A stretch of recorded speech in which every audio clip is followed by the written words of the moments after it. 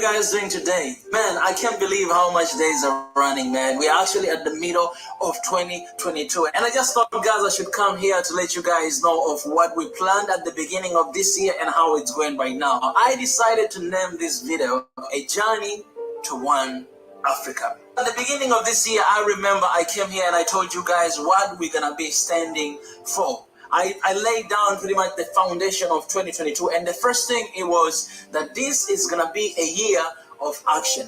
Love in action, peace in action, and unity in action. We ain't just gonna talk, but we're gonna put on the action on what we preach and what we talk about. And you guys remember that we have been doing that so far. Even my trip to Ethiopia, you guys have seen everything. I've been broadcasting almost every single day, more than 80 different videos ever since I touched to Ethiopia to the time I leave.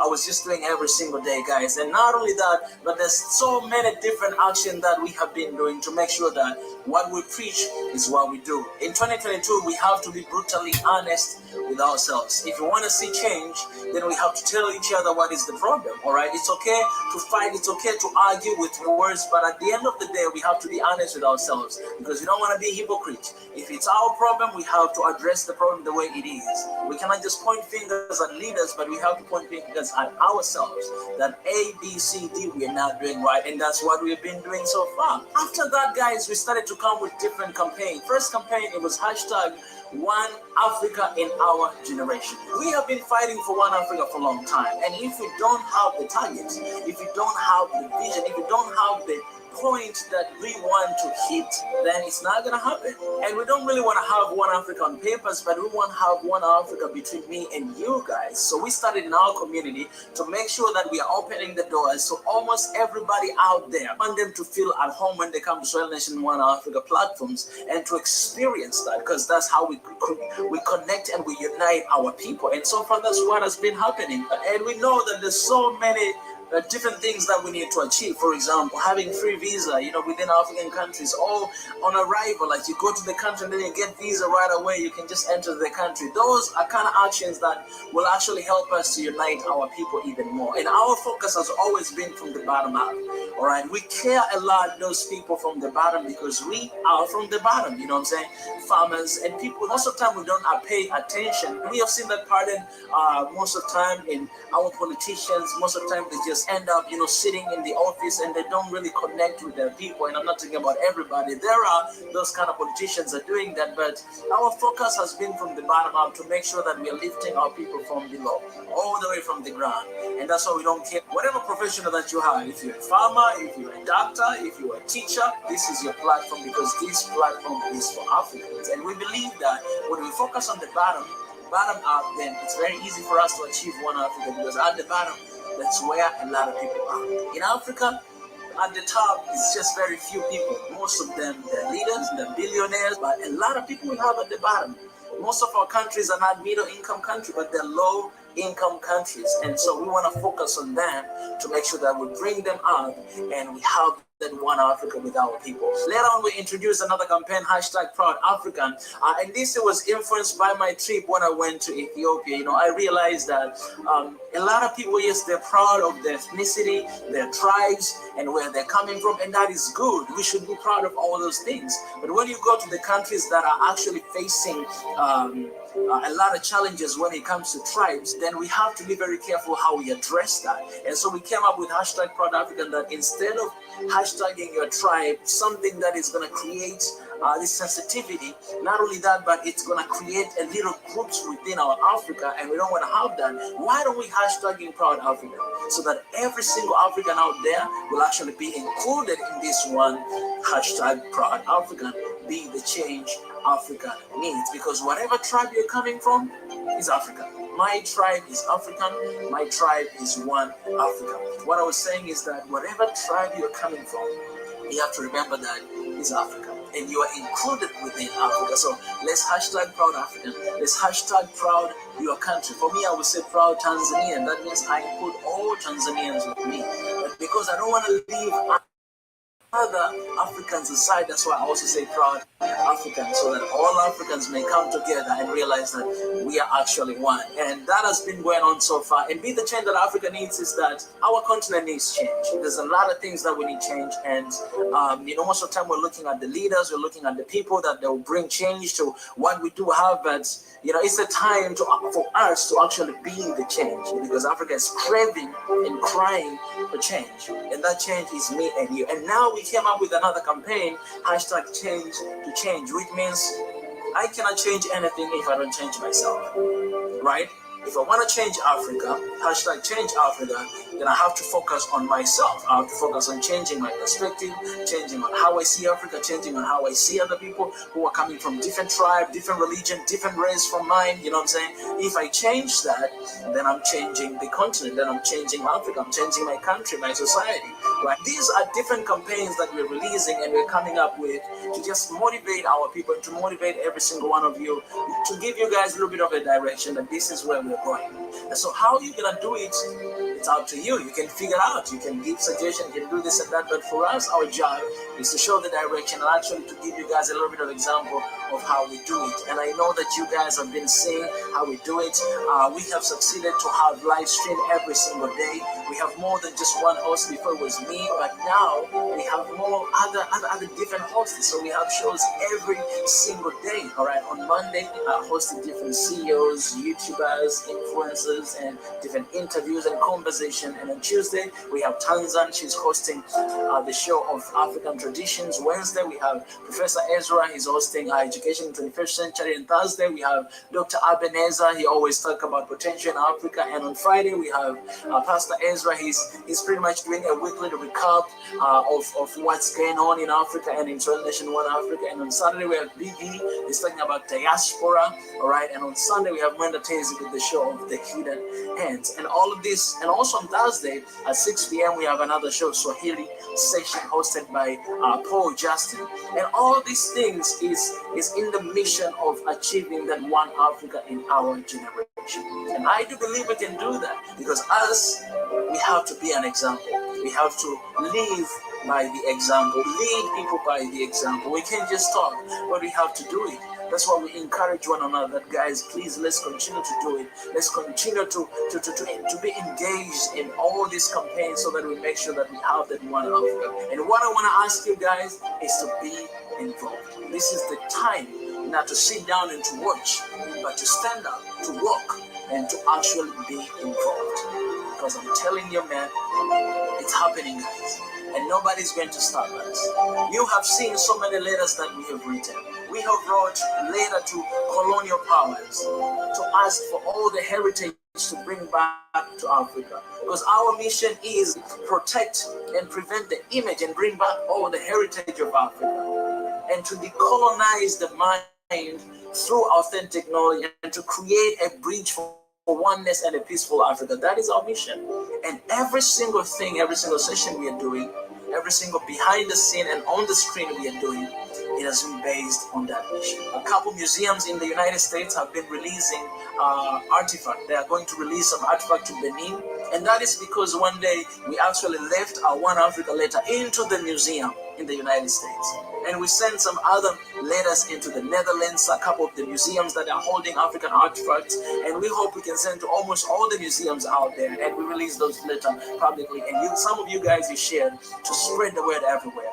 Right? We wrote a letter to some organization when our brothers and sisters were held in the Ukraine. And you guys, you know that they were released after that letter. We wrote a letter to President of France, after what happened to Mali.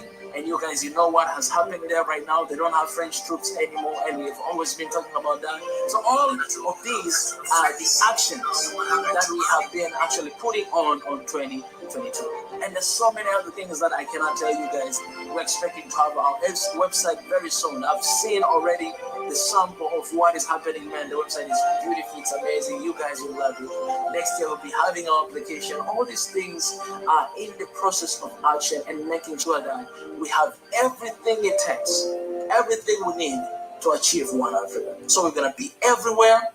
All right, we're going to have branches everywhere. We have headquarters here in Tanzania, Dar es Salaam, but we're going to have branches everywhere to make sure that we connect our people everywhere, because we have so many resources in Africa, and that is human resources. More than 60% of Africa's population, they're under the age of 25 years old. That is human resources, and we're going to connect our people everywhere they are. Even those who left Africa a long time ago, maybe they lost hope for Africa because of what has been happening in Africa. We are bringing them back. Not necessarily physically to come back home, no. We're bringing them back to one Africa, you know what I'm saying? We're bringing them, we want their interest, we want their focus, we want their investment to come back to the continent and to support our people. And that's what we're focusing on, man. And this is for you guys. This is not about me. It's not about me. It's not about anybody else out there. It's about one Africa. It's about bringing our people together. We have been divided so much. The other day I was having a conversation with one of my brothers from Angola. Actually, the name Angola, it's not the real name of the country. The name of the country is Angola, which means the kingdom.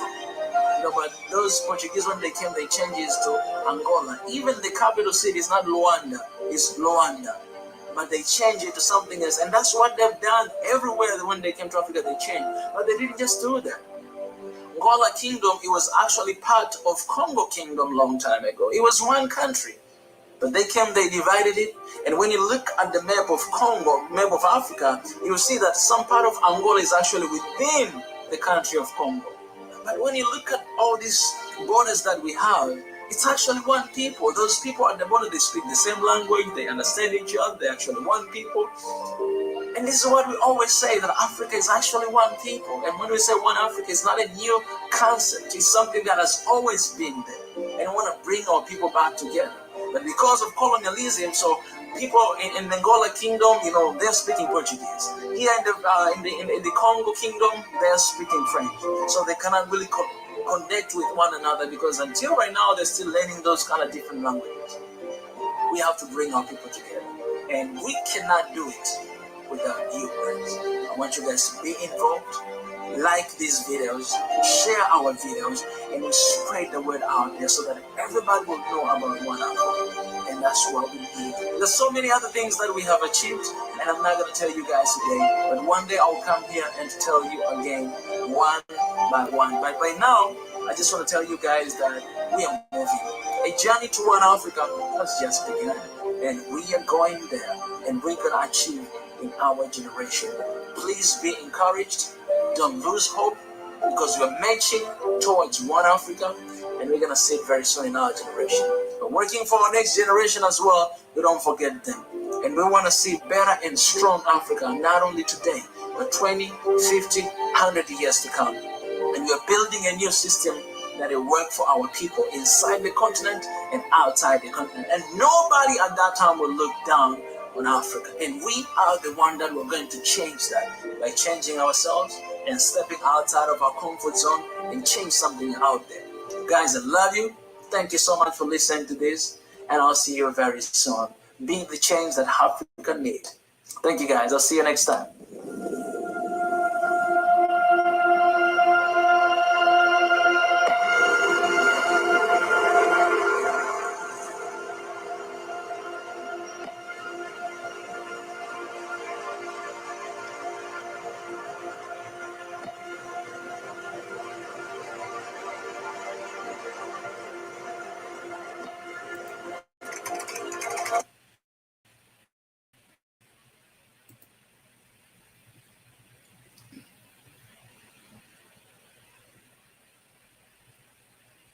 Welcome to the One Africa show on education. This is your host, Ezra Nuguse. I'll be hosting you today on our segment called on our segment that we call Education in the 21st Century. So it's not going to be a very complicated, sophisticated conversation. So our topic today is simply why any educations. So why any education is what we are planning to do to talk about. Why any education? What is the topic today? Okay. Why any education? And that is simply the the cut of our discussion today on our One Africa channel, Swahili Nation Network. So I'll be opening up the channel very soon, and so I would appreciate any one of you who are interested in coming and joining. Get ready to join. We have Karen B, who's joined us today. Thank you for joining us. Any one of you who have joined the channel, the few people who are watching the channel, welcome to the show. Welcome to the channel. So stay tuned for more content that we'll be covering. Okay. The next video will be also part of the conversation that we will have. So I'll just share that video with you, and then get going. Okay.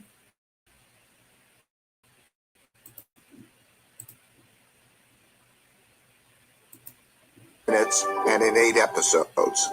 Episode 1, The Call to Adventure. Before we begin, let me just establish the fact that I don't know much relative to what I need to know. Whatever success I've had in life has more to do with my knowing how to deal with my not knowing than anything I know. That I should be telling other people what to do sounds kind of presumptuous to me, but I'm going to do it because I believe that the principles that have made me successful could help others achieve their own goals. Just give me a second.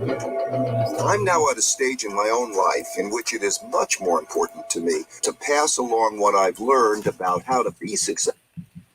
Principles for Success, an ultra mini-series adventure in 30 minutes and in 8 episodes.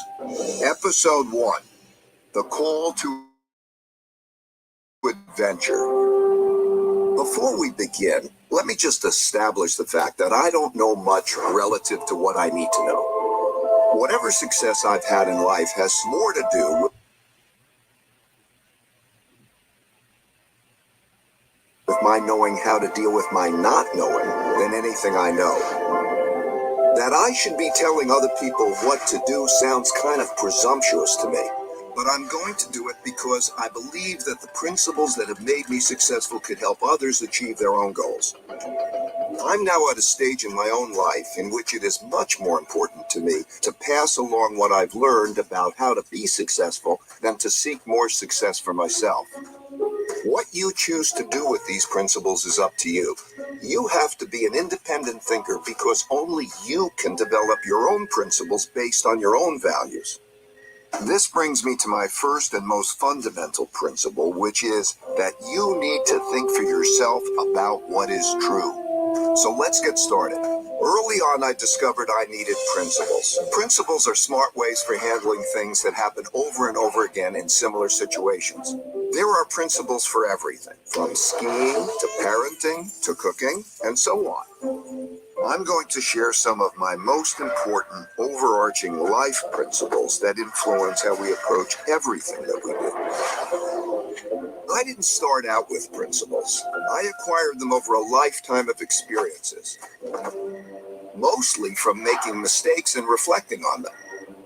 My life principles are simple, but they're not complete. I still struggle to make the best decisions, and I still make mistakes and learn new principles all the time. This is the reality. At the beginning, I needed to escape the conventions that surrounded me, which meant that I needed to think for myself. Unless you want to have a life that is directed by others, you need to decide for yourself what to do, and you need to have the courage to do it. But I didn't know that at first. I only learned that from going on my adventure. Looking back on my own journey, I now see that time is like a river that carries us forward into encounters with reality that require us to make decisions. We can't stop our movement down this river, and we can't avoid the encounters. We can only approach them in the best possible way. In your lifetime, you will face millions of decisions. The quality of your decisions will determine the quality of your life. Over the course of my lifetime, the most valuable things I've learned were the results of mistakes I reflected on to help form principles so I wouldn't make the same mistakes again. These principles took me from being a very ordinary middle-class kid from Long Island to becoming very successful as judged by conventional measures. They also gave me the meaningful work and meaningful relationships that I value even more than these conventional successes. People often ask me how I did it. I can assure you it wasn't because of my uniqueness as a person. It was the result of a unique approach to life I believe almost anybody can adopt. It starts with embracing reality and dealing with it. The path you take in life is your most important decision. In my case, I wanted my life to be great, and I feared boredom and mediocrity more than I feared failure. Since I didn't start out with money, and I didn't need much more than a bed to sleep in and food to eat, I could skew my decisions to pursue my adventures. So ever since I was a kid, I ran after the things I wanted, crashed, got up and ran again, and crashed again, and each time I crashed, I learned something, got better, and crashed less. By doing that over and over again, I learned to love this process, even the crashing part of it. Through it, I encountered reality, and I learned how to deal with it, which inspired another one of my most fundamental principles, which is that truth is the essential foundation for producing good outcomes. By truth, I don't mean anything more than the way the world works. I believe that we were given the laws of reality by nature. Humans didn't create them, but we can use them to foster our own evolution and achieve our goals. Realizing that made me a hyper-realist, by which I mean I became someone who has discovered the great rewards of deeply understanding, accepting, and working with reality as it is, and not as I wish it would be. When I say I'm a hyper-realist, people sometimes think I'm saying that dreams can't come true. That's absolutely not true. Without pursuing dreams, life is mundane. What I mean is that to me, hyper-realism is the best way to choose one's dreams and then achieve them. Having big dreams, plus embracing reality, plus having lots of determination will bring you a successful life. I believe this formula is true for everyone. But what does a successful life look like? We each have to decide for ourselves what success is. I don't care whether you want to be a master of the universe or to live under a palm tree or anything else. I really don't. Each of us chooses goals based on our values and decides on the best path to achieve them. But we all need approaches to making decisions that work well, especially when facing problems, mistakes, and weaknesses that stand in our way.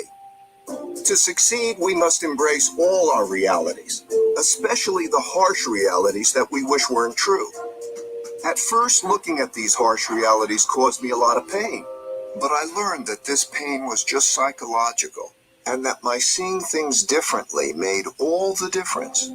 I came to view problems like puzzles that would reward me if I could solve them. They would help me deal with the problem at hand, and they would give me principles for dealing with similar problems in the future. I learned to treat pain as a cue, that a great learning opportunity is at hand, which led me to realize that pain plus reflection equals progress.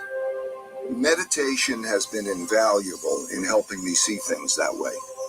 I found that when I calmed myself down and embraced my realities and dealt with them, the rewards brought me pleasure and the pain faded.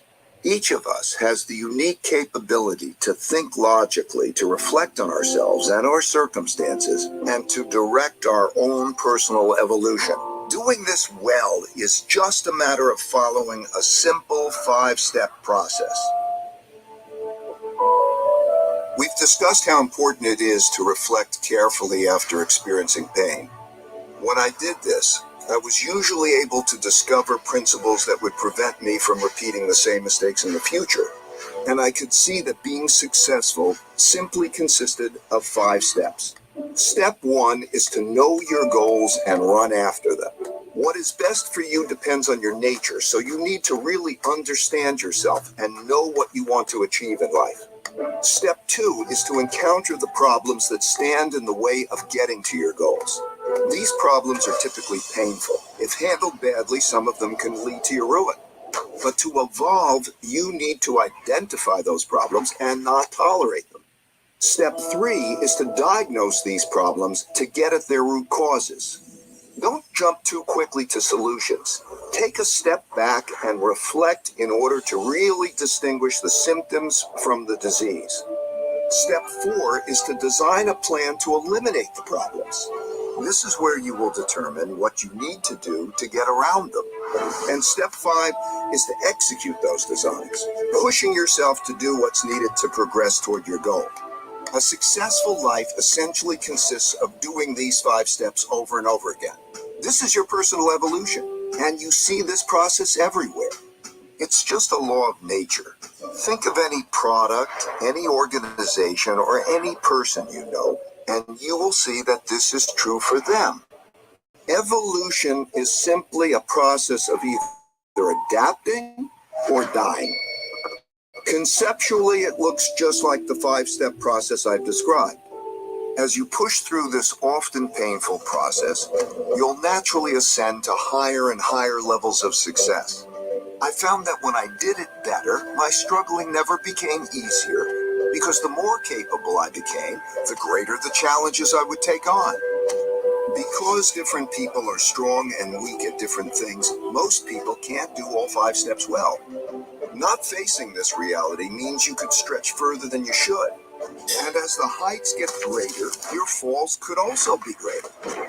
Sometimes terrible things happen to all of us in life. They can ruin us, or they can profoundly improve us, depending on how we handle them. Something like this happened to me in 1982. We progress forward until we encounter setbacks. Whether or not we get out of them and continue forward or spiral downward depends on whether or not we're willing to face the failure objectively and make the right decisions to turn the loop upward again. Something terrible happened to me in 1982 when I bet everything on a depression that never came.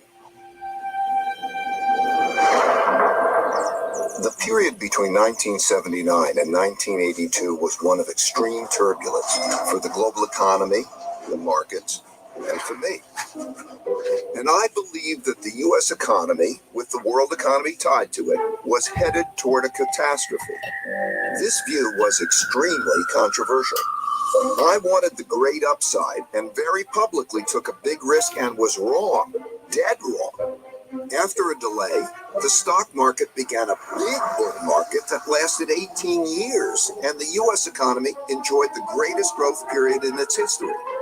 This experience was like a blow to my head with a baseball bat. I had to cut my losses so that my company, Bridgewater, was left with one employee, me. I was so broke I had to borrow $4,000 from my dad to pay my bills. But even worse was having to let go the people I cared so much about.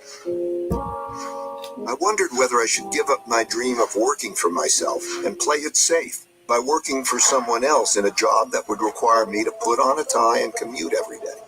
Though I knew that for me, taking less risk would mean having a less great life. Being so wrong, and especially being so publicly wrong, was painfully humbling. I am still shocked and embarrassed by how arrogant I was in being totally confident in a totally incorrect view.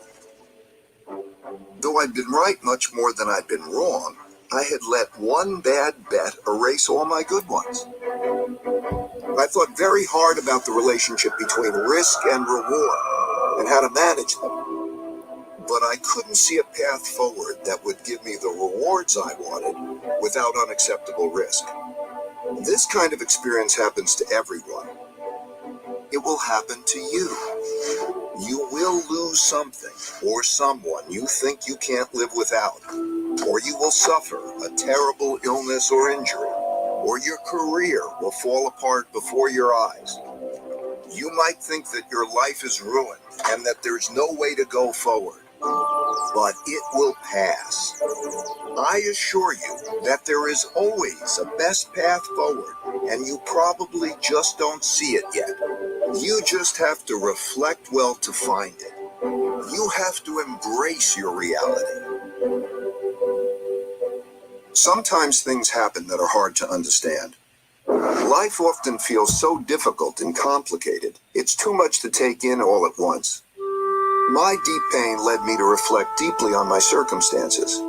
It also led me to reflect on nature because it provides a guide for what's true. So I thought a lot about how things work, which helped to put me and my own circumstances in perspective. I saw that at the Big Bang, all the laws and forces of the universe were created and propelled forward, interacting with each other as a perpetual motion machine, in which all the bits and pieces coalesce into machines that work for a while, fall apart, and then coalesce into new machines. This goes on into eternity. I saw that everything is a machine.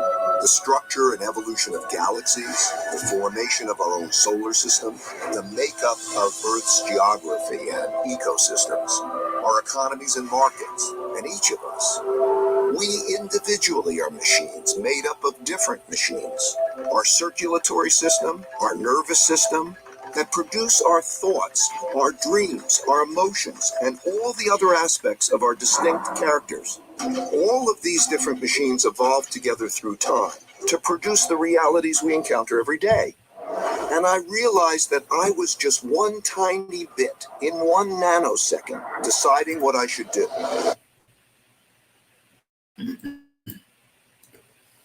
Okay, I think we've had quite a bit already of that video, so I'll just share the link to a couple of videos that I've shared. Okay, so you can go and check it out by yourself. Okay.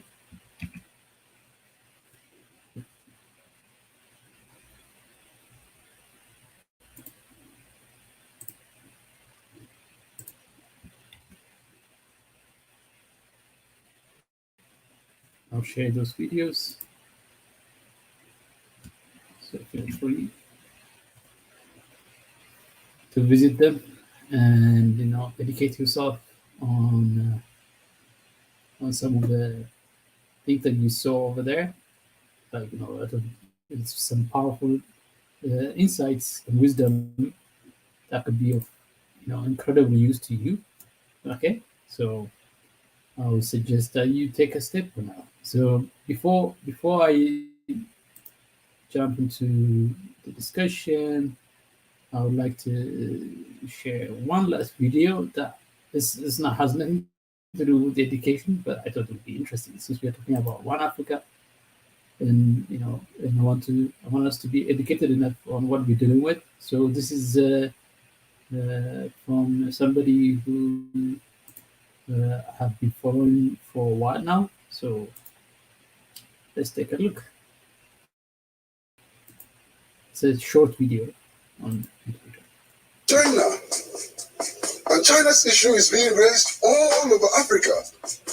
We are being told that China is developing a new colonial arrangement with us. Who is spearheading the anti-Chinese hysteria? Who? CNN? Voice of America? The British Broadcasting Corporation? The politicians in Western Europe? And so on. Have they ever looked at our interests? Have they ever been interested in liberating us from neocolonialism? They are the neocolonialists. They are the people who caught our people as slaves to work as beasts of burden. They are the people who entrenched classical colonialism. They are our problem today. And today, our problems stands in front of us and says, don't look at us, look at the other side. It's the Chinese. The Chinese are the neo-colonialists. It's nothing but hysteria. The Chinese did not enslave us. They did not impose colonialism on us. The Chinese are offering us an alternative. Think about the world without China. We will all be lining up before the IMF and the World Bank. And the IMF and the World Bank will be giving us the same prescriptions. In Ghana in 1983, 300,000 workers lost their jobs as a result of IMF and World Bank reposition. And do that so that you can take a loan from us as well. The Chinese are not saying that. The Chinese are not coming to Africa and saying, dismiss your workers. The Chinese are not coming to Africa and saying, withdraw subsidies on agriculture. The Chinese are not coming to Africa and say, healthcare is too expensive. Don't spend on healthcare. So we cannot put China and the United States of America on the same level. We cannot. China is different from the Western countries. China is different from the capitalist countries, at least from the point of view of our history. They didn't colonize us. They didn't institute apartheid. They didn't support apartheid. That's a difference that we need to recognize. Okay.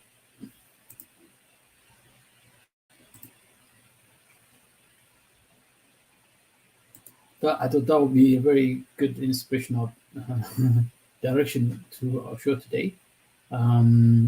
So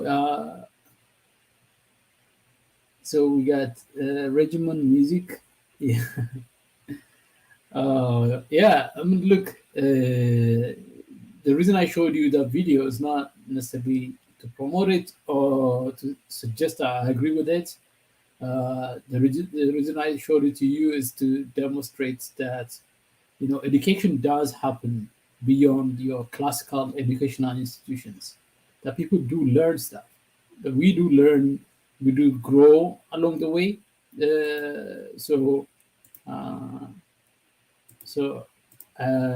Like just one example of like, you know, wisdom and insight is not exclusively residing in the corridors and the halls of academic institutions, be it in elementary to primary, from primary to secondary, all the way to higher institutions of learning. So it's important that, like, you know, so like to me, like the reason I decided to ask the question, why education?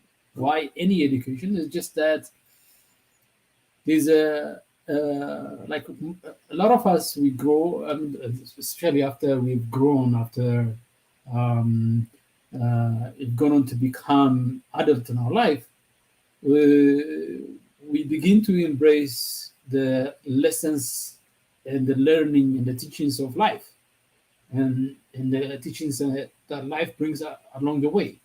And those teachings come in the form of experiences and then the interaction that we have with those experiences, and the reflection that we do have now and then about those experiences and those interactions that we have. So the point is like, why waste 20 years of going to school when life could offer you something even more meaningful, more useful set of lessons, set of learnings, set of education that you could actually use in your life. So there's so much value that is missed out in our learning landscape, in our educational landscape.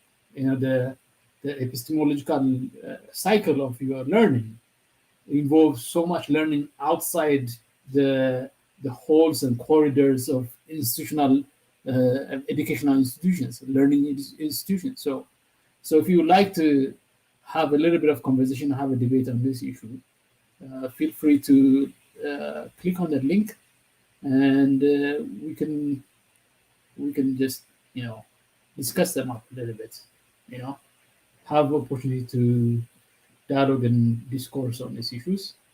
Okay. So I've shared the channel. So feel free to to join me anytime you like.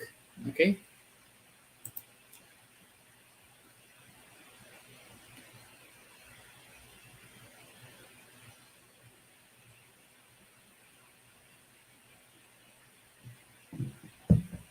In the meantime, like, subscribe, and share this channel. If if you think that there's of any value to what Swahili Nation Network does and the work that we do here at the Swahili Nation Network, if there's any value to you and you think it is some value to others, feel free to share it with the rest of the world out there so that people can actually have an opportunity to interact and work with some of the things that we share. Okay? So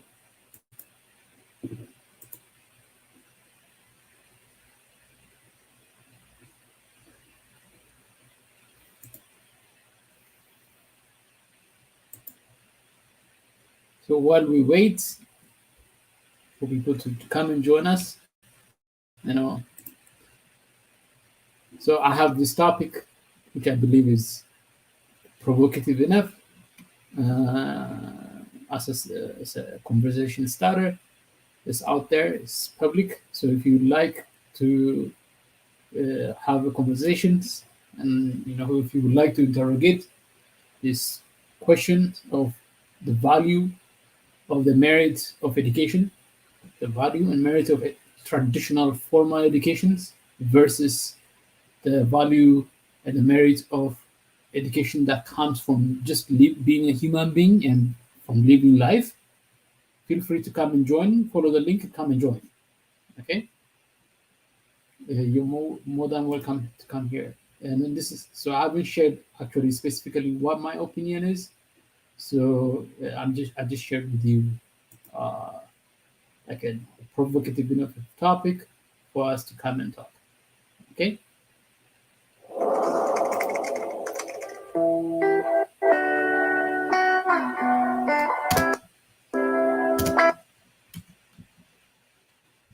So in the meantime, if there are nobody that is interested enough to have a conversation, so I'm just gonna share with you another video that I think is interesting.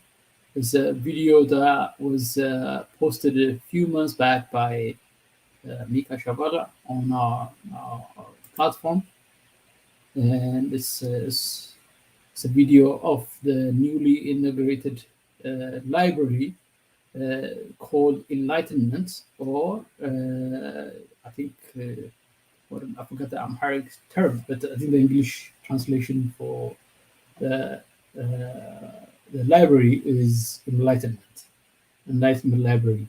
They are currently in the book donation drive, trying to, I think,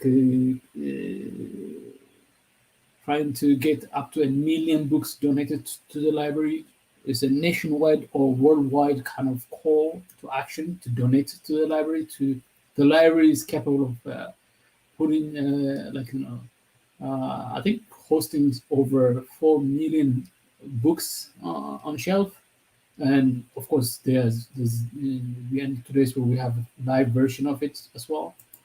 So if you are interested in sharing and donating books to this library, to this newly integrated library at the heart of the capital of Ethiopia, feel free to do that. So let me share some visuals and videos of the Mika Shavalas during his visits to Ethiopia that he recorded.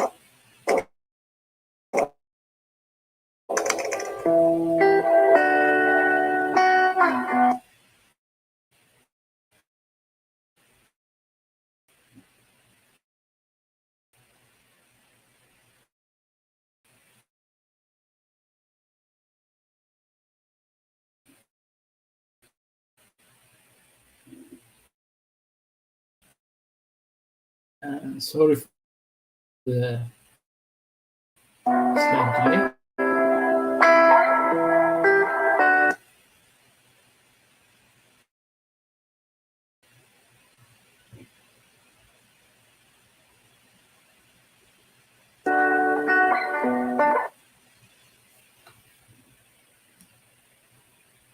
I'm just going to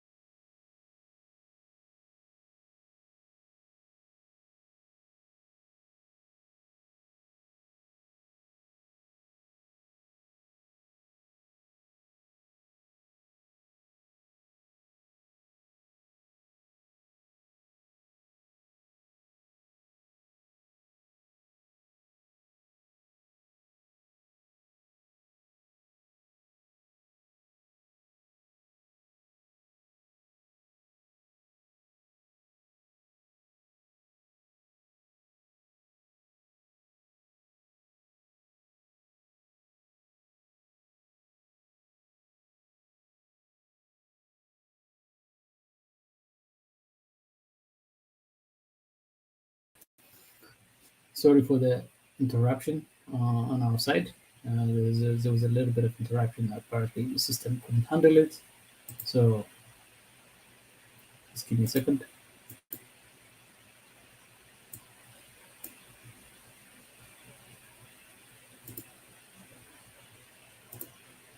Okay. Okay. So I was sharing a video that was recorded 3 months back. I think it was during the Adwa Victory Day celebration in Ethiopia.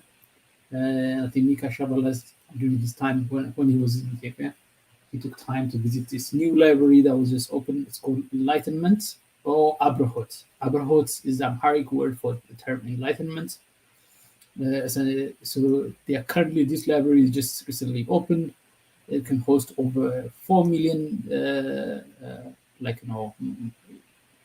textbook books and all sort of materials. It is the country's primary library or premier library and archive center.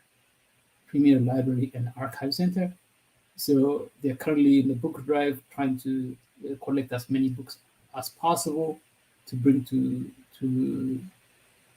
make it to make the library and to enrich the library and to provide more resources to the library for those who use the library. So it's it's primary center of archive and documentation, as well as other library functions.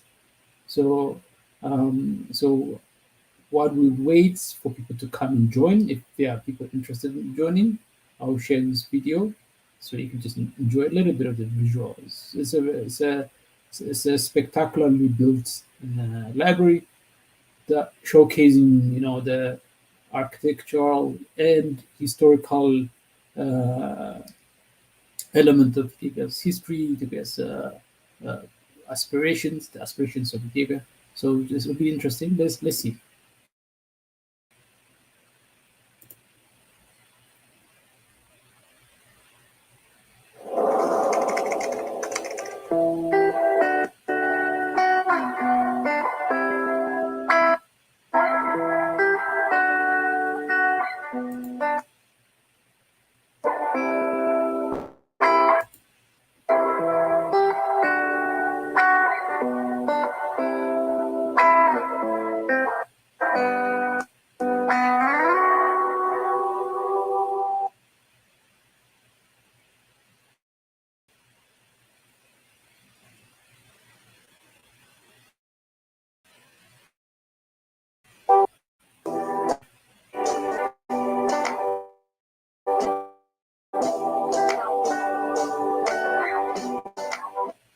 this is Aberhart Library.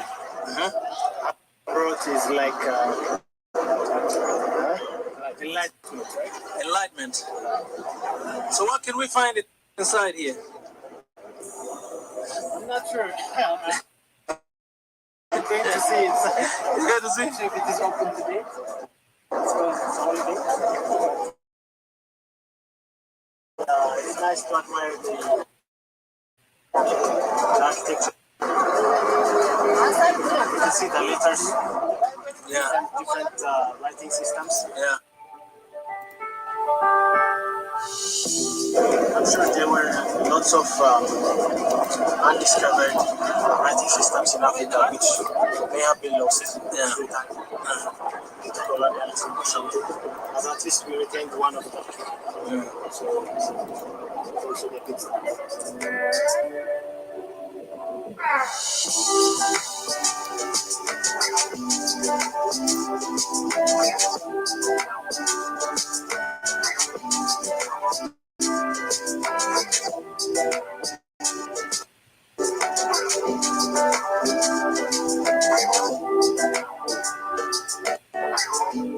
I understand the meaning of this. You know why? Yeah. Because I see Korean characters here. Yeah. If I read for you, it's Chihe. Yeah. Chihe means wisdom. Perfect. Wisdom, come on. Yeah. So all these are different languages. It's the same thing, right? I want to find if I can see Swahili here because I see Chinese, I see Korean. They must have Swahili. Come on, they must have Swahili. You gotta find that one. Yeah, that's not Swahili. You forget you are in trouble. You are going to describe it. Yes. I'm going to write by my. Okay, I can't say English. But there must be Swahili. There must be Swahili. I'm sure there is somewhere, but you know. It's great. We want to have Swahili. It's called. Where is Swahili? It's English character. English character. So that's why I think they actually used one writing system for like a representative of everything. So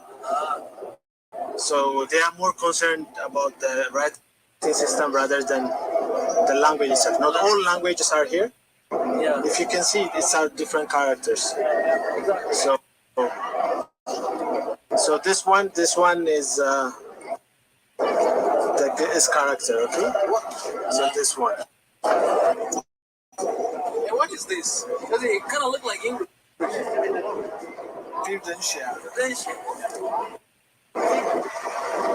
So that is Tala. Chihe guys. It's Chihe. Right here. It means wisdom. High five. Hey!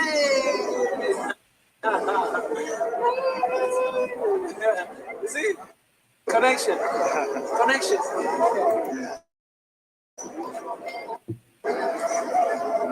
Like she's thinking. Maybe she knows it. What did I do? I think we cannot enter in, right?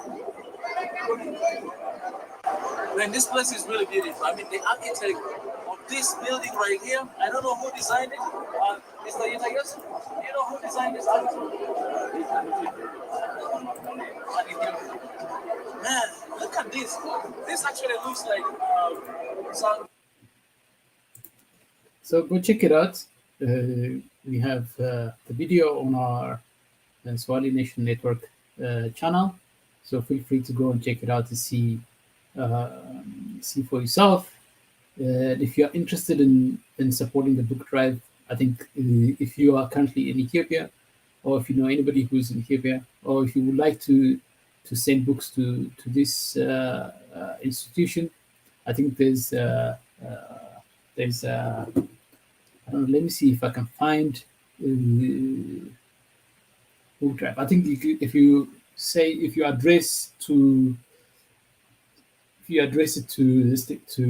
to Abrahot or to Enlightenment in your mailing, wherever you are in the world, You mail it directly to them, and then you will receive it, and then you will get certification.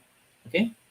So yeah. So I guess somebody who doesn't want me to end the live session early. So we got Biggie here. Biggie. Yes, sir. Hey, you Good don't want me to morning, end. good afternoon, good I was evening. I wasn't getting anybody to come and join, so I was like, okay, I'm going to end the show today early, huh? But Yeah, you, I know you shot for that one. yeah, we try to make sure I don't Uh, do that. Hi, hey, how you doing? Huh? I'm doing good. I'm doing good. We had a great conversation on Monday, Tuesday. I'm pretty sure you've been following up on things. Yes, It has a little bit of education, and overall, it was great shows the last couple of days. We had Max that came in, CEO from Sheer, okay, that shared his thoughts and organization, something that we need to tap into more and have more conversation on education. Any education is always good. One of the things that I came in is uh, the any education part of it and the emphasis on what is the immediate quite needed from technical wealth building and things like that. So, uh, what do you think of that part? To have a session, we've been said there will be a session when it comes to uh, trading and so on, and as well on some yes, of the things. What do you think? yeah. I think like actually like before I answer that, I was wondering if I should. I'm trying to see any of the videos the the videos that were shared this past week uh, by so the interview that Nika had. Okay, so Mm-hmm. with I think it was the CEO of if I'm not Share, yeah yeah yeah, it's, Monday. so so if you don't mind if you don't mind I would like to just quickly just share that. Okay, Mhm. before I answer your question. I think your question is very valid, but it's good to promote some of the things. I think people should watch this. Like, it would be good for people to watch it. And then, I don't see a lot of people have seen it yet. So let me share that video, brief video of that, and then we come to the answer. Okay. Thank you for reminding me of that. It was an incredible conversation that Mika had. So I would say, people should take time to look at it. Definitely. So, Biggie, please your sound for a moment, and then I will only watch show just the early start of the show, and then it's a 2 hour plus show that Mika had. So, but okay, just give me a second here.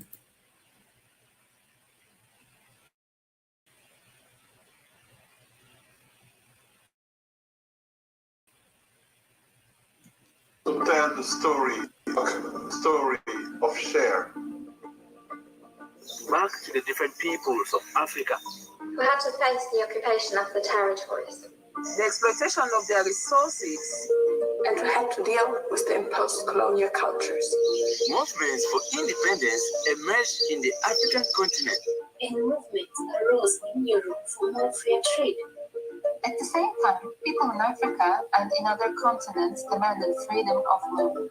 Especially those who had to deal with decline of resources and ongoing conflict as a result of the colonial rule. Today, farmers and workers still do not have a living income. The added value of their products goes to the European country. World trading architecture and strict rules on imposing tariffs. African countries have adopted the market orthodoxy that led them to pare down states and embrace global economic competition in which they are overwhelmingly the losers. African farmers, workers, food producers, and other citizens. So, Biggie was, was making mention of this incredible conversation Mika had with the CEO of this company called Share. It's very educational, very informative conversation. So please feel free to go to this link that I think I'm going to share here on this channel, and then you can just go watch it for yourself or share it with other people. It's incredible. It's an incredible conversation. So thank you, Biggie, for reminding me to point that out, and then how important it is. Yesterday, there was an 8-hour sessions on African tradition segment of the Swahili Nation Network channel, the One Africa channel. So where they had extensive conversation on a whole range of issues. I mean, if they had an 8-hour conversations, it means that there's a lot of things to cover, a lot of things to talk about. So please feel free to go on and watch those videos, and they are very informative, they are very educational. And if you would like to be informed and educated, yeah, feel free to do that. So Biggie, if you don't mind, like if you can preface your questions and give me some context of where your question is coming from, and then kind of restate the question again so that we can cover the question. Yeah, actually, the background of it is food security, and as well security of the people. And one of the things that looking into immediate needs that I foresee is to have technological advancement on how we can use today's technology the way it is, and how we can really have a segment of high-tech agriculture side, or high-tech in telecommunication, things like that are really there, but we should harness the continent to be independent from acquiring food outside the continent. I think we got a lot of arable lands, but we lack some of the technology. We're still doing it the traditional way in certain places. Now you're talking about fertilizers issue, that we do have what we need for fertilizers, and how to really make it into use and channel that information. This was one thing that I have in mind. Yeah. So I put in the education part. Yeah, I know, but like I think it's like, that's what I think. To me, like, the reason why I came up with the question, why any education, why do we need education? It's like people get confused, or at least kind of like abdicate the responsibility of learning and acquiring knowledge, acquiring learning from just life itself, from just like, so you are living life on a daily basis. You are learning something new, you are acquiring some new knowledge, and you are deploying new wisdom, and you're getting new insight on a daily basis, on a regular basis. Is that part of learning? Is learning just going to a school or some kind of like traditional institutional schools? Do you get your learning from just the halls, the corridors of schools, or do you learn from other places? What other places can you learn from, right? So to me, like, it's a big missed opportunity in terms of learning.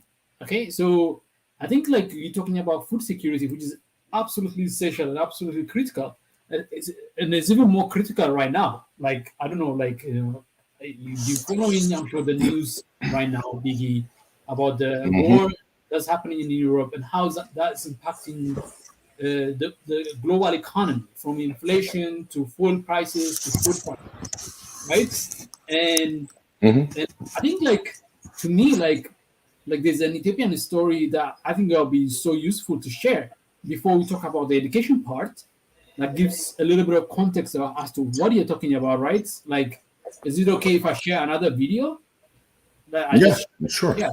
It's Because video. anything you're going to put together for it is very important messages. Yeah, it is. So it's a video of the Africa Development Bank president, and so I'm not going to mispronounce his name. So you're going to have to do your googling yourself. So like I'm not going to butcher his name. He has a beautiful name, but I don't know how to pronounce it properly. So I'm not going to say his name. But he's the president of he's of course he's from Nigeria originally, but he's the president of the Africa Development Bank, and he was talking about the wheat thing in Ethiopia right now. I know people were making fun of the Prime Minister of Ethiopia a year ago when he was visiting these wheat farms and talking about wheat before this crisis in the wheat basket of the world. Russia and Ukraine are the primary, like I think somewhere between 40 to 50% of wheat in the world comes from that place, from these two areas. And fertilizers, biggest exporters are like Russia, and all sort of farm products from corn to these things. So the war in Ukraine has halted a lot of the trade around this area. And but Ethiopia, since 2018, has been working on kind of establishing its own independent way. And then they came up with very innovative way of resolving this food insecurity. And this is where the heart of technology comes in. Sometimes it's not technology of machines, it's the technology of organization, how you organize.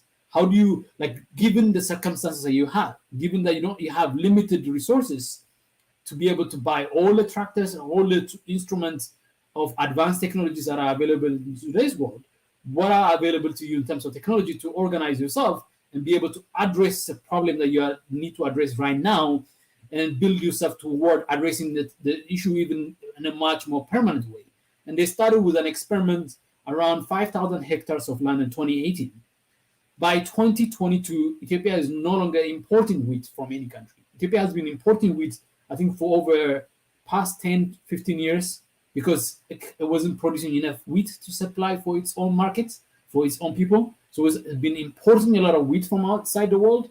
And then in 2022, Ethiopia, for the first time, is not importing wheat. When many countries that depend on wheat in Ukraine are now affected, Ethiopia, at least on the wheat part, is not affected. So this is the video of an African Development Bank president, the African Development Bank president, the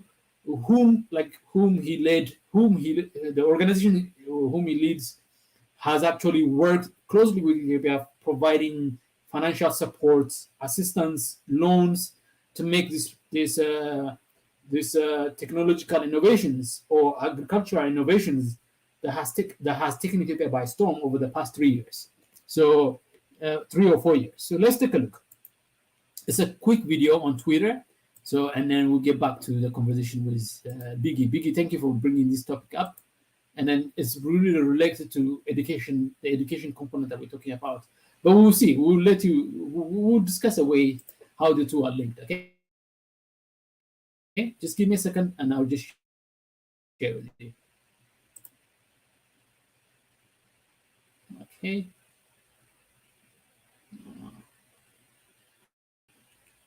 For some reason, like when we do sharing stuff, screen, so it's like slows down the system. So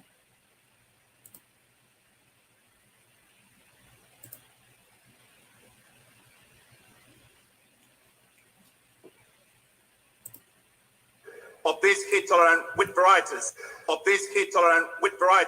in 2018. They expanded to one. Just give me a second here. Okay, I'm going to do the sharing again, once again, because I think it was freezing. Every time we do sharing, it just has a difficulty. My computer is quite old, so it's not the internet that's slowing down. It's just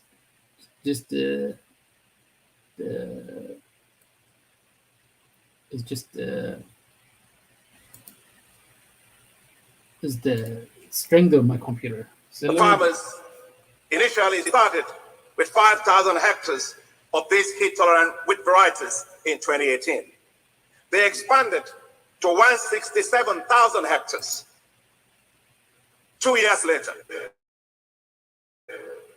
And by the end of this year,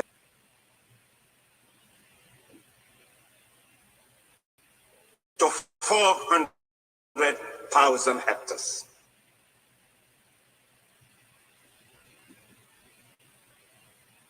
I was in Ethiopia just last week, and I was very honored to be conferred with the honorary doctorate by the Addis Ababa University.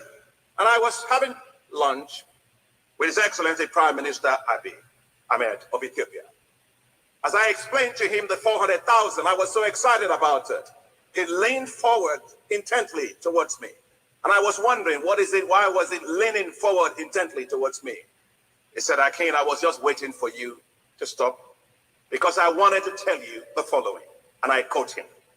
Actually, Ethiopia's wheat production is now on 650,000 hectares.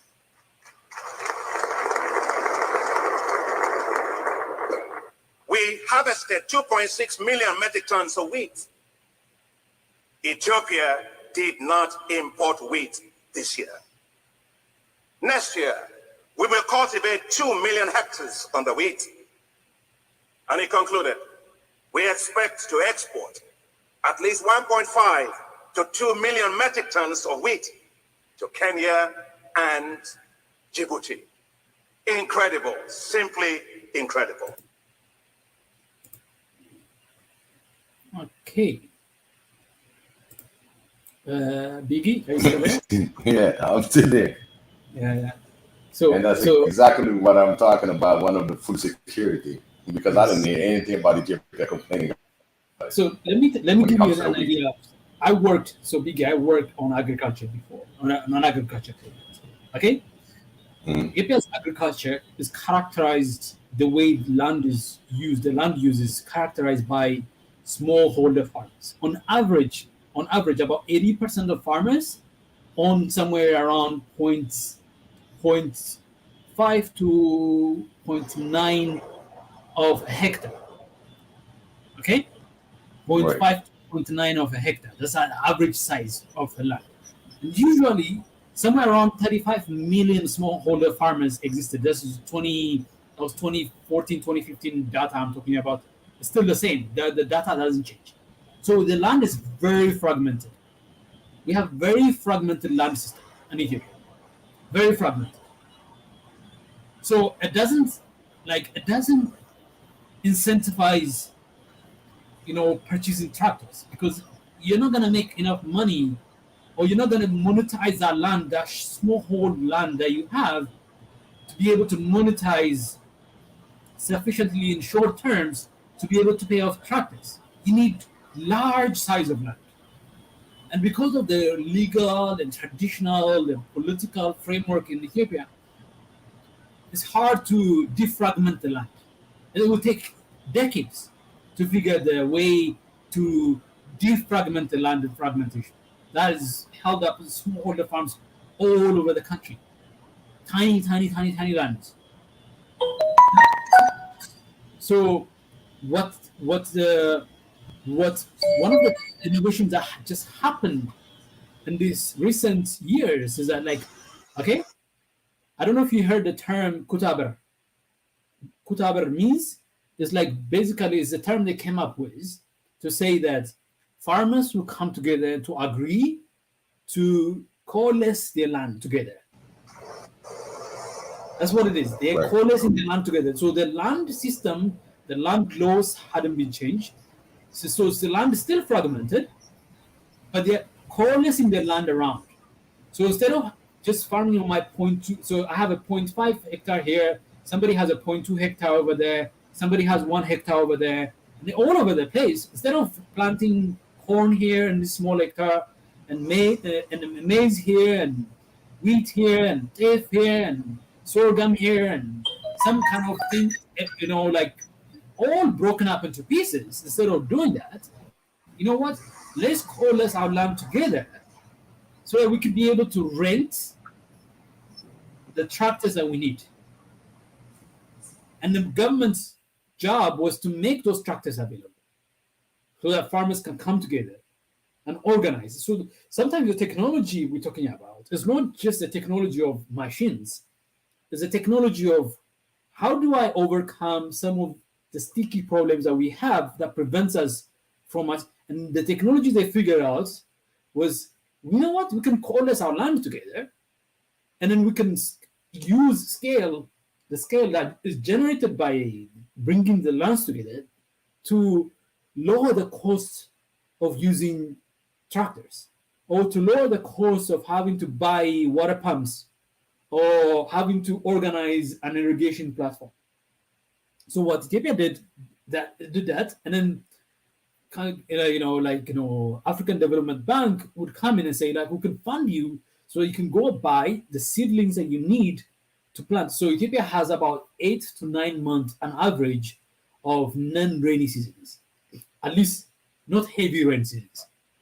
So about 6 to 8 months of Ethiopia doesn't have heavy rains. It has light rains in some parts, but most of the time it's dry. And the heavy rains about somewhere around 3 to 5 months.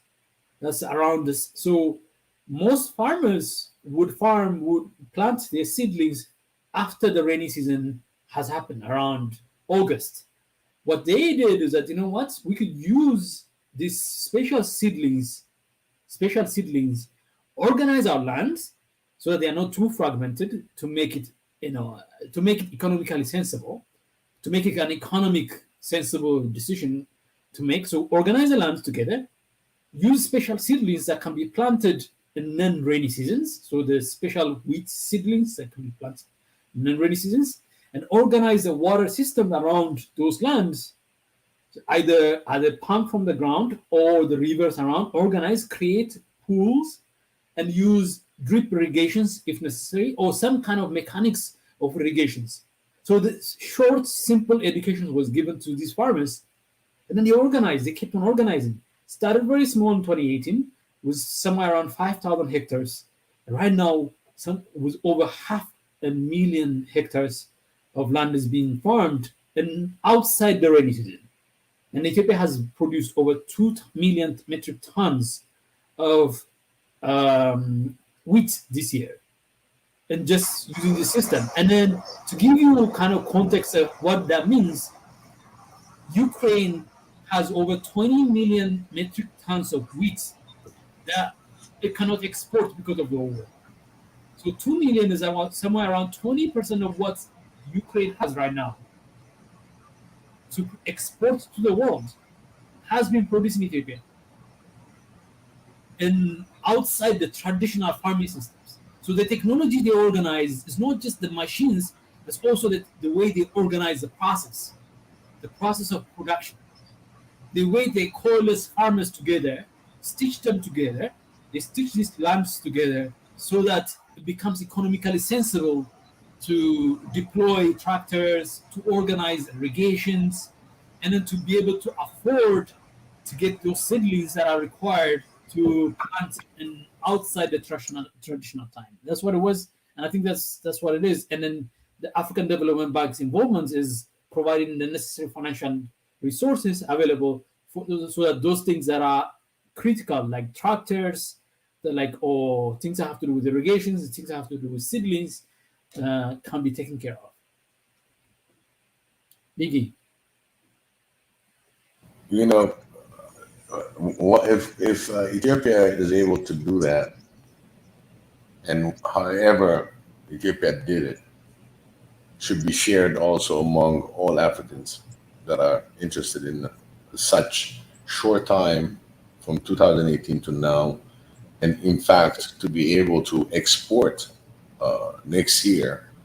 So how they did it, I think these are very important information that can be shared among all African countries. And there's another suggestion that I always had. What do you call that? City agriculture. Yes. It's like you don't have enough room, or whatever room that you have, you might be able to produce certain basics like tomatoes tomato is always being consumed, like potato, carrots. You can have them launched in a small bags, just hang it. You can hang them in whatever the space you might have.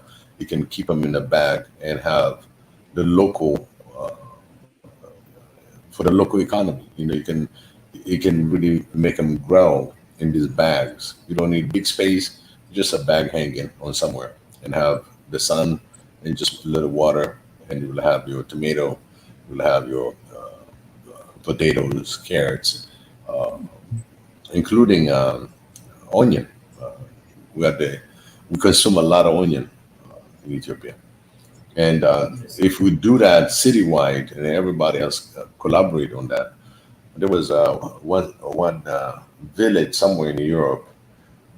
They had some shortages all the time with tomatoes and stuff because they eat a lot of the tomato-based sauce. So the whole village decided to grow tomato on the rooftop, on their whatever the space that they have, and you can see it on a drone, all this red and green on the rooftop, on the side, on the balconies. All kind of substance. It's like micro agriculture. You'll have that produced. Uh, that's another suggestion. I'm very fascinated by that because Yes, you can use those space.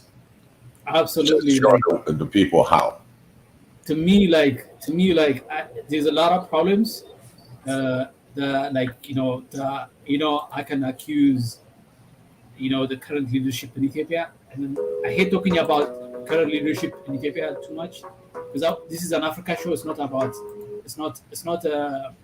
It's not an Ethiopian show, but but I think a lot of countries that are looking to Ethiopia for this. I think that's one of the reasons why the African Union gave the Prime Minister the leadership on this element of production on agriculture on food. This past year, Ethiopia has been tasked with informing and educating the rest of Africa on these innovative things because the rest of Africa knows and understands these things. Okay, so I would say it's for a good reason because a lot of Africans are watching on these ones. And then if you don't mind, talking about what you're talking about, which is like this, this simple, quick kind of agricultural, activities that you could do that are very powerful, that are very useful to learn. I will share with you one video that you could find. And this is a video that talking about, or at least showcasing the Prime Minister's office, where they decided, this backyard should be used for this agricultural stuff, this innovative agricultural stuff that you're talking about. So, if it's okay with you, I'll show Yeah, go another. ahead. That's okay. Just give me a second, and I'll show that another video. Okay. Show and tell.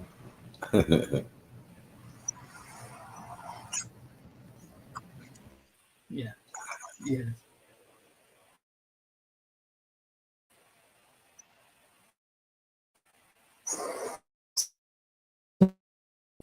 So I will translate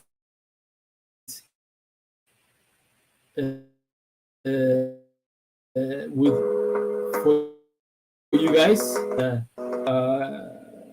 So it's talking about backyard planting. So the term they use is backyard planting.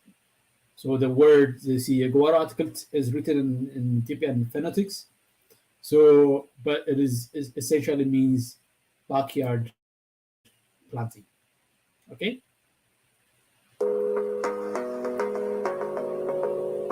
It says backyard planting at the bottom of it. Okay. And this is so from the Prime Minister's office. This is the side of the Prime Minister's office. So like about 6 different type of like vegetation, like plantings. 6 different type of plants, from vegetable to fruits to like permanent planting. To number 4 is some spicy And then the number 5 is seeds. And then number 6 is animal feeds.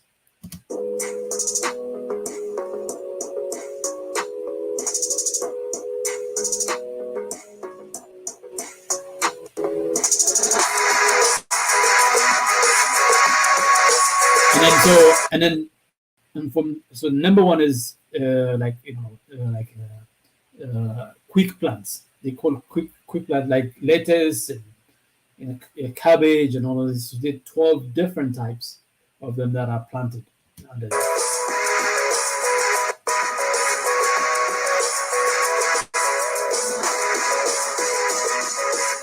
And this is what Biggie was talking about. So you can learn to actually do these things. Do you need school to do this? The question is, do you need a school to do this? To be able to learn to organize yourself, to take care of yourself, to take care of the things that you need the most. And these are things that are like recycled water bottles that are littering, all sort of places across the continents and across the world. And you could just take those things up and use them for planting purpose.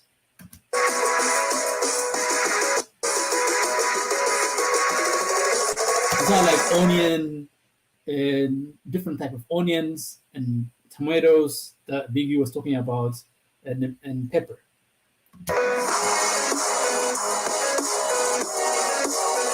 Plastic bags here. Different type of fruits.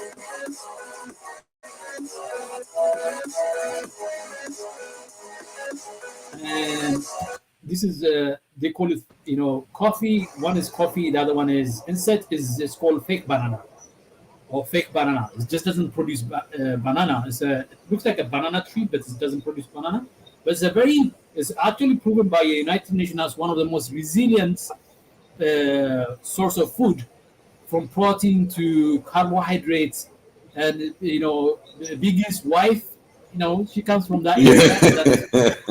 So Biggie's the superfood. Yeah, it's a superfood. By the way, it's a superfood.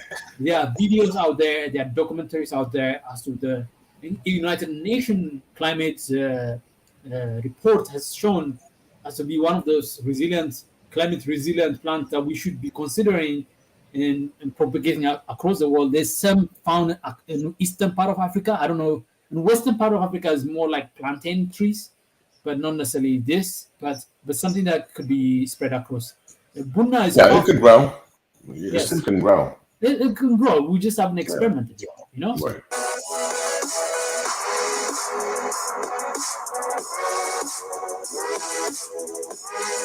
These are like all the spices, right?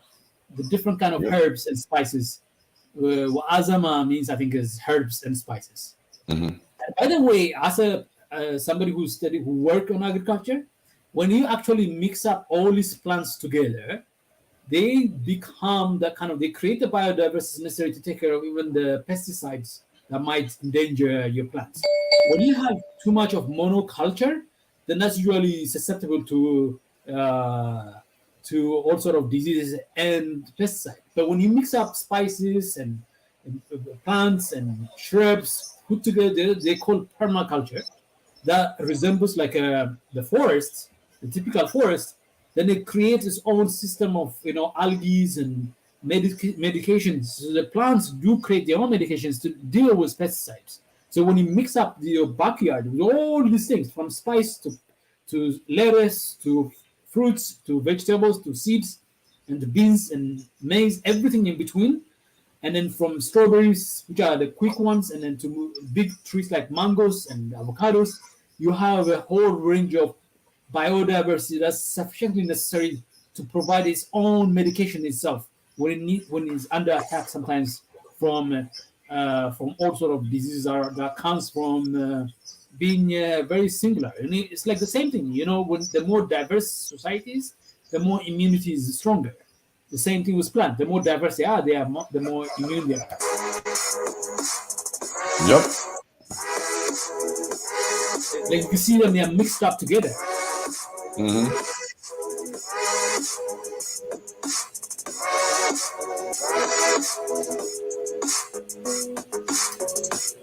And these are different kind of animal feed. That's the big issue is the Prime Minister's office.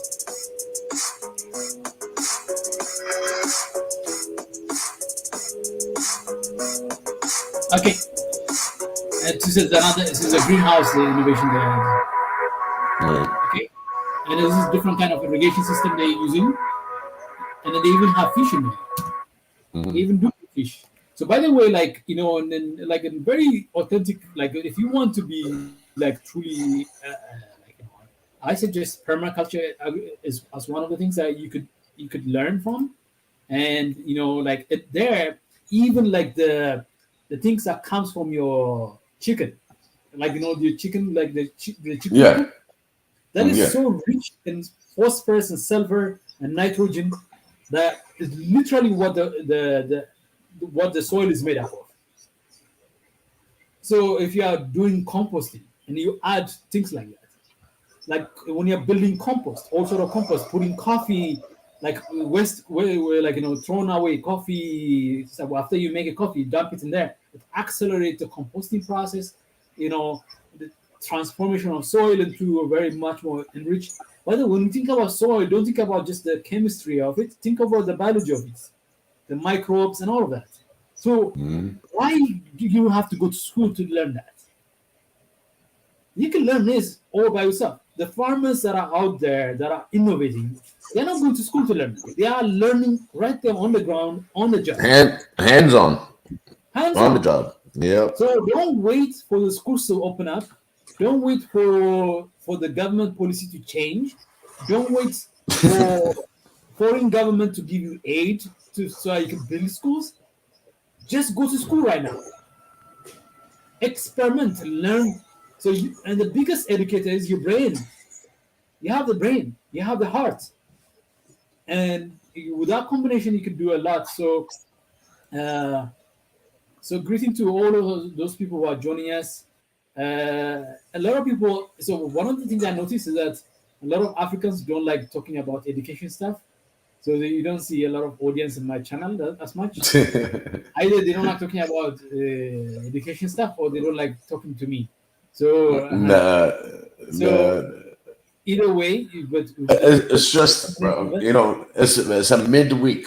Don't forget, it's a midweek. It's Wednesday. It is Wednesday. There's a lot of things catch up. And yesterday there was 8-hour session, so everybody gotta get tired. I know. So the longest. Exactly. I know. I think like I had the 12-hour session and somebody did that, right? Nobody did. Really? No, I don't think so. Okay. I don't think so. So far that I know. Yeah. And to me, like Biggie, like talking about the issue that we're talking about, right? Like, I don't care if there are anybody watching and listening. If you're not listening, if you're not watching, that's up to you. But at least I have somebody watching me and listening to me. And I'm watching somebody and listening to somebody who's Biggie here. That's like usually if you have a conversation with just one person, talk about these issues with just one person. I think that is a difference. But if you have more people, so Sound Bantu, thank you for joining us. Pi, thank you for joining the show. I don't know if he's still here. Whoever is listening and watching the show right now, we're talking about education. We're covering education, and we're saying why education. And like, why do you have to have the corridors or the halls of educational institution determining what is knowledge, what is truth, what is wisdom, what is insight? Meanwhile, those things are not making any difference for a lot of Africans. So what? So like, you know, okay, if you can improve them, good. But what if you cannot improve them? Oh, one love from Jamaica. Thank you. Avoda Production, thank you for joining us. We love Jamaica and Jamaicans, our Caribbean brothers and sisters. Thank you for joining us. We're talking about education, and we're talking about, you know, these smart, intelligent things that we're doing in terms of overcoming some of the challenges. And then Biggie brought about the issue of food security. What are the things that we could do, that we can learn to do things? So Kutata Geb, I think it's called Kutata Geb, is one thing that we can learn. And Africans can learn this. If there are like 10, 20 farmers anywhere in Africa, that are like broken up into these small hollow lands, like either a hectare, 2 or less. Usually those lands are too small to for optimization of tractor or for optimization of any mechanization, because you cannot use mechanization on a very small land. Becomes too just the cost, it just doesn't make sense. But if you come together, if you create a kind of synergy, you add each other's land together, then you could lower the cost of this machineries that you have to deploy on the ground. And like if you have to rent a tractor, it will be spread out among the farmers. And if you have to make profits, it will be spread out among farmers as well. So then, so like those kind of approaches are the things that you can learn, I think, from the Ethiopia's experience of the past 3 years, where Ethiopia now, after I think probably at least 10 years from now, at least 10 years, if not more, Ethiopia has been importing wheat to supplement the gap that it experienced in the markets. Has been importing wheat from South Africa, from Ukraine, and all over the world. For the first time, probably in 10 years, Ethiopia is no longer importing wheat, and then it's preparing to export wheat by next year to neighboring countries. And why is that? It's because it's not because they changed the laws on the land. They figure out, you know what? It's very difficult to change the laws on the land, but it's not difficult to convince farmers who are neighbors to each other to come together, to bring their lands together, to make the economic of scale happen. And that's what they achieved over the past 3 years. They bring all these farms together. So, Biggie, as you're talking, I'm gonna go and find, I think, a picture of Obasanjo visiting one of these farms. Okay, is that okay? So go ahead and yeah, absolutely. No, so absolutely. I'll look for a picture, a video, if it's possible, to just share with you what it looks like. So President Obasanjo, former president of Nigeria, visited one of these initiatives in Bale region, one of the bread baskets of Ethiopia. So I will share with you once I find it. Okay, just give me a second. Biggie is gonna expand on his point because we are talking about based on his points. Thank you, Biggie. Yeah, this micro agriculture is available for everybody. But one thing that I learned, a lot of people that are within the city, they all ask, "Where's the job? Where's the job? I don't have a job. I'm looking for a job." And there's things like that you can work on, including if you have somebody that has land on the side and they're not doing anything about it. You can actually talk to the landowner and ask him if you can plant some fruit, and you can share with him on the profit, if there's any profit, or he can use it for himself. It's just the agriculture side of the house. A lot of in the city are very rare to find people that are really interested into growing things.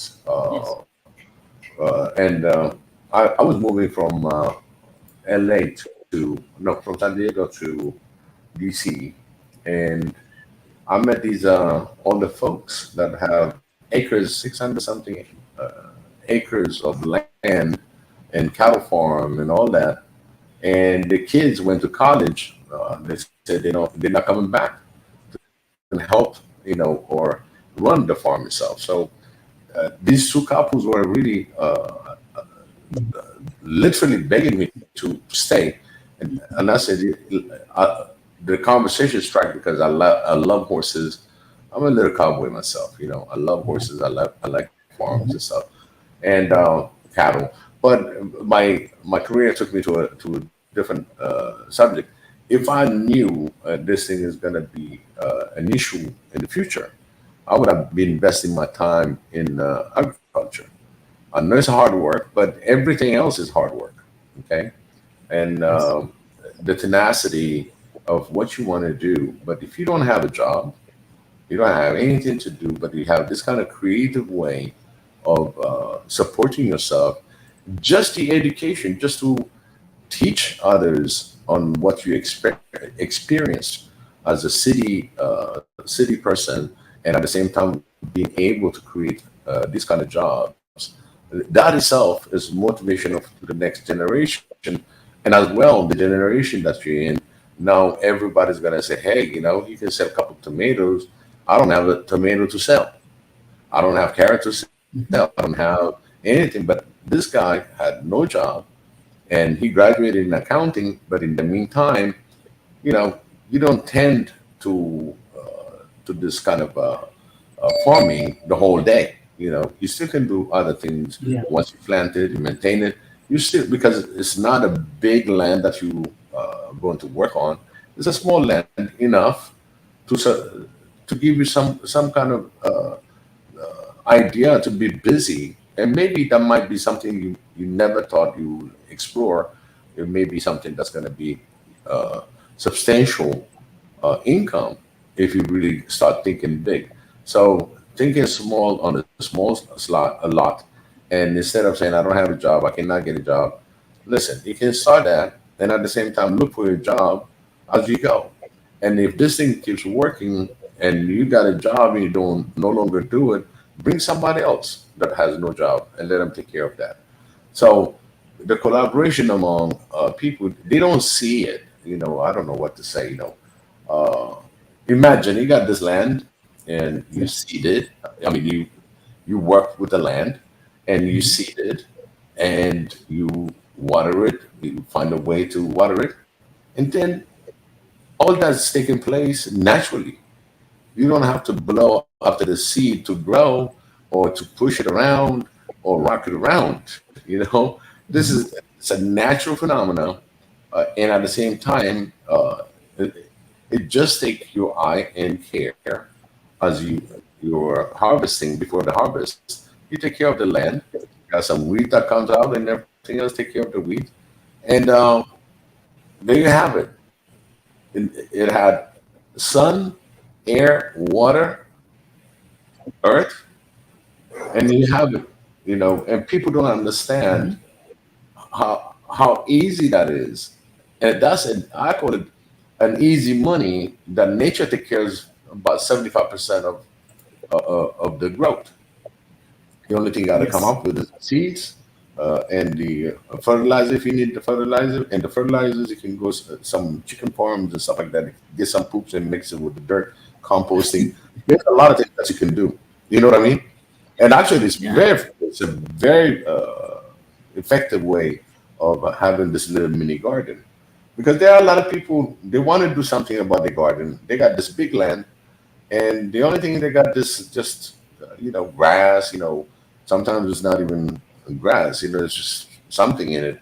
But if you can convert that and ask them, hey, at the same time, I'm going to beautify it with a little mini farm, and I'll have all this thing to grow, and then we can split the income if you really want the income. Usually, people like that, they won't pose a question, because they will admire you. Actually, you have the mindset to be self-employed, basically start a business on yourself. And there's a lot of families out there that will encourage if you come up with some idea and use their ground in order to do such activities.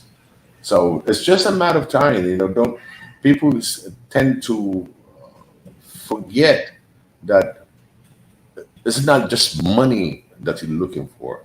It's something that you work for that you're looking for, because the money will follow. Because everybody says, "Oh, I need the money. I need the money." If you put money just as a worship, you never get the job. But if you really aim on getting the job that you want, and at the same time you're doing the sidekick where you can grow things, which is naturally grown, and at the same time being an example that there's work that you can be creative with. And there's a lot of opportunity also. If you really ask within your government, there are certain things that they can help you also in order to just show and tell, by example, especially in this kind of farming. Uh, you'll get a lot of help. All these bottles that you sell, on the wall, those bottles, it's any water bottle that you can get out of any restaurant or any bars, you'll find those bottles. You know, just being Yes. creative. Uh, don't be afraid to be dirty. Dirty hand and don't feed you. Uh, these are the things I see it lacks to motivate the young, because the young, hey, I graduated in accounting, I don't have a job, and you go in that path for 3 months, really you become depressed, and at that time you probably take a labor, a job, or anything. You know what I mean? But if you really could think of it, if you got this kind of ideas, you'll be self-sustaining yourself. You'll have all this produce that comes in, and you can harvest what 4 times a year in Ethiopia because of the weather. Yeah, Different other exactly. you can harvest. Like most of the farming in Ethiopia, the problem is that it is, is farmed after the rainy season, or we call it the rainy season, Meher and Kramt. Like two Correct, rainy yeah. seasons, the light rainy season, and then it depends on rain. So they call it rain-fed agriculture, right? Mm. But what they're trying right now is like the same farmers. They haven't changed the structure of the farm, how the farm is organized. That's the thing about it. You see, this is a picture that I was telling you, and then this miles and miles and miles and miles of land. They look like they are owned by one person. They're not. They are owned by hundreds and thousands of farmers. But they agreed to come together and form the kind of like that smallholder farms. That doesn't make that would generally would not make economically sensible to borrow rent tractors. Now it becomes sensible. You can use the tractor, and in this large scale you can use irrigation in the large scale, and then you just spread the cost of doing it among people, among all the farmers. And I think it's incredible how this is a recent visit. I think it was sometimes June 2nd. I think it was it was in June, at the beginning of June, where you have the president of the former president of Nigeria, Obasanjo, here you see in the middle, and then the World Bank representative, you see, I think he's also a Nigerian by origin. You see at the corner, the far left corner, and the former Prime Minister of Ethiopia, and then on the middle there, between the two guests over there, and then you have the Ethiopian Prime Minister standing next to Obasanjo, and where they are looking in, they are surveying some of these results. And Obasanjo at the end of it said, like, there are a lot of stories that we don't hear about Africa. These are the stories that we should tell about Africa. And I can tell you this, I've been doing this thing like on Twitter. Some Zimbabweans were also sharing about their innovations and their effort in the wheat farms. Zimbabwe is also producing a lot of wheat this year. And so if we organize a little bit more, we could do better. So I just wanted to show this picture.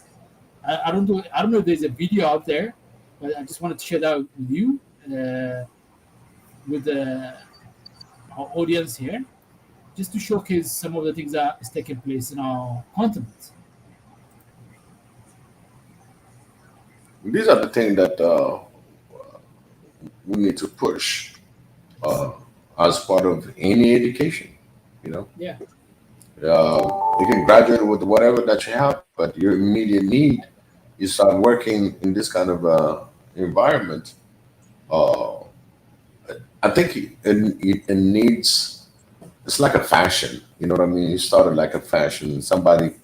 You take about 10 kids and just get them to start it out and marketing it. And, because they all learn something when they did their formal education, and use that skill, but this time you're going to be hands-on, and how to really look at it in a brighter side, how it helps them. So if you get a sample of, this village or this part of the quarters, they did this, and there are 10 guys or 10 gals that start working on this kind of projects. And, good leads, right? The good leads that we have. So you produce and you can sell it to those little gulies, and which is and you can really start financing them so your product can show. There you go. So let me show you.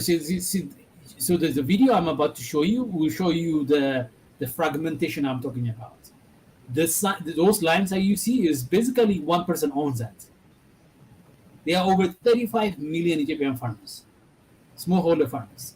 On average, Ethiopian farmers have a land size of somewhere between 0.4 to 0.9 of a hectare. It's not a big size, but that usually was considered an impediment to mechanization in Ethiopian farming and agriculture. What they've done is that, the land issue is a very sensitive thing to resolve. There's a lot of political will that requires resolving, but conversation with your fellow neighbor it doesn't need a politics. It doesn't need law or regulations. So they say, Kutaber is basically like we are next to each other. Let's put them together. So I'll show you the video. Can you see the video, Biggie, on your end? Yeah, I can see it.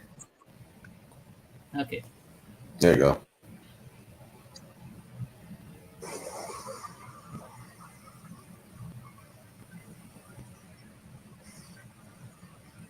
All the square rectangle, they're each parcels. Yes. Each parcels, yeah. Yeah. I don't know if the audio is not heard. You don't hear the audio, right? No.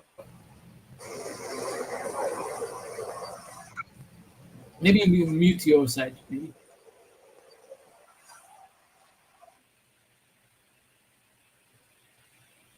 This is the size and scope and scale we're talking about.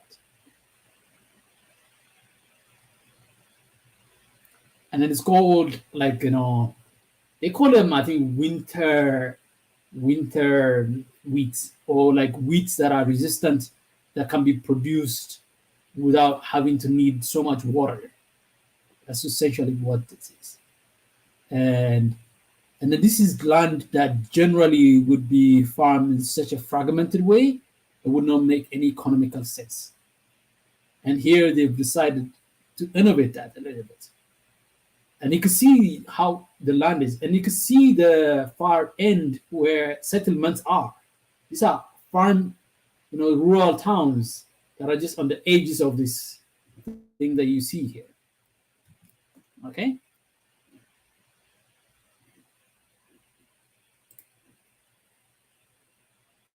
Okay?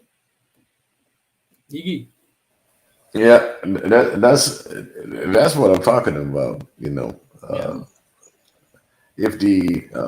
I don't know if you heard of my diaspora talk, it's about interlacing the diaspora to the Africa, basically looking at them like the same patch, just another way you see the land, and bringing those patches together and weave it. Weaving them together. And you weave them together. So you start if these 35 million farmers put themselves together like that.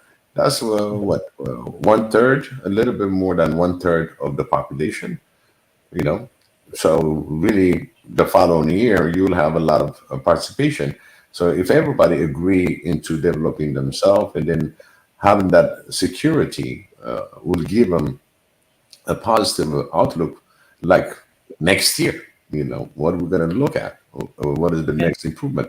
And people that are really had the education, the formal education, and they are in different places like marketing, accounting, and business, business administration, all these people will kick in and get employed also. It brings more people into the table in order to be efficient and being able to have the self-force, in fact, that's going to be demanding, hey, this year we doubled, next year I want to quadruple, and how we can do that.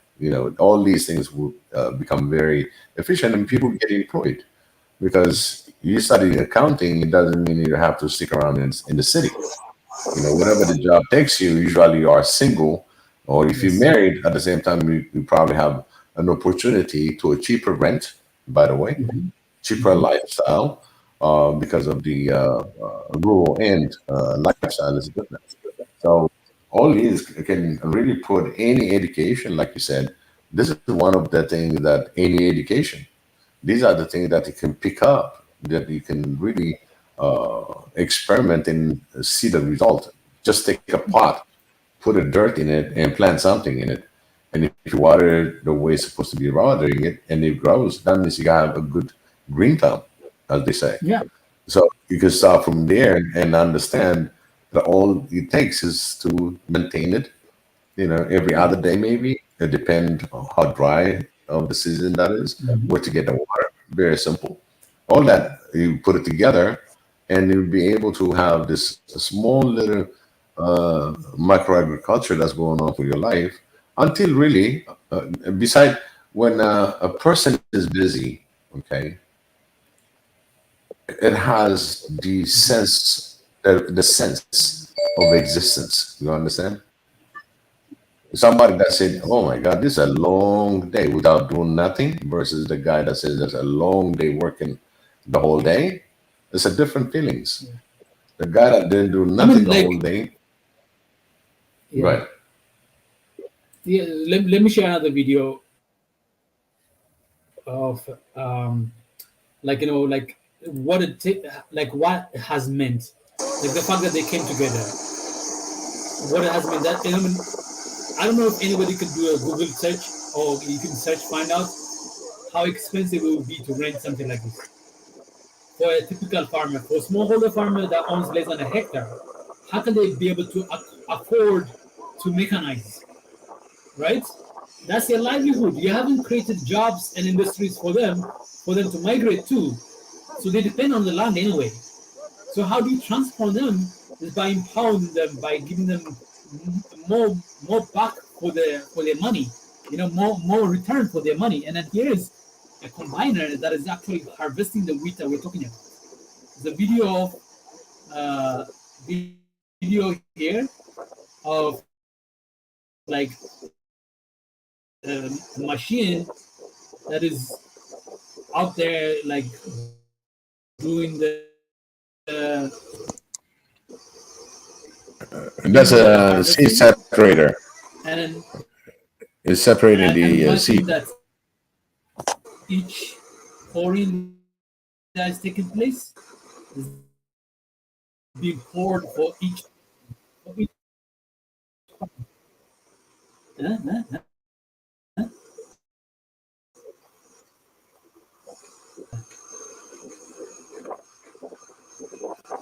It doesn't really.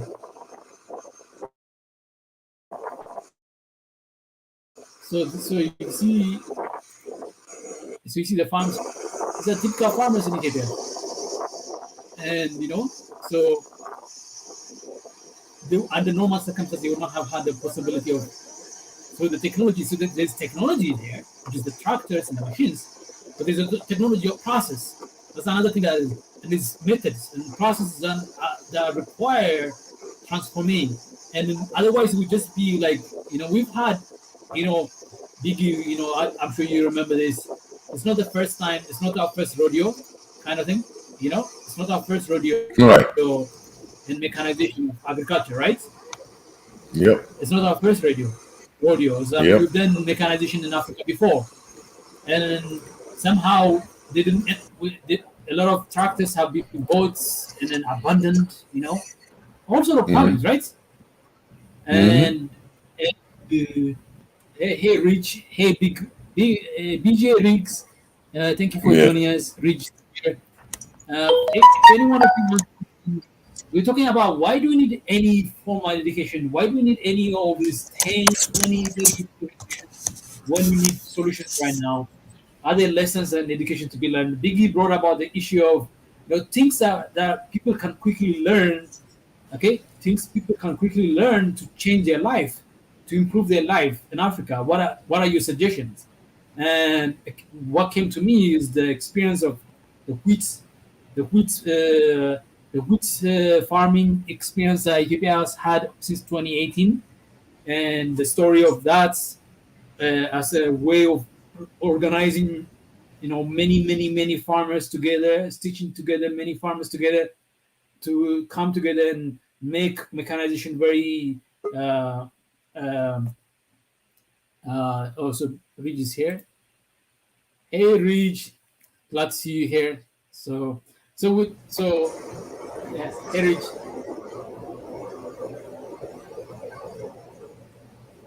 Hi, Rich. Can you hear us? I think you're talking on mute. Okay, Oh, he wants sorry, us to sorry, finish. sorry. Okay. Can you guys hear me now? Yeah, Huh? Oh, we you can guys hear hear you. me now? Okay. Good to see you guys back at work again. We were offline last week. Yes, I know. But you know what? They can't stop God's children and they can't stop God's work. No. Absolutely. So, I guess you guys are talking about what we should do first, like when it comes to education. What's most important? Yes. For me, what's most important is agronomy. Be able to feed yourself. You know what I mean? Yep. Being able to meet your basic needs, and also, like at the same time, political knowledge, man. Political knowledge. It's good if we could understand what have us in this situation in the first place, because some people would want us to believe that this is normal. This is not normal. It's not normal at all. So political education and agriculture, agronomy, that's like so important, because people need to feed themselves and they need to be aware of what's happening in the world around them. That's what I think. I think to me, like the reason I raised the issue of why education at all, and why education. The reason I raised this is that, like, there's a temptation among most people to believe that to properly be educated, you need to go through the institution of learning, and if you haven't gone through the institution of learnings that have been established by your society, you're not educated enough to make good decisions, to make, like, life altering decisions, like feeding yourself, knowing the things that you need to know about your life, your community, and your powers and your limitations. Like you are a farmer somewhere in the middle of nowhere, where the world doesn't recognize you, doesn't acknowledge you, doesn't. In fact, it does everything it can to end to add misery on top of your misery. That's what it does. That's typical African, right? The typical poor African. And so why do we depend so much?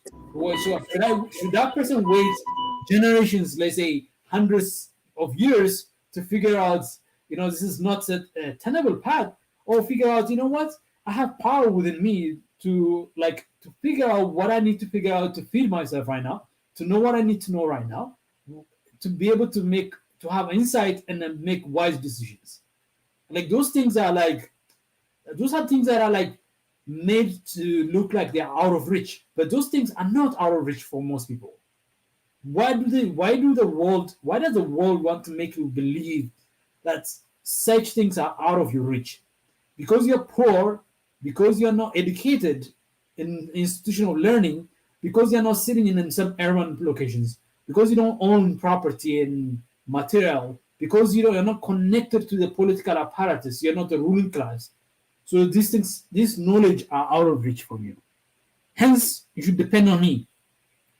And that kind of paradigm has kind of imprisoned so many people around the world, including many Africans, believing that my salvations, my security, food security, my salvation, the realization of my aspiration depends on some unknown power somewhere else, some kind of mystified power that exists somewhere in Brussels or Washington D.C. or some capital in Beijing or Moscow. But like, that's the knowledge that people have. They think that I need to have that education, but there's no other education but that education. What do you think about that? Man. Oh, is that Biggie's question? No, I know Biggie's question also was trying to actually point me in the direction of application. And so he asked me, how do you apply to that? And so we started talking about agricultural innovation that just happened over the past 3-4 years in Ethiopia. The examples of Ethiopia figuring out a way to navigate to a point where in Ethiopia today, this year, we are not importing any wheat. Yeah. Man, I could say this, right? I'm gonna say this. This is my theory. Um, what we are seeing in our communities and in our neighborhoods as African people are just patterns of behavior. When you break it down to the lowest common denominator, all it is patterns of behavior. So I'll tell you how we change this. Your question, I think the deepest part of your question is why is it like this and how do we change this pattern of behavior? Yes. So it's like this because our unit of measurement was taken away from us. You see, what comes from unit of you need a unit of measurement in order to measure things, in order to measure value, in order to know how fast you're going. You need miles per hour, kilometers per hour. In order to know how high you are, you need centimeters, you need inches, you need some kind of form of measurement, some kind of unit of measurement. Now, our unit of measurement has been taken away from us. So, once when African people used to focus on Ubuntu more than anything else, now we have to focus on how we're gonna get our bills paid more than anything else. So we move from an individualist, from a collectivist mindset straight into this individualistic world with this individualistic mindset. Let me just finish what I was gonna tell you, because it's like I have a lot to say about this unit of measurement thing, but I'll tell you, I'll break it down for you. So as I said, what we're seeing is patterns of behavior, right? In its simplest form. Why would someone have a pattern of behavior to think that someone else's education is worth dying for over the Mediterranean rather than learning about Ubuntu? It's because now what comes from what's behind these patterns of behavior is value. Patterns, people only have patterns of behavior when they value something. So see, I value paying my bills and having money, so I come to work 9 o'clock every day. That's a pattern of behavior that comes from value. Now, behind this value now is the unit of measurement. So our unit of measurement is taken away from us. So all we are seeing in our communities is someone step on your shoe, they kill you. If in order for us to be rich, we have to sell our soul to these people. All these are because our unit of measurement was taken. So in closing, like what I'm saying, in order for us to change this pattern of behavior, we have to change the unit of measurement so our people can value other things. They have an opportunity to value other things rather than money and individualism. Then, after we change the unit of measurement, the value will change, and then these patterns of behavior will change. But until that, we will never get rid of these patterns of behavior of our people thinking that in order for them to be somebody, they have to listen to some rich white man who dropped out of school. You know what I mean? Yeah. So the unit of measurement must be changed. Now, how I think that the unit of measurement can be changed?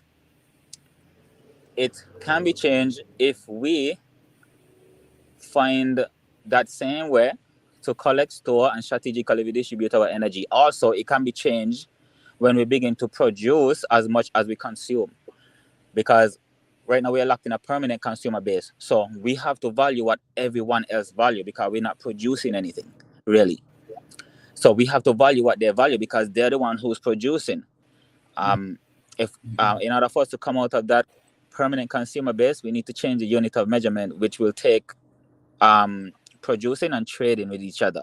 That's when you can start building things now. That's when money circulates in your community more than twice, for more than 5 hours. That's what it needs for the unit of measurement to change. These things are.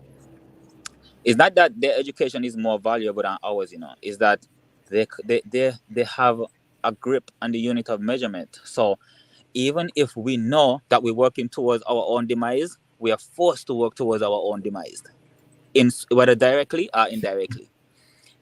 That's what I think. Just patterns of behavior. Patterns of behavior come from value. Value comes from unit of measurement. So in order to change the pattern of behavior, you need to change the unit of measurement, which will then change what we value, which will then change our patterns of behavior. That's what I think. I think to me, I think it's such an incredible. I know it's like it's the multiple layers to it, and then probably you can have shows after shows about unpacking this what we just talked about. but for a very keen eye, you're talking about essentially is really reevaluating the structure that we have that gives us an understanding of what is valuable to us, what is not valuable to us, what is important to us, what is not important to us, and how we measure that with the methods we use that. Like say, what do we value? Like what is the value? That what do we measure?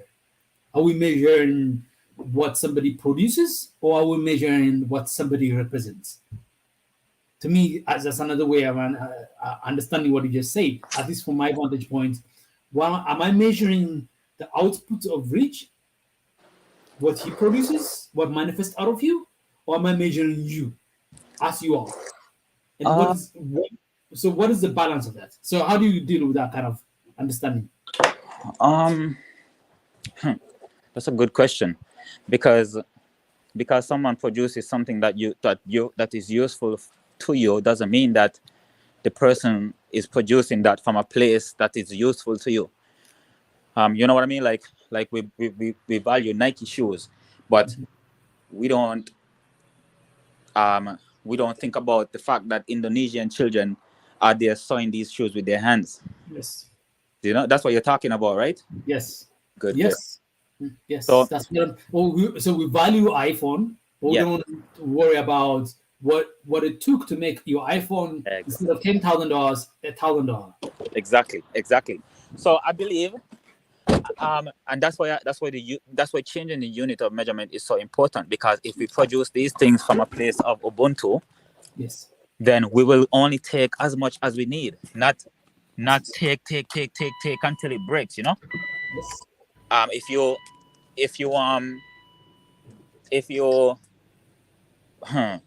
I would that's what I would say, because if you if you're taking from something that is limited constantly, it's only a matter of time before that thing starts acting up or it breaks. Mm-hmm. And that's what's happening. That's actually what's happening to the earth, and that's what's happening because of that, and that's what global warming and these volcanoes and things coming from. To me, like you know, I'm somebody is a very keen observer of history, like long and short, medium, and short history of humanity. And every time you see a conflict, flare up somewhere on this planet, the underlying causes comes down to what you just talked about, right? So when you see the Europeans right now at the throat, they are at each other's throat right now because what is the rottenness of what is underlying what the thing it's standing on. So European prosperity stands on a certain set of philosophy and values and measurements. American prosperity and Russian prosperity, Chinese prosperity, all sort of things that are projected to us stands on these things that you're talking about. This measurement of unit of measurements, and in the determination of those things. So that European prosperity, for example, or European welfare and European power has always stood on top of exploitation and subjugation. Always. So its appearance has changed, but its fundamentals are still the same. It's the same fundamentals that govern whatever fundamental that govern Europeans, like adventure into the world, and colonization and slavery and subjugation. That European adventure you saw 100, 200, 300 years ago, that fundamental value system that those are the fundamentals, they haven't changed. What has changed is that, like, the specter of looking like you are an enslaving society doesn't appeal in the 21st. The specter of it, the look of it. So hence you switch it up, you change it up. So instead of you have this forward-looking confidence and all this confidence, the confidence with which your explorers who go to Africa and rename a land that already existed, that has its own name, that has its own culture, that has its own government, that has its own history, and wipe it out of the planet. And they would do it with confidence in those days. And they would claim that you can go to your libraries wherever you are in the world, particularly if you're in the West. Go to your libraries, go to those microfilms of letters written by missionaries, the missionaries that have come to Africa to civilize, that have written with glowing terms of the virtue of their job, and with demeaning and dehumanizing terms of what they are devaluing right there. Those things, those fundamental things haven't changed. The appearance has changed. The specter of it has changed. Hence, what you see that, but that system has always reaches a limit. Whenever it reaches a limit, instead of trying to alter the fundamentals, all it does is change the look of it, change the appearance of it.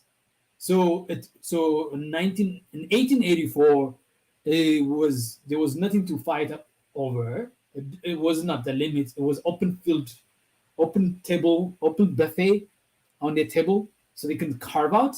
But by 1914, they had reached the limits of that system of exploitation and subjugation. The value system has reached its limits.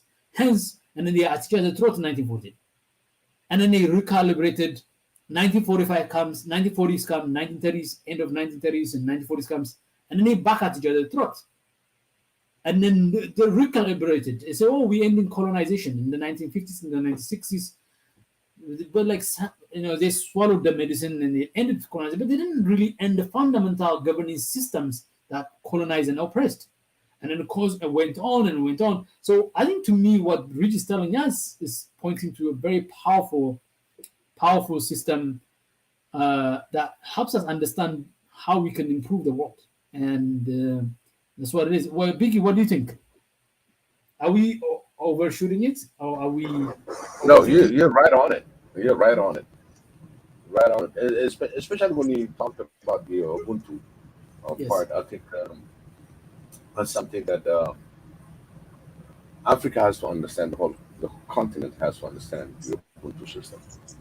Yes. It's not everywhere. In fact, it's everywhere. It's just hidden. It's just not being practiced as it's supposed to. That the notion that I am because you are is pervasive. It's a very human nature, right? Right. It's there. Yeah, it's there. Okay. It's there. It's in the content, but it's not really from any type of businesses. It's pretty much not existent because, again, I think you brought a good point, which where our measurement has been changed. That I'm trying to put it together with the Ubuntu system and the measurement that we have, where you can trade. Again, based, you exist because I exist because you exist. That notion itself, let's trade among ourselves, and that brings to the topic of we have a trade agreement signed among 50 states, and is an Ubuntu style. So when Congo is supplying 80% of something, but not getting anything out of it, it doesn't mean that they are not there contributing to it. They're just not being valued for it, right? So, I am enjoying the trappings of innovation and technology advancements not just as a result of some brilliant, smart coder here in the Silicon Valley, because of the toil and sweat of this Congolese child miner who's mining those cobalts and selling them for nothing. And then, so whether I'm paying for it and whether I'm valuing for it doesn't matter. But Ubuntu does exist. But just when you value it, has a much more powerful impact than when you don't value. That's the difference. If we value that contribution that Congo makes to technology, to advancement of technology in the world, will have, as much consequence as somebody somewhere in Silicon Valley earning 1 million times or 2 million times more than that child. When we do recalibration of that, then the world can actually be better. Then that true realization of Ubuntu can be achieved. Is that a good understanding of what you're trying to tell us, Biggie? Yes. Yes. Thank you. I'm glad you put together with that. No, I'm trying to make sure I understand it, and I'm trying to make sure. Oh, Rich, come back, and then oh yeah, he's back. So Rich is having network problem. So Rich, do you want to add a few things? Hey, Rich. Sorry. I Yeah. was muted again. Yeah. What I'm gonna say, right, is that we shouldn't forget that white supremacy takes different phases when it's establishing itself, and the last phase is refinement.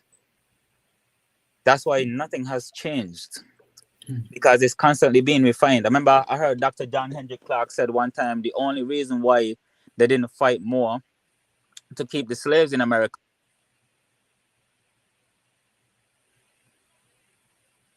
Rich, the architect, you're off here. So you got cut off a little bit for a moment. Oh, you can hear me? No, you got it was a moment of break. So you're talking about this gentleman. So Oh, please. you can hear me, right? Now we can hear you. Yeah, we're gonna hear you now. Yeah. I was saying. So Dr. John Henry Clark, I heard him say one time that the reason why they let the reason why they didn't fight more to keep slaves, especially in America, is because one, they know where they would have.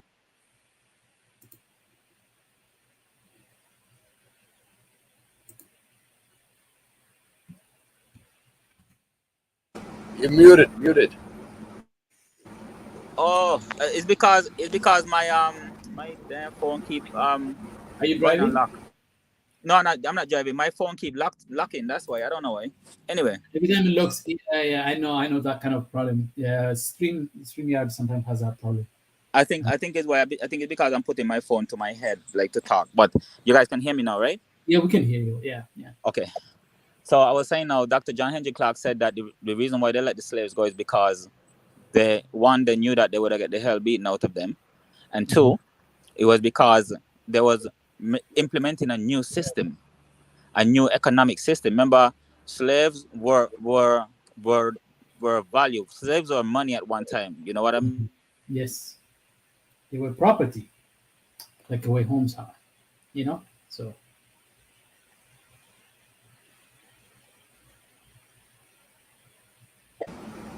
Rich, you keep muting. Oh my God, I'm gonna kill this phone. So slaves were money, they were property. Yeah.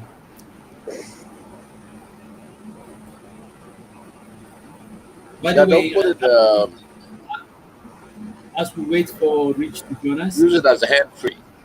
If you are somewhere in the Western country and you have access to some kind of library, and you could go and check and find out the nature of what properties mean, and how, like the stamp, the even courts adjudications on slaves, and even insurances that was paid for on slaves, to insure, in case your slave disappears and dies, and also there's the way you value your home right now, the property, your home, the way you value your environment, was the same thing. So, okay.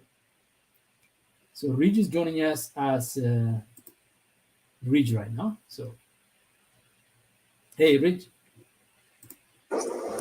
Rich, can you hear us? You're muting. Yes, I could hear you guys. Can you hear me? Yes, we can hear you. Yeah, now we can hear you. Okay, so the last thing I'm just gonna say is that, so now I want to tell you guys, so don't forget the system is not broken yet, it hasn't been destroyed yet, it must be destroyed. Capitalism must be destroyed. It hasn't been destroyed yet. It's being refined.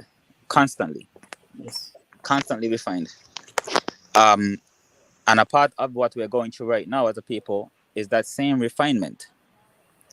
That's why it hasn't been. That's why we haven't seen any much change yet. Yes.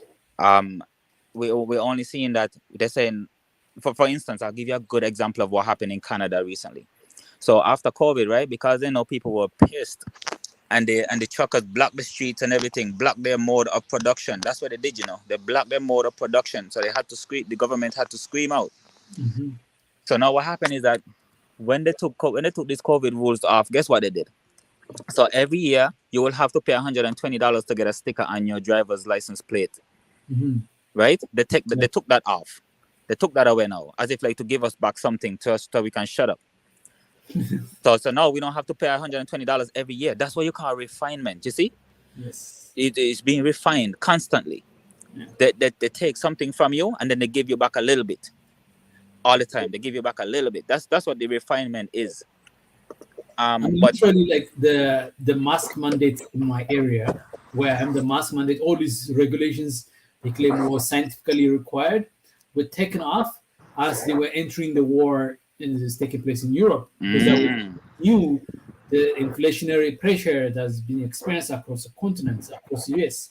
And it's not because the pandemic's nature has fundamentally been altered by some yes, the vaccine has its own impact, but they are like the impact of ending of those restrictions were felt right away in where I am in San Francisco, because soon afterwards you started to see spike in exposures, but you don't hear reporting of it anymore because that's part of the process. yes, that's exactly what the refinement looks like. You see the fundamental governing principles don't change. Never. It Some never people changes. can exploit and optimize and minimize and maximize. That's what those essential terms of capitalism, of optimization of something. You optimize something. When you optimize something, it means that it's basically use less of it to get more out of it. That's what essentially is like. So it essentially like, how can you make a laborer a useful one without having to make them know that they are useful enough to demand some kind of return for it, right? So and it doesn't spare anyone.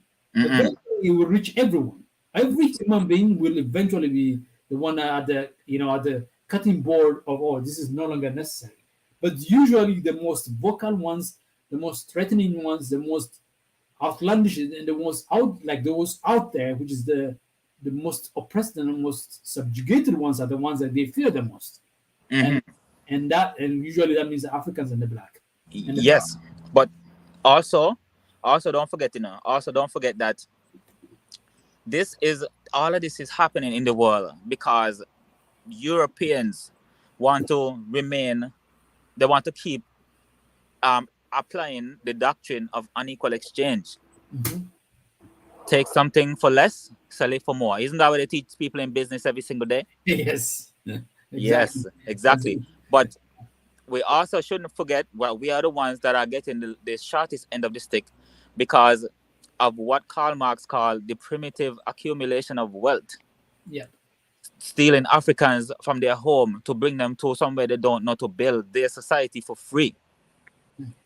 That's the primitive accumulation of wealth. And they know that we know this, You know the value, they said, like, I don't know what the estimations that they give it in terms of how much it could be valued in today's value term. Like how much I heard somewhere around $500 billion of value. I wouldn't even doubt that. I'm telling you, because when you take something for free and that thing can keep working and you're using it for free. Yes. It's like a robot, It is. Yeah, it's like a robot. And everything you get from that is 100% value. It's 100% return. Because you got it for free, right? Yep. If you spend, let's say, a few shillings to buy that property, and then imagine over the lifetime of that person, it's not just that person, it's even their offsprings are your property.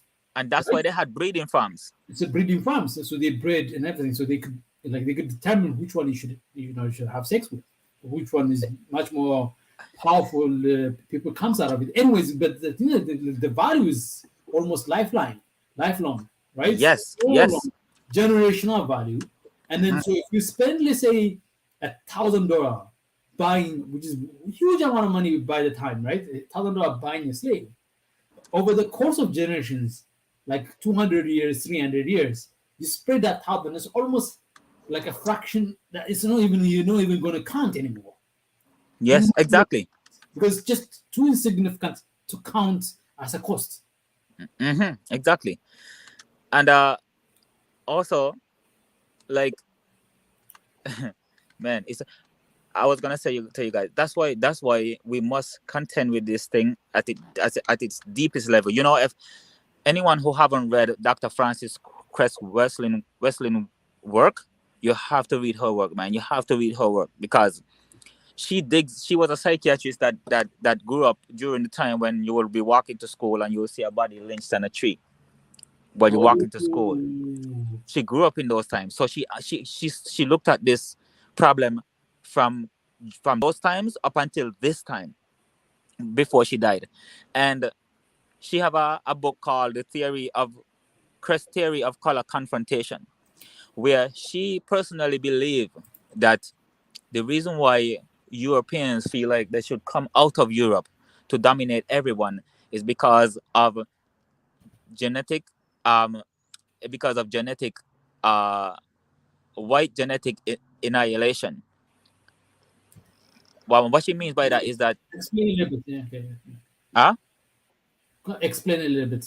You said the Okay, theory of so confrontation. Do you say? the Cress theory of color confrontation. She was a psychiatrist, so she observed a lot. She also have a book Yeah, called so before you go, what's the name again? Dr. Francis Cress Wesleyan, and Okay. she even on YouTube, check out her YouTube videos. Some of them 4 hours long. I've listened to them over and over. But she was trying to emphasize the importance of African people, that we contend with white supremacy because of its mission. White supremacy's mission is simple, dominate, divide, conquer, and dominate. That's all they want to do. So she was emphasizing the importance for us to contend with all these systems and all areas of people activity, not just in war, not just in sex, not just in health, not just in economics and education and all these different fields, but in every single one, that we sit down, organize ourselves, and contend with white supremacy on every level. Because white supremacy is not just in war, it's not just in sex with biological warfare. AIDS is a biological weapon. Most of these diseases are biological weapons. Ask yourself, why do they have biological laboratories in Ukraine? Right? Yeah. Biological warfare, sex, that's what it is. They knew when they observed African people, they knew that African people were highly sexually active. Yeah. So they know to cut these people down, to cut their population, we have to make a disease that is sexually transmitted. All these things are things that we have to contend with, and that's she emphasized all of these things, not just in sex and war, but in every area of people activity. It's important that we remember that this must be a thing. This must be on our mind as soon as we wake up, all day when we up, and before we go sleep.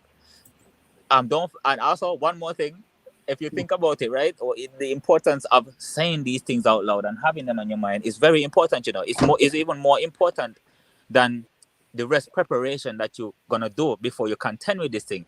Because I remember when Hannibal of Carthage, North Africa, best shipbuilders, they built a whole society right there on the Mediterranean, right there.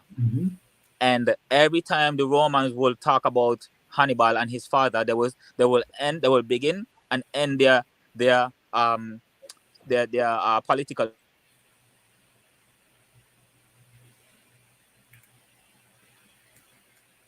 Carthage must be destroyed. Carthage must be destroyed. Carthage must be destroyed. Yes. And Carthage was destroyed. Yep. When we wake up every day, we have to say capitalism must be destroyed. Capitalism must be destroyed. Capitalism must be destroyed. Every single day. Because if you don't, if is either capitalism destroyed, or you're gonna destroy us, you know. I mean, this is nature. It is his nature to just extinguish everything and anything. Yeah, that's there's nothing. It's not. It's like it can't help itself. It will extinguish it, even its own creator, if it needs to. That's just, exactly. It doesn't have any. The architectural design of capitalism is simply a tool, an instrument of identification, subjugation, exploitations, optimizations, and maximization. That's all it is. It's all those are the terms that you can think of. Think of something. Think of a land, and it would do that. Think of a human being, it would do that. Think of trees, a forest, it would do that. Think of resources, it would do that. Think of the air, it would do that. Think of politics, it would do that. Think of technology. Every element of space, you put capitalism into it, it just destroys it. Because just that's the way it is. Just that is by its nature, it is inherent in its system to do that. And then other than that, you don't want capitalism, because if a capitalism that doesn't do that is not capitalism. What? Well, white supremacy. Let's say white supremacy, because is the idea that some people feel like they can tell you what is normal, like literally. Yes. They can come to you far away. You don't look like them. You don't act like them. You don't worship like them. And they tell you this is not normal. You have to change this. And if you don't, they kill you. This is white supremacy. Yeah. This is normalized insanity. It's not just capitalism. You know what I mean? It's a normalized type of insanity. It's not just capitalism. Capitalism is like, I think capitalism is the most advanced stage of white supremacy right now. Because it keeps refining itself, as I say, it's refining itself constantly. Depending on what challenges it faces. But I think to me it's like refining itself is like sounds like does re-engineering itself, right? But I don't think it's that deep re-engineering. It's more like what the appearance of it, the specter of what it is what changes. Yes, but that's a part of the refinement. The fundamental system is the same. Yes, it's the same, but you have to change it first. That's why I call America. Yes. That's why I call America a rotating dictatorship. That's what it is. It just rotates its face. Yes. It's the same principles, same laws, same people. Look at Obama. Obama was the worst thing to happen to African people. It is. Worse. Like I saw this from the beginning when I saw my mother clapping and everything in the room. I remember that same day when he became president, I was back home and my mother clapping, and I look at the TV and I look at that man and I said, this is not good. Because you know why? Because we are using their unit of measurement to measure every single thing in our life. Even if we can know that the White House have a devil inside of it, a real devil inside of it. If a black man go in there, we praise it. How are you gonna praise a black man going there? The devil is in there. The devil is in there, and the devil have power. You should not wish. But there's also another element here that there are black, African, black, brown people that are out there that carry the genes of their ancestors, but that live and behave and eat and act and do everything like they have bought into that false narrative that the white supremacist notion has informed them, right? Mm-hmm. So it's not just to me. I just look at your ideas now to judge whether you are truly, essentially, fundamentally like a true African, or you're like, you bought into these notions that capitalism is the perfect way of allocating resources. Why do you need to allocate resources? Why should allocation of resources be optimal and efficient? And the reason is that it's to maximize profits. There's nothing else to it. I know as well. I'm gonna be listening to you guys, but I had to make some calls now. The manager. Yeah, Ridge. Yes. Yeah, Ridge. To quickly tell you, when you said the devil was in the White House, right?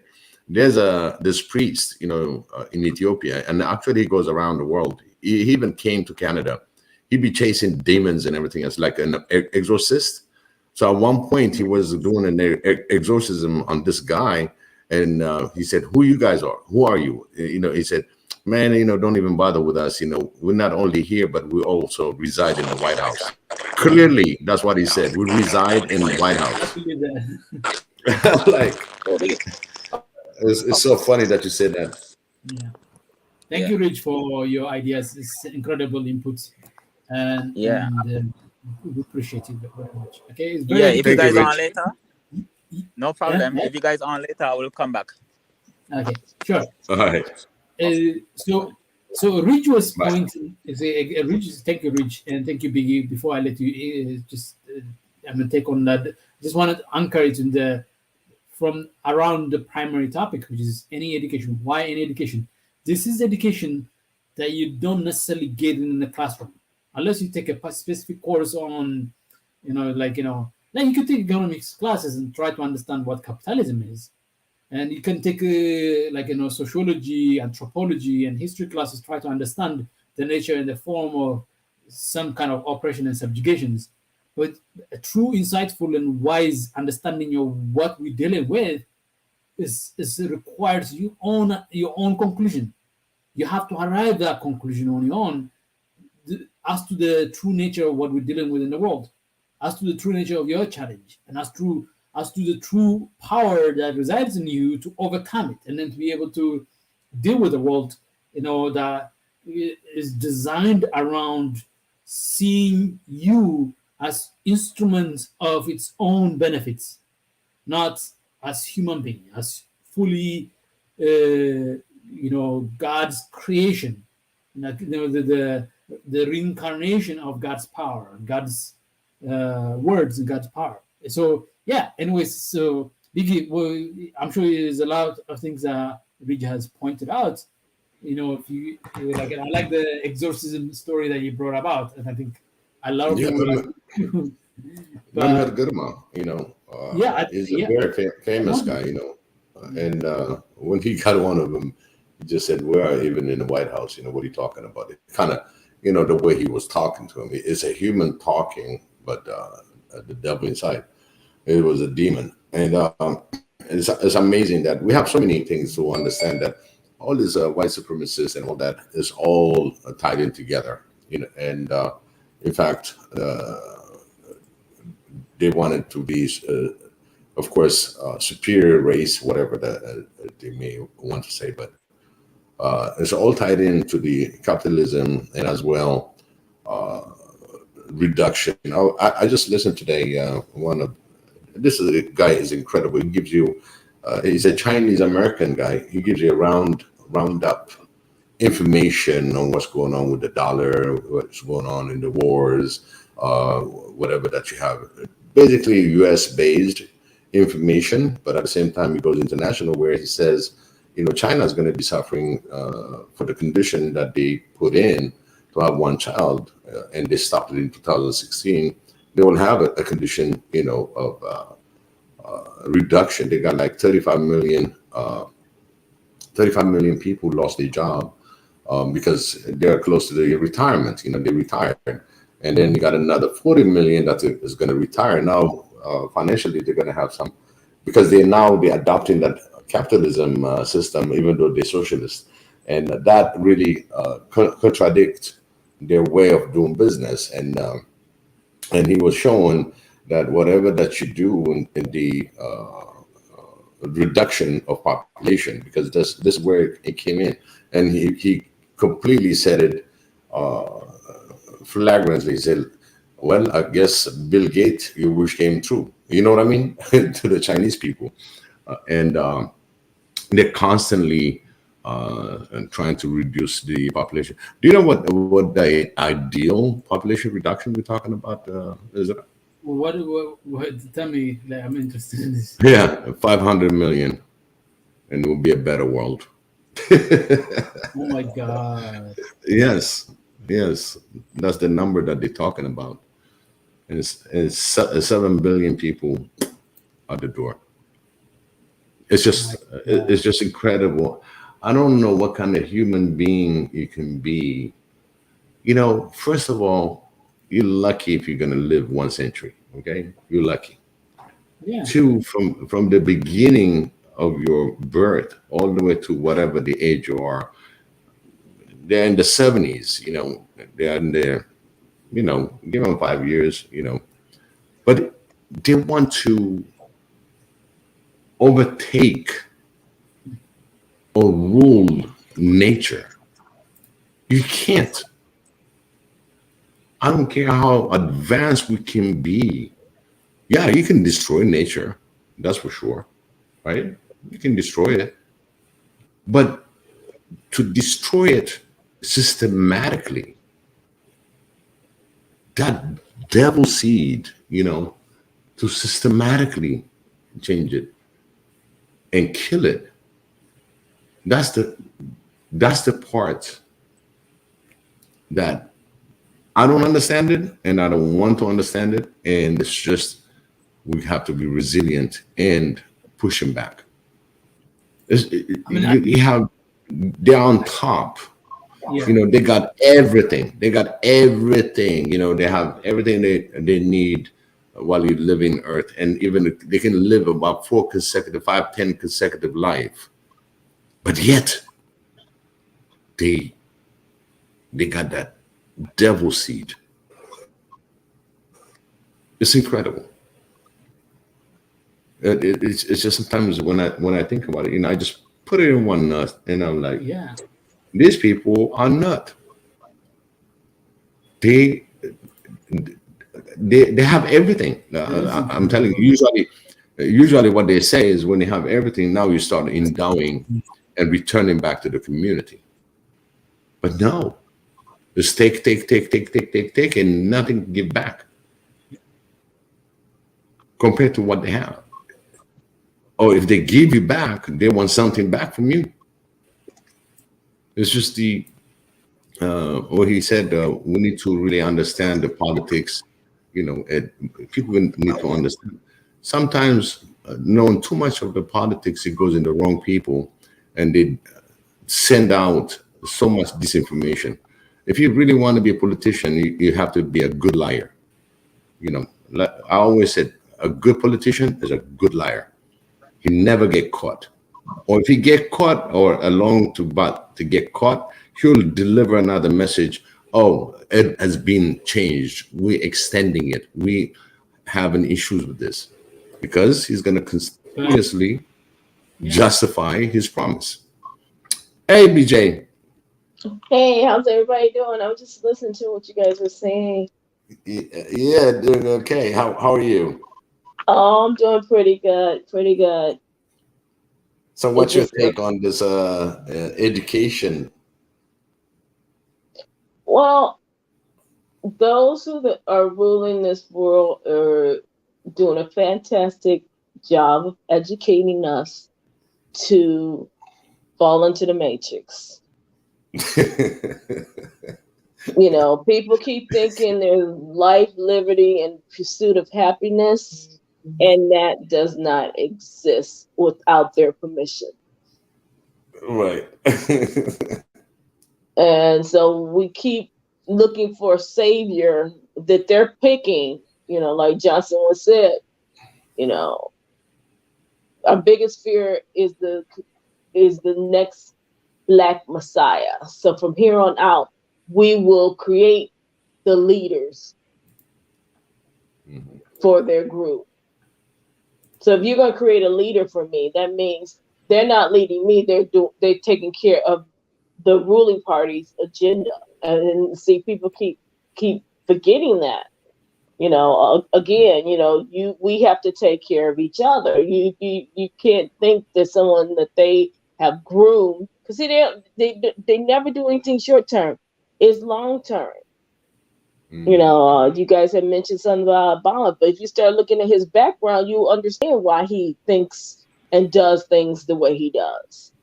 Just because he has a brown face does not mean he's for people with brown faces. This system is designed to keep the bottom fighting so that they can stay on top. So, welcome, BJ. I really appreciate you here joining my show.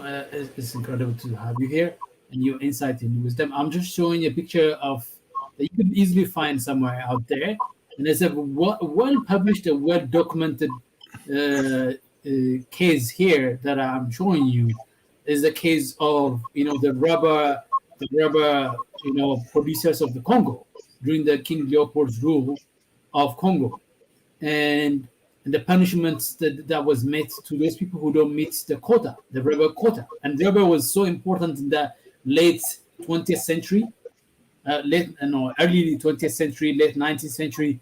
It was one of the most important instruments of power in Europeans' power. And Belgium was one of the major producer, and they were producing it in the Congo. And then you see those pictures that you see, and then there's in the book that you can go out there and read the book King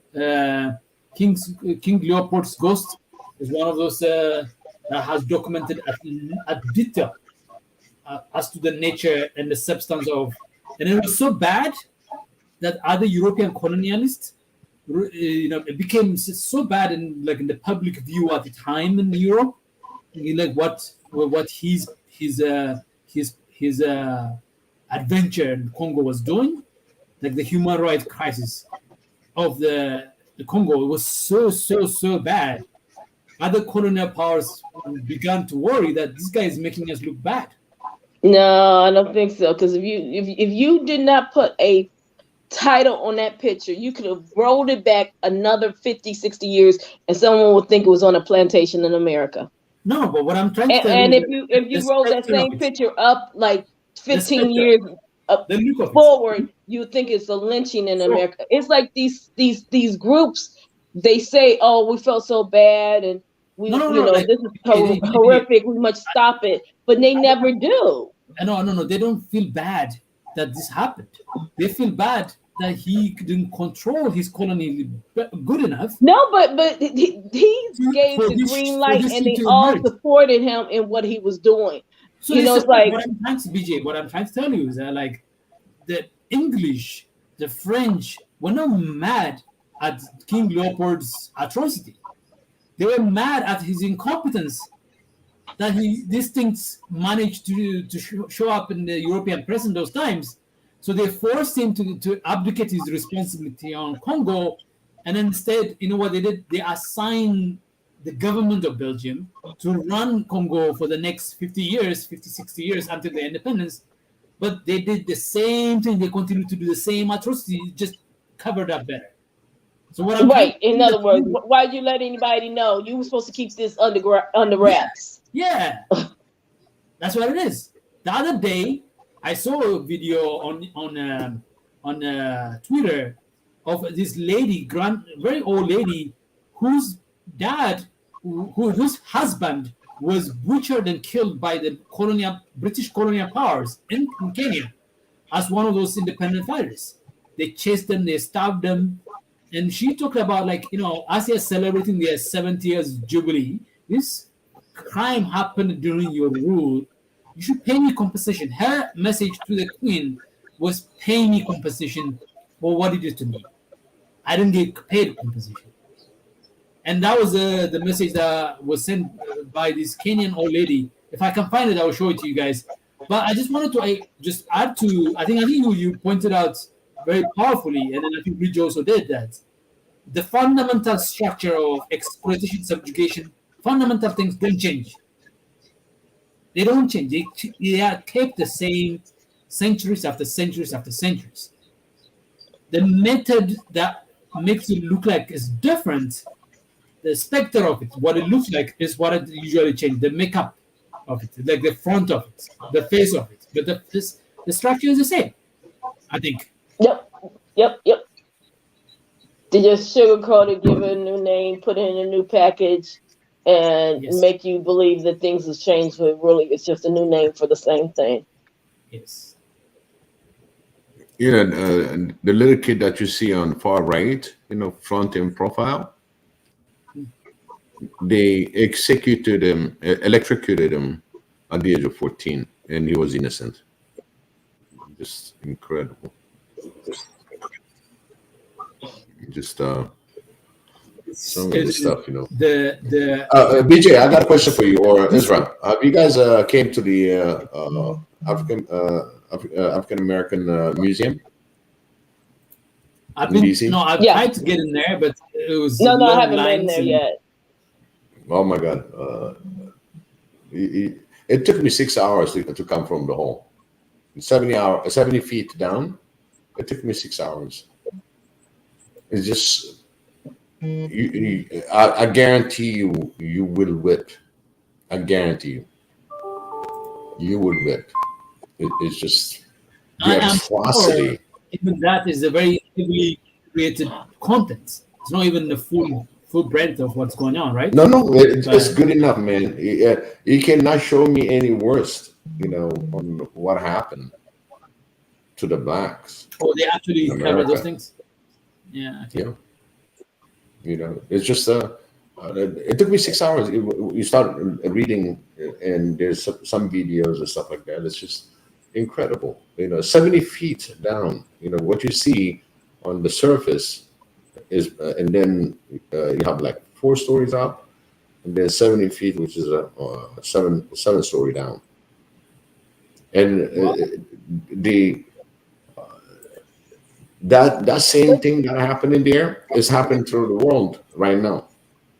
Yeah, When you because look if at you look at it, the Aborigines in Australia, just look at their whole story. It's the mhm. cut and paste.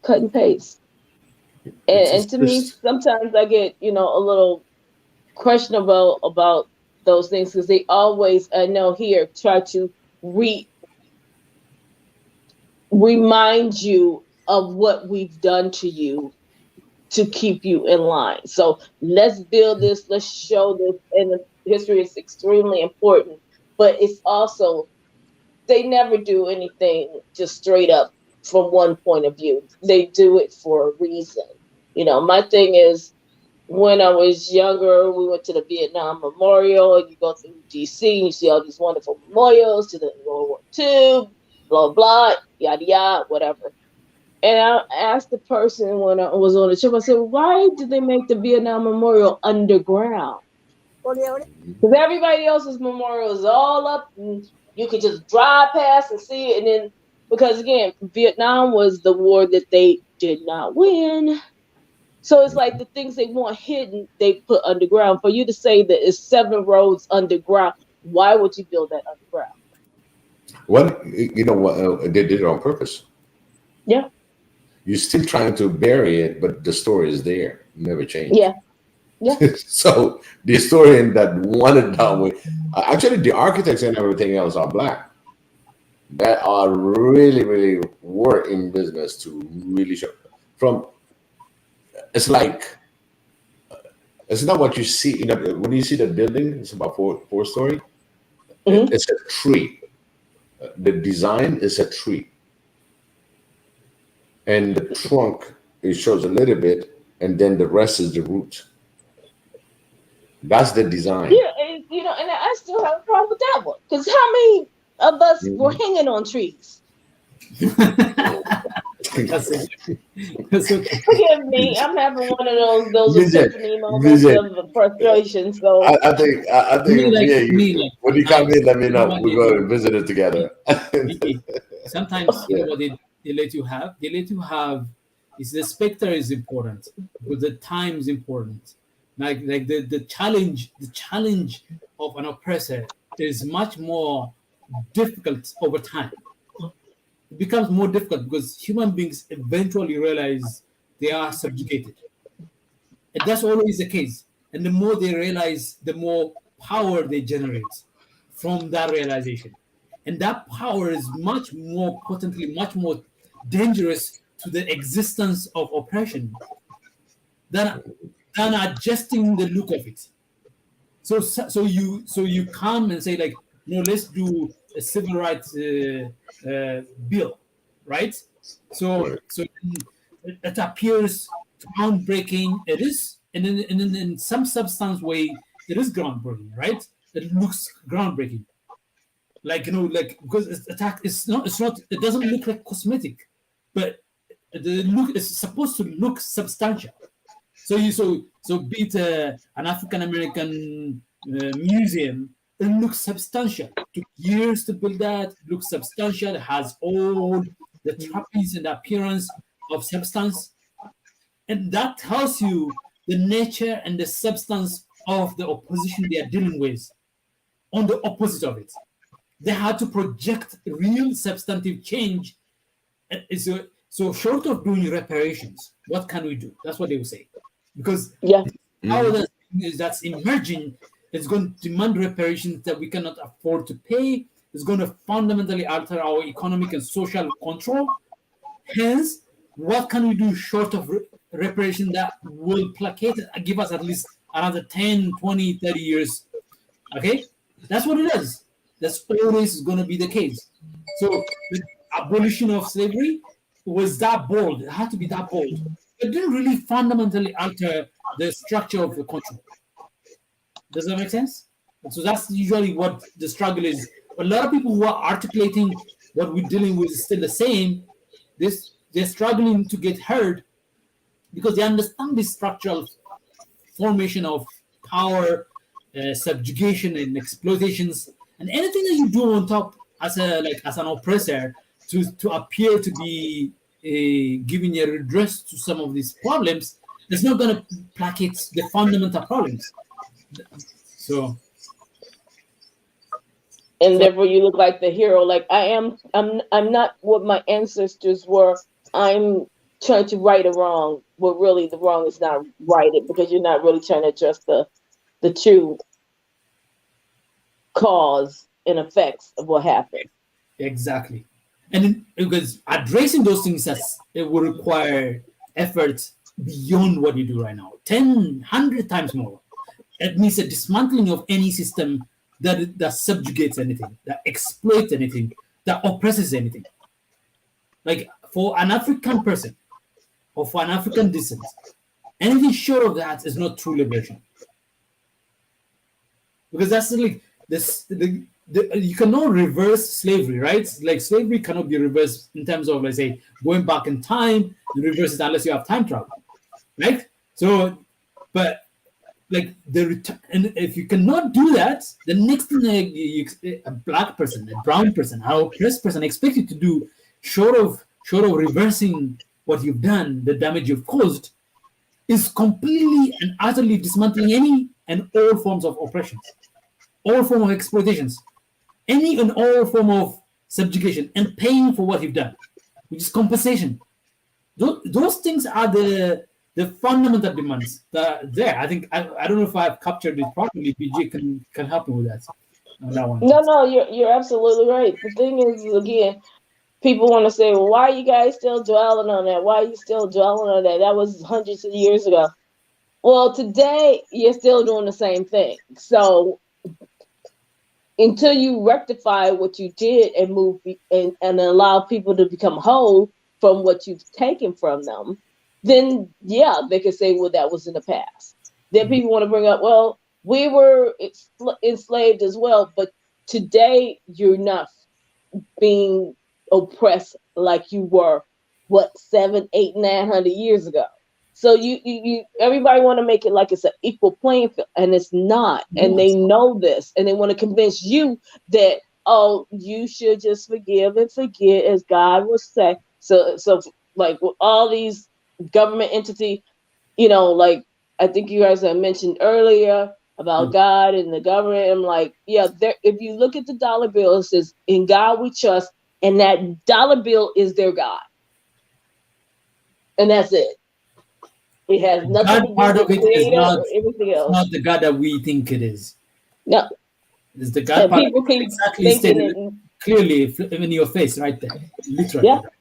Yeah, and people just don't want to take it to that level that, oh, this is their God. Okay. So why do you think I say Xavier? I say Xavier. Oh yeah. Okay. Because God, guys, it can be random. Let's watch this one. If you can see this. Okay. I don't know if you can see it.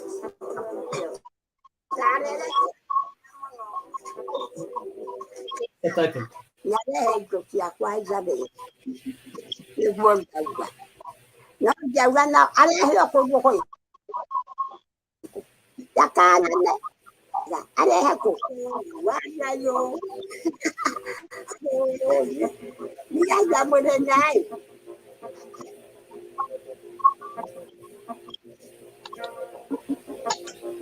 This is 60, 70 years ago, by the way. Yeah, there's a video too. Yeah, that's under the. No. You know. They nickname them the Mau Maus. That's what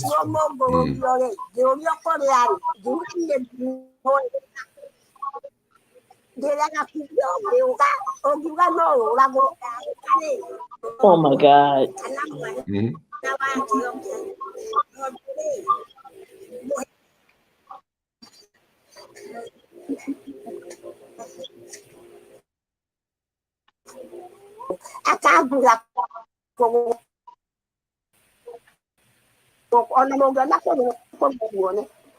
that is the work of the British powers.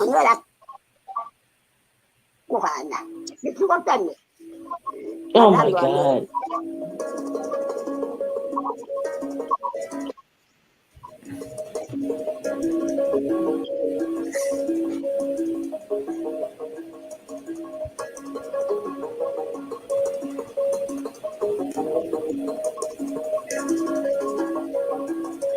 They're the one lecturing us about human rights these days.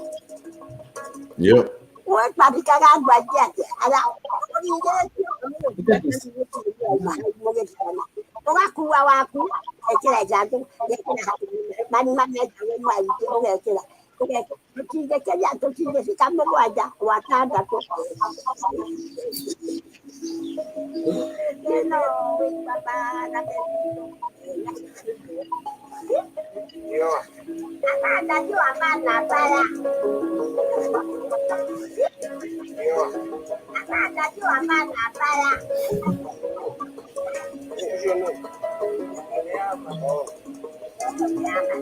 And they have the audacity to tell her to get a lawyer. They prevented her from getting a position. Oh my God. These were unreal. He said, "No middleman. Send it directly to me." Yep. From her. By the way, this is a German TV. DW. Let me tell you something. I don't know if you pay attention. I don't know, BJ, if you notice this. These exploiters, these colonizers, they're not always in agreement with each other. And every time they reach a point where there's not enough to go around to exploit, they are at each other's throat. Almost historically, all the way from Roman time, if you notice that trend line, the consistent truths, one of the consistent truths is that they're not always in agreement. So they were in agreement, let's say, to conduct slave trade, right? They were, when they reached a point, the slave trade was no longer as profitable. It was going to cause them more problem. They were at each other's throats, trying to prevent one country from continuing to do slave trade versus another. The Spanish and the Portuguese versus the German, the British and the French. They were that. So consistently, historically, always happens. I see that consistently. And then when they're breaking up Africa, the scramble for Africa in 1884, they were at peace with each other. They had the table, full of buffet, that they could share. But within less than a couple of decades later, by 1940, they were at each other's throats because there was no longer any more space to share. They were like, okay, we don't have now. The Germans want the French colony, the French want the British colony, the British want the Portuguese want that became the war that you see in the First World War. And then now, today, they are fighting in Europe because they've had an agreement between Russia and Ukraine in the middle of it, and Europe and America. They had that agreement to share the spoil of something, which is a post-Cold War era. But now we've reached a point where there's no longer anything to share, so they are at each other's throats. And you can see it in the inflation that you experience. You can see it in the price of things going up because you've reached a point where there's little to exploit, and then there's too much competition, and then there's not much room for them, so they want to push each other out, and then they go at each other. So they're very, and in a way, they're very savage in that sense. And in a way, even this is a video that a German channel releases about the British. Like it tells you like there's that kind of, but in the process, we Africans are watching some history be made, Anyways, what do you think? Hey, you're right on top of it because they're hungry. They got a COVID that been created. COVID just wiped out a few things that they really anticipated, and now they're talking about monkeypox and everything else that is going to come. It's just like you said. I'll never forget when the British and the French got together to really divide Holland in two, and one part would be French, one part would be British. The whole idea is because the French and the British are going out there in Africa colonizing, but the Hollandese, they got ship and they trade, so they all come to those ports and trade with the local. And the French said, "Hey, we work hard on this," and the British, they talk, "We worked hard on it, so now let's go take the whole goods from the Netherlands and divide it in two," which they were not successful, by the way. There was a great admiral that came out. By the way, he's the first one that called the Marines. The name Marines came from this admiral in Holland when he defeated the French and the French and the British in the sea. It was amazing, a very amazing story. So now they ran out of things, they ran out of goods, and now they're going to have to create this chaos. There's a lot of things that's going on behind the door, closed door. Have you heard about the closed door meeting that they had in the Mandarin Hotel this weekend? Where? This weekend, Mandarin Hotel in DC. No, I didn't hear about it. Oh my God! You got NATO representative, you got German, you got Pfizer vaccine, General Dynamic, all these big honcho. Guess what? What kind of meeting that was?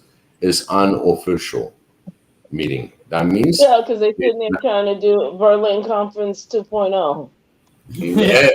Exactly. They called it a private meeting, a personal meeting. And also because but now they still got the title. Because now the 10% is fighting the 7% because again everything is it's a small group of people who control the world's wealth. So now you got the rich fighting the rich. You know why I'm laughing, BJ? Like you just said you hit it in the nail. 7% fighting the 10%. That is it. Yeah. And they had a meeting. We're talking about DC officials. All of them are officials. Yes. Taxpayers pay for them. Okay. And believe me, that facility was not free. Yeah. They probably would have met at Trump Hotel if Trump was in power. but in fact, it was the whole hotel was blocked off. Nobody can come in. Nobody can come out. Yeah, it's a top secret. Wow. Yeah. Yeah. But to me, it was not open to the public. To me, like one of the things that the big bigs were there. No. Yeah, the big wigs was there. The close that nobody's supposed to see. So can you imagine how much the Mandarin makes on the weekend? Oh no, this one probably they shut it down.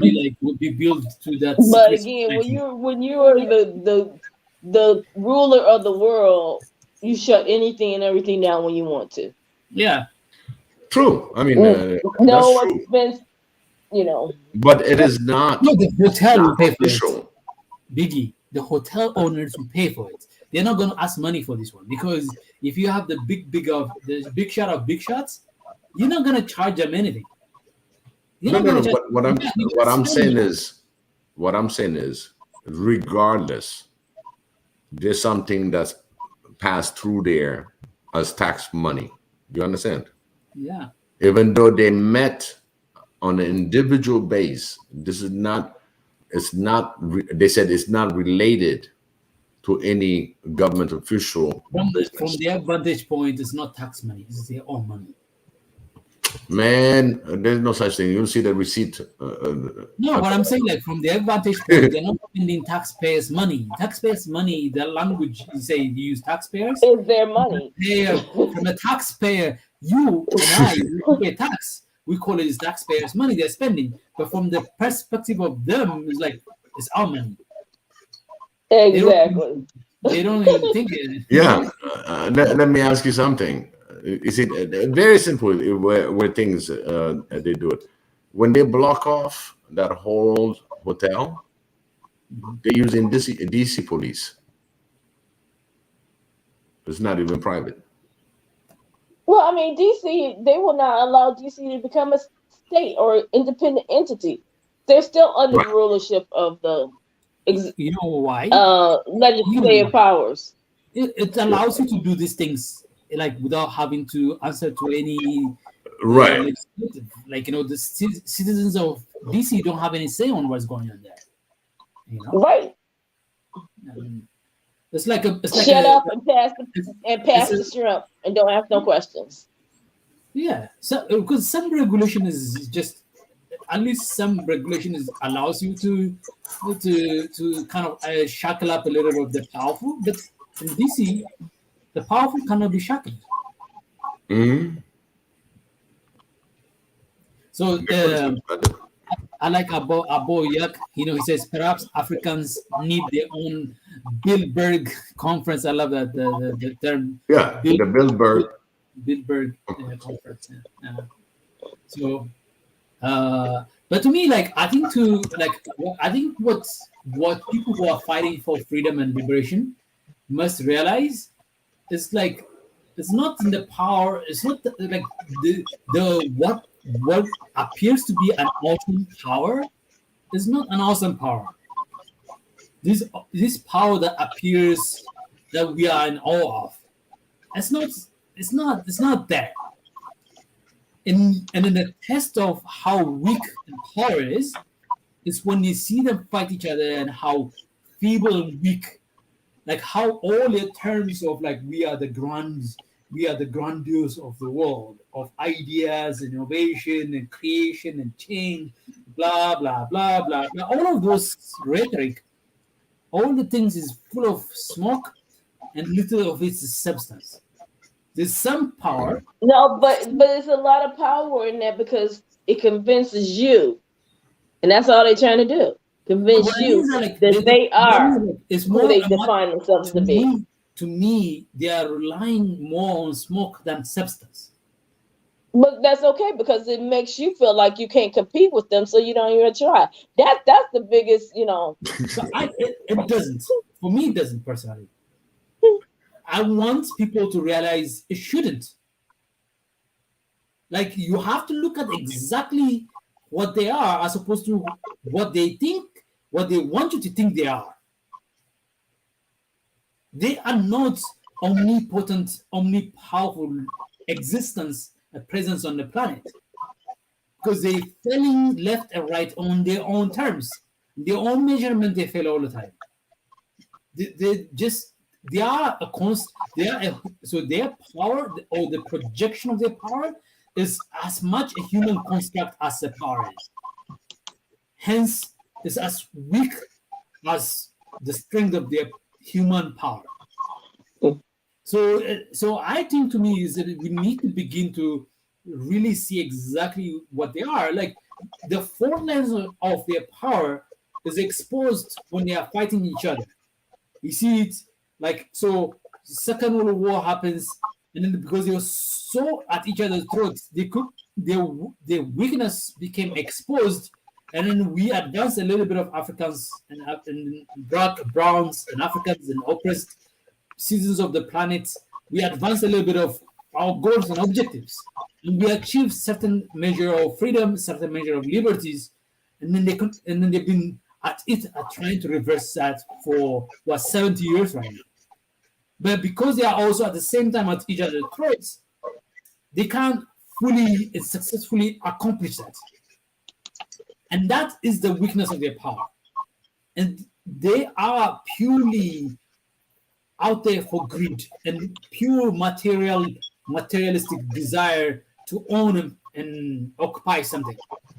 But human beings are more than material. Human beings are more than manifest, the manifest of your power. So what I am trying to promote is that, like, we need to educate ourselves to liberate ourselves to the sense that they have power, but not as limitless as they project it to be. And know the limit of that power, and then beyond which there is no power, their power exists, then exercise your power there and build your power there. You know what I mean? Like, to me, the examples of what we were giving earlier about the Ethiopian case, they've been using food as a weapon on Ethiopia for the past almost 50 years. And then these past 3 years, we've figured out there are certain things they don't have power on. They don't have the power over the 35 million farmers, smallholder farmers. They don't have power. They don't have the power to influence the minds of those smallholder farmers. They don't. So the government, the Prime Minister Abiy's work, became easier to convince farmers. They're like, you know, why you at loggerhead with your neighbor farmer? Well, if you come together, you can organize yourself, and we can capitalize on that organization to mechanize your agriculture and then produce enough food where you don't have to import these things. And to me, that kind of ability to exercise that kind of power. Well, see that, but that's the blessing in the farmers not being industrialized like the rest of us. They didn't find a need or necessity to have the things or be in the places or living in the city. So they were isolated. So they didn't hear all this rhetoric. Yep. So then they're now in a position that I know my neighbor. Yeah, when I had an issue with, when my goats ran off, he helped me gather them back up. Or when I need to, so they already have an alliance and allegiance to each other, and that's where power. That's what I'm talking about. That's the power. Those kind of things exist quite a lot, and on the planet that we live in. Despite all this oppressive space this system occupies, there's so much space that's not occupied in terms of ideas, in terms of the oppressive space. The oppressive space that is for the oppressed people to work on. One is to resist this power, right? But the other one is to work on those areas where this power cannot meaningfully exert power. It cannot. It requires expensive effort to exert power in that space. So it cannot exist power. So you can monetize and capitalize and organize that. And you can generate power from that. And the power you generate from that, look at this. Like 2 years ago, the plan was to, by now, the Prime Minister of Ethiopia would be like Gaddafi. By now, he would have been like Gaddafi. But he's not. He's an ascendance in terms of power, and then essentially he just flipped the formula on them and say, like, you know what, I'm going to derive my power not from your capitals but from my origin. So last year Ethiopia didn't receive any aid money. We've been receiving aid money for the past 30 years. No aid money last year. The country is struggling with inflation like everybody else, but it hasn't collapsed. The leadership is struggling to meet all the things that it needs to meet for the country because it's a poor country, but it hasn't collapsed still. So what I'm trying to, I think that point about, how do we optimize our struggle, part of it is resisting this, through rhetoric, through arguments, through reason, but part of it is developing new power sources that do exist, that are not being optimized, that have not been utilized. And then that is an instrument that is becoming more and more powerful around the world as a form of resistance to this, you know? Yeah, look at the Abuyak comment. Perhaps Africa needs to have their own Battenberg conference. But I'm like, these guys are protected. Stop replicating what they do and create your own. Yeah, because our things is, I think Abuyak just put that comment in there. We have to build our own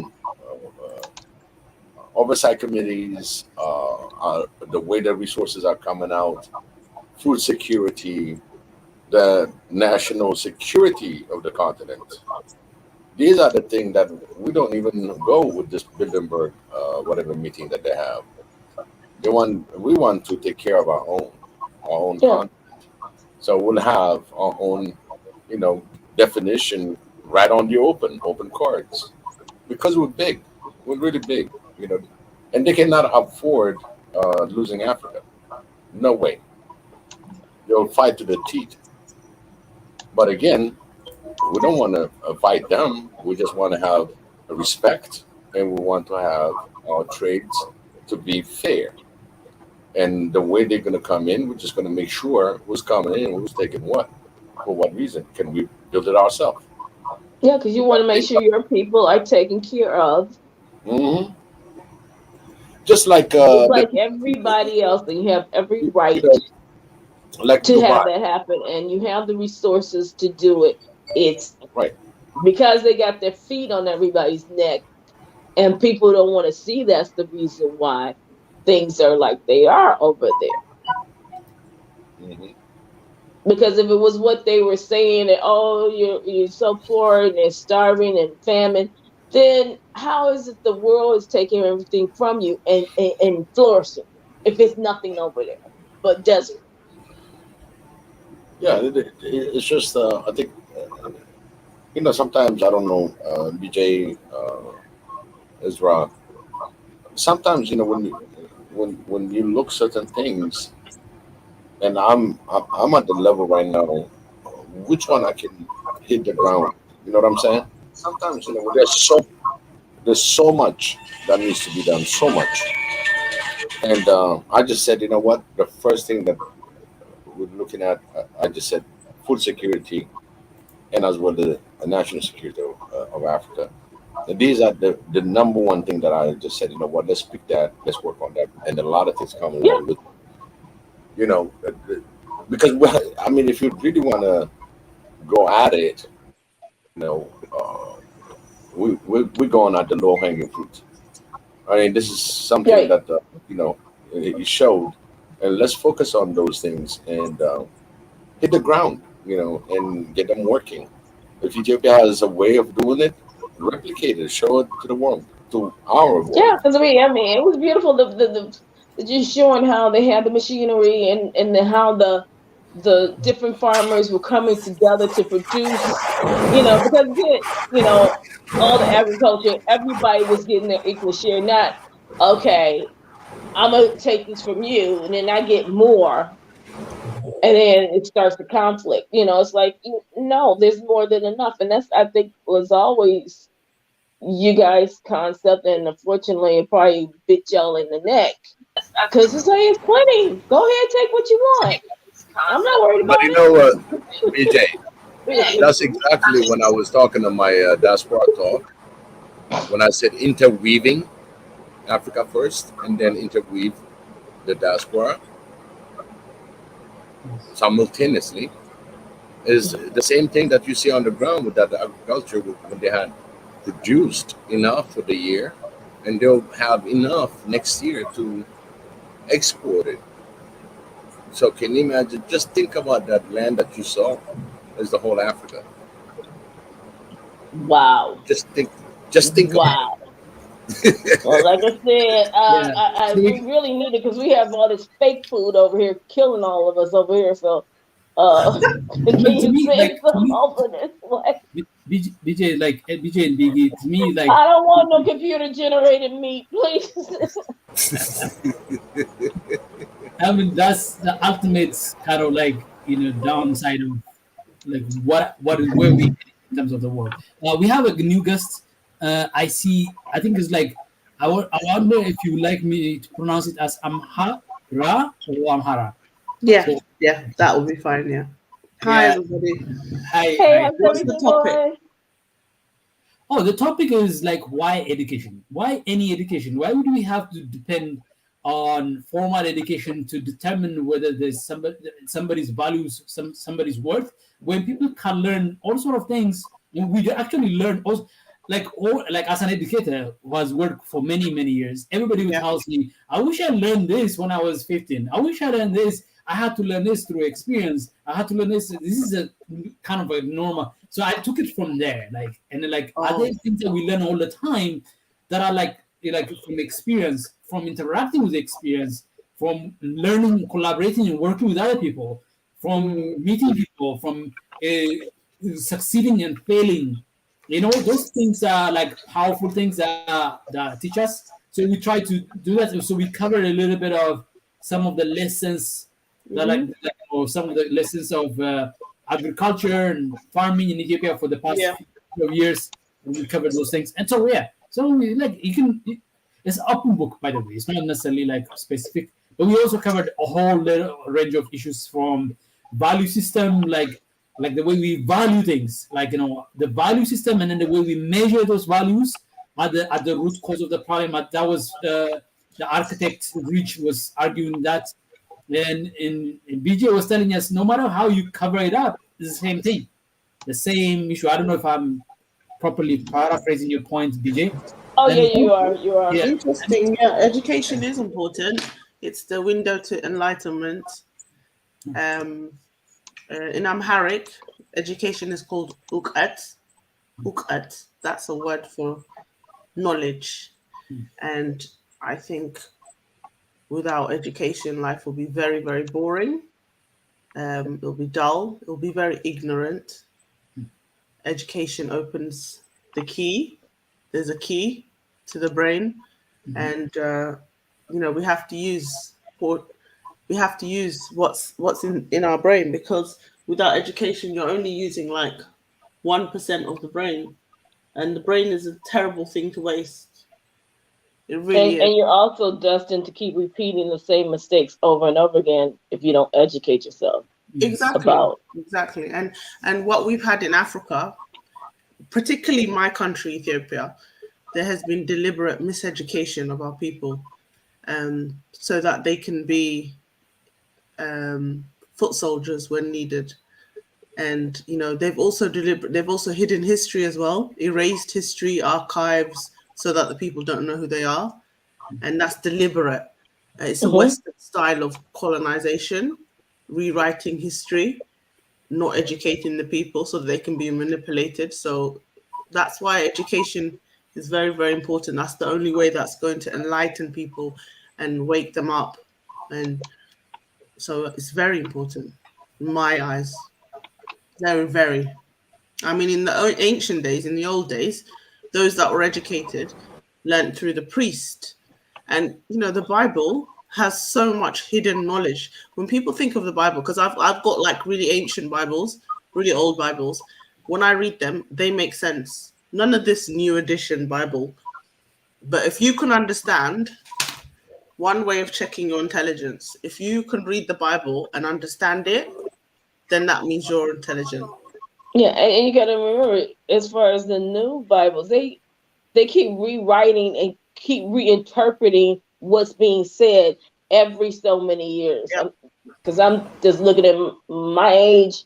I know I've read it. There's one version, the New King James, the English version, and none of them. Yeah, they don't make sense. Mean the same thing that the previous version meant. Mm-hmm. And they took out books as well. So imagine when they took those books out, that Bible doesn't make sense. Exactly. When you read the books that have been taken out, the whole Bible makes sense. And I'm not saying this like in a religious way, like to try and convert. I think because that's the first history book is the Bible, and then all the other religions came about. So I just think people need to read the Bible just from a historical point of view. Yeah, You know, because and it shows you so much of what they endured back then. Because I haven't read the Ethiopian Bible, I'm gonna try to get my hands on one. But the thing is, what I learned reading it, it says, "Oh, okay, we kept screwing up. God said, enough," and then by the fourth generation, we really flipped out. And then he's like, "I'm tired of you guys," and gave us another chance and gave us another chance. And then Jesus had to come because he's like, "These people too stupid to realize what I'm trying to tell them. Can you show them, please, son?" And we still it's ain't got it white right. supremacy. It's a white supremacy Bible. We need to read Yeah, the original one. yeah, Because the original one is like a history book. It goes back and it has some of the ancient knowledge. Because the ancient people were very, very intelligent people. Even if you look at the Mayans, the South American Cambodians, they have all that ancient knowledge. You know, with the engineering and all the yeah. things they've done, you need brains to do that. Right. Yeah, and when they And came to colonize their countries, like in South America, they removed all that knowledge. They deliberately. yeah, because that was the first thing they did was burn the libraries because they Yeah. wanted to make sure that people wouldn't know. Yeah, take away their historical knowledge so that they can be easily conquerable. So that's And why. then after that, they start to brutalize and murder and torture the people, and they will let your children see this. And your children says, "Oh no, I don't want that to happen to me. I don't want them to hurt my mother again. So I'm just going to fall in line and not resist." And over and over and over again, that's constantly being refed into your brain. Don't resist unless you want these things to happen to you. And then there's the massive propaganda, or they're primitive, backward, you know, like especially about the Australian Aborigines, the way they wrote about them like they're animals when they were very, very intelligent people. You know, they knew how to live with nature. They've got a lot of, you know, knowledge about the constellation, the stars, way more than NASA. But the way they talk about the And see, Aborigines, and the thing is, I don't understand why we don't realize that, because they didn't go any place that did not have brilliant, knowledgeable, skilled people there. They didn't go to the middle of nowhere with someone just, living in the cave. No, they went to the most highly advanced civilizations that were around the world. Yeah. So I'm just sharing a quick kind of picture. Like, I've known this fact for a long time, but if you Okay. see, Oh yeah. you see on so the Ethiopian Bible, it's like so there was a time where Bible was written in different languages. I think 3 or 4 languages. One of the languages was Giz. That is the ancient empire, like the Aksumite Empire's official language was considered Giz. When Aksumite Empire collapsed, the language transferred into the church. It became a church language. It was a church language then too, but it became the only. So that's all, it resided there. But so it was written in Aramaic, I think, in Greek, and probably in Arabic. But a lot of these Bibles, almost all those Bibles were lost to one form of war or another. If Syria was invaded, lost a lot of materials that was written in early days of Christianity, in early days of religious efforts to preserve things. So what remained among all the existing complete set of Bibles, not the separate books of the Bible, the complete total translation of the Bibles was the Ethiopic, they call it the Ethiopic one, written in Giz.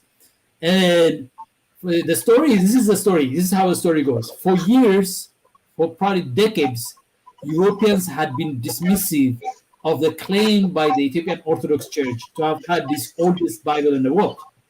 They dismiss it's probably 19th century. So they didn't have so recently they have the testing tools to test out the materials. So scientifically prove it. This is actually, in reality, this is 800 years older than the oldest known Bible church, Bible, which is the King James version. So Yeah, actually, a lot of people don't understand it. It became really white religion under King James, messing with it. Okay, but before that, it was Christianity is a black religion. I'm from the originality, including the wise men. But one of the three wise men was a king from Ethiopia that came in with a myrrh. Biggie. So he first, yeah. Yeah, let me land and then I'll let you in. But to me, the most important is, I think to me, it's not about the Bible. It's not about the content of the Bible, whether it's truths or facts or that kind of thing. Is whether it's the religious part of it, the faith part of it.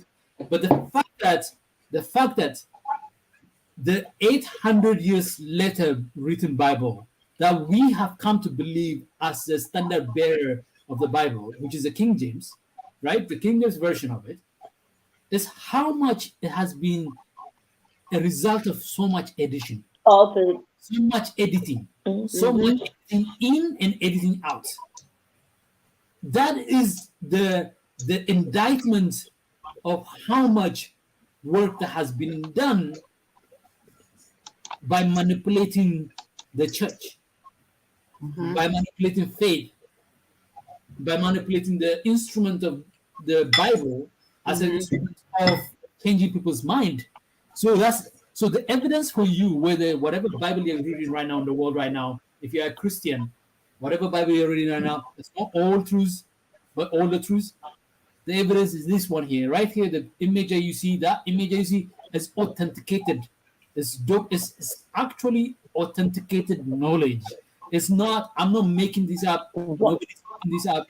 You can go and research it. It's like if you believe scientists, or if you believe scientists are a good way of verifying things, these are the ones that do a very good job for you to be able to understand the. So that's the point. I think. So sorry, Biggie, I cut you off. Okay. Interesting. Oh no, you're fine. You're fine. No. I mean that.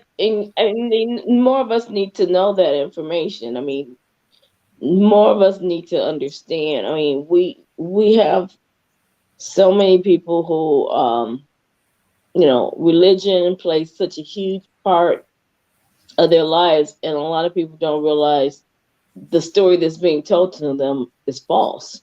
Yeah.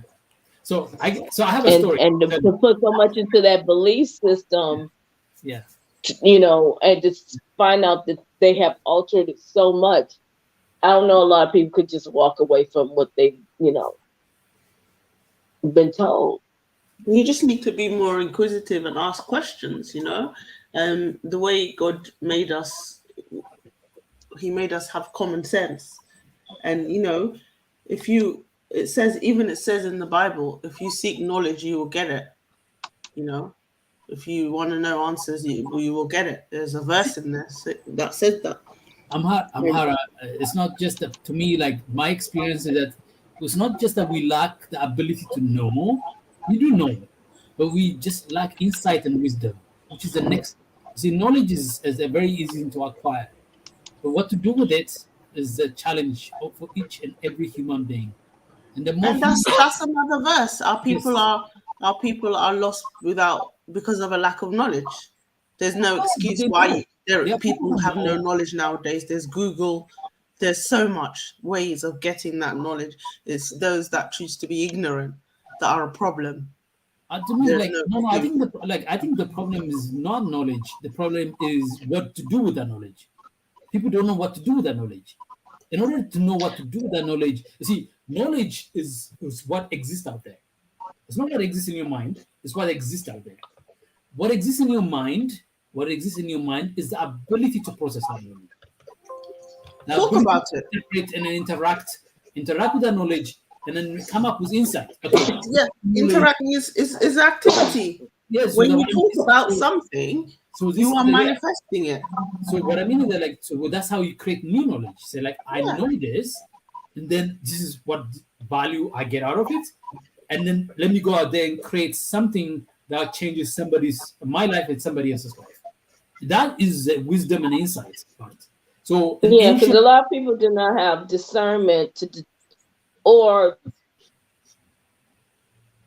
I would just say the resources to determine what is true and what is not true. Yes. Because you can find knowledge, but which knowledge am I to believe? Yeah. Which story is yeah. Your heart will tell you. You will be able exactly. to. Yeah, exactly. No, but it's like that's what I call insight and wisdom. Insight and wisdom is the tool instrument that are planted inherently in each and every human being. But you need to train it. You need to practice it from child. That hasn't been tapped. So you have to train it early on in your life. So, like for example, as an educator, when I run schools, I tell my students what you learn here is judgment, decision making. I don't care whether you are an incredible mathematician, maths guru, or like genius maths, or genius artist, or genius anything in between. I care what you're going to decide with that knowledge. What are you going to do with that knowledge?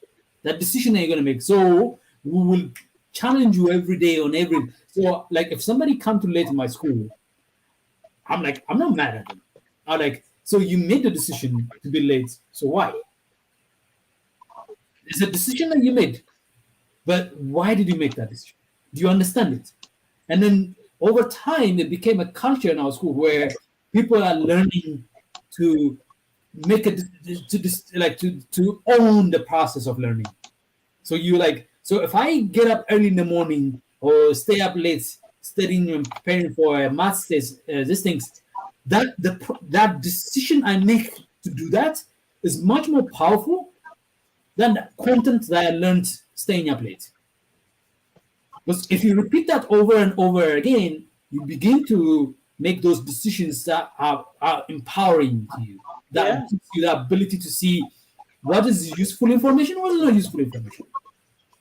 Yeah. What is noise, what is smoke, what is substance. It's true. It's true. You know what you're saying is very, very interesting. There's also the knowledge of foresight. Yeah. So like you can even predict things. Yep. Those that think a lot more know what will happen because they see the pattern, or they may have that gift of seeing what will happen. And has anybody ever, thought about something that will happen in the future and it happened? More or less. You know why it's going to happen? Yeah. It's going to happen because your mind and emotion are one. When your mind, what you have in your mind to make it happen, you have to feel it emotionally, and you have to really feel it like you have it already. So usually we have something in our mind that we want to accomplish, but we have so many distraction and self-sabotage and all that with your emotion that it never lined up. But the day that you already got that in your mind, it's a matter of time that out of the experiences, your emotion get lined up. You will get it. Because the universe is a big shopping center. Anything that you have in your mind and you want it bad and you feel it like you have it, you'll get it. So Biggie, to extend to you a little bit, this is an insight I got. I don't know the reading stuff, but I don't know if it's an insight or it's a foresight. Like if you were to think about at any moment in time, right? At any moment in time, you are at the present, right? Yeah. But at that present, you were not there before, right? But it was a future at some point, right? It became a present at some point. But once it becomes a present, it becomes like a clean line. It's like you have lived it, you haven't lived any other line. So, but when you think about the future, infinite possibilities are. You haven't lived any one of them, right? So when your emotions, your sensibility, your thoughts, your emotions, your projection projects to any one of those possible futures, you're not necessarily taking it from anyone or anything. It hasn't existed, hasn't yet materialized. So it's not like a limited scarce resources where you have to share with somebody. Like it's a future that hasn't yet materialized. So you pick it out and you're going after it. Like your mind is going after it, your heart is going after it, and then before you know it, your feet and your words, your action goes after it. Then every day you are materializing the future. Every day so every day you materialize it, you're materializing out of infinite possibilities. Every second that hasn't yet happened, it could have been any possibilities. It could have been any infinite possibilities. So that's why whatever you believe, whatever you care about, whatever is important to you, whatever aligns with you, most likely to happen ahead of you is because you essentially, consciously, subconsciously are picking the future. Does that make sense? How about the past? You said the future. Just the other day in Egypt, they found a whole grave full of what is it? Yeah. Coffins, Yeah. coffins of these ancient Egyptians. Brown people, with their hair. Yes. They literally discovered it and took them out. They put their picture and they put it on BBC. And then the other day, while I was watching the news, I said, they're literally digging our ancestors and unearthing them. Yes. So like what you said about the future, also the past. So you're bringing someone's ancestor out. For them, black bodies are not human. So they will display it, put it in a glass. But that's actually someone's ancestor being displayed. But see, it's not, to me, it's almost something even beyond that, because why aren't they pulling their own ancestors out like that?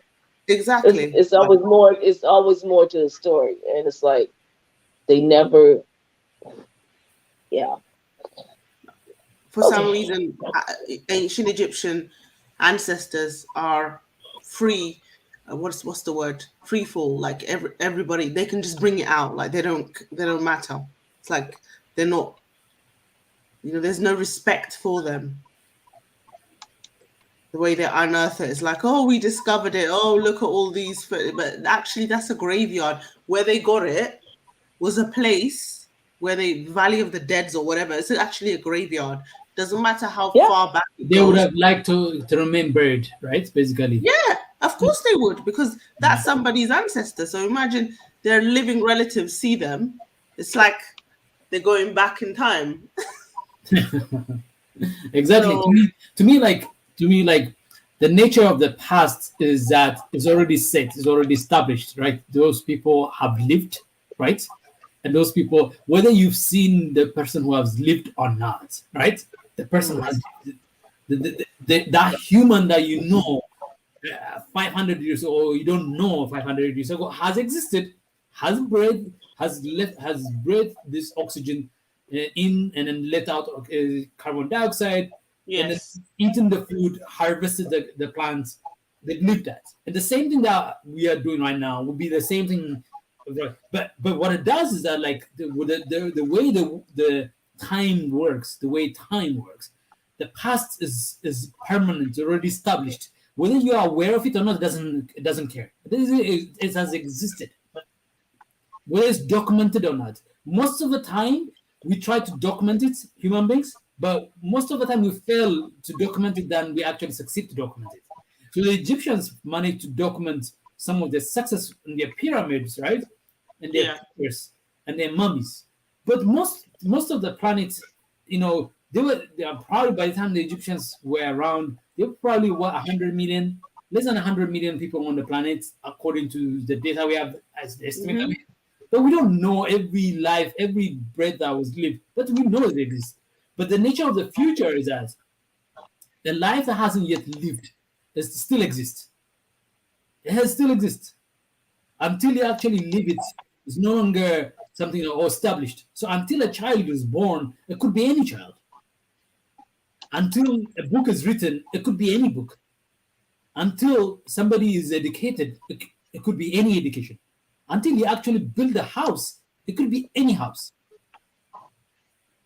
So the way the nature of the future is that you can pick and choose almost anything. It will not harm anything. If I decide to change the past, if I interfere in the past, I'm trying to manipulate a past that is not, that doesn't want to be manipulated, that doesn't want to be changed, because it cannot inherently, by its design, capable of being changed. But if I'm looking at future, so that's what the point I wanted to make is to expand on Biggie's point that once you like your mind has the ability to project forward. That is the thing that most people don't realize. Our mind is a conduit for projection of that, to project forward to the future that hasn't yet materialized. And then in projecting that, you have all sort of tools, instruments to make sure what you project forward to can materialize in reality. It becomes your present. Because that future at some point is going to be a present, right? So as you're marching toward it, it's the steps that you take, the walk. It's the book that you read. That's the reality. That's your presence. It's the conversation that you had, or the reflection that you did, or the interaction that you did with the reflection, or the things that you've created or collaborated with somebody creating. So do you suggest that those mummies be buried, like as Africans, as this platform is for African unity, that we should push for all those mummies in the Cairo Museum Absolutely, to go back to the grave where they come from? You ask the mummies, how do you like to be buried? They will tell you they would like to be buried as African. And whatever name they call it then, that's what they would like to do. They would because they were buried like African, with grace and with some pomp and circumstance, like African burials are, right? Like, like the ceremony of African burial is like in Ghana, when I was in Ghana and school in Ghana, I used to be amazed at how important funerals are. Yeah. That's an African tradition. Yes, an African tradition, because burying somebody is as important as leaving somebody. Because they become what is more insulting? Being put in a glass box or being denied their heritage? Because now they're saying, oh, they're European. They're changing their identity. Oh my God. So the thing about it, those are people that are trying to shape the future by manipulating the past. By claiming their history. No, by manipulating the past. They are manipulating the past to shape the future. So how do they shape the future? Is by making you think that you are less worthy than you are. But then again, is why are you now, who stated that these are uncivilized savages and we're the civilized and we have created these great civilizations and the Roman, Greek, and European and British and all these wonderful empires. The sun never sets on the British Empire. Yada yada yada. Now all of a sudden I'm really African, huh? Why? And that's the question. Is like, why all of a sudden you want a part of this story when you rejected it forever? But I think to me, like, one of the things that you need to do is understand the construct of the modern world.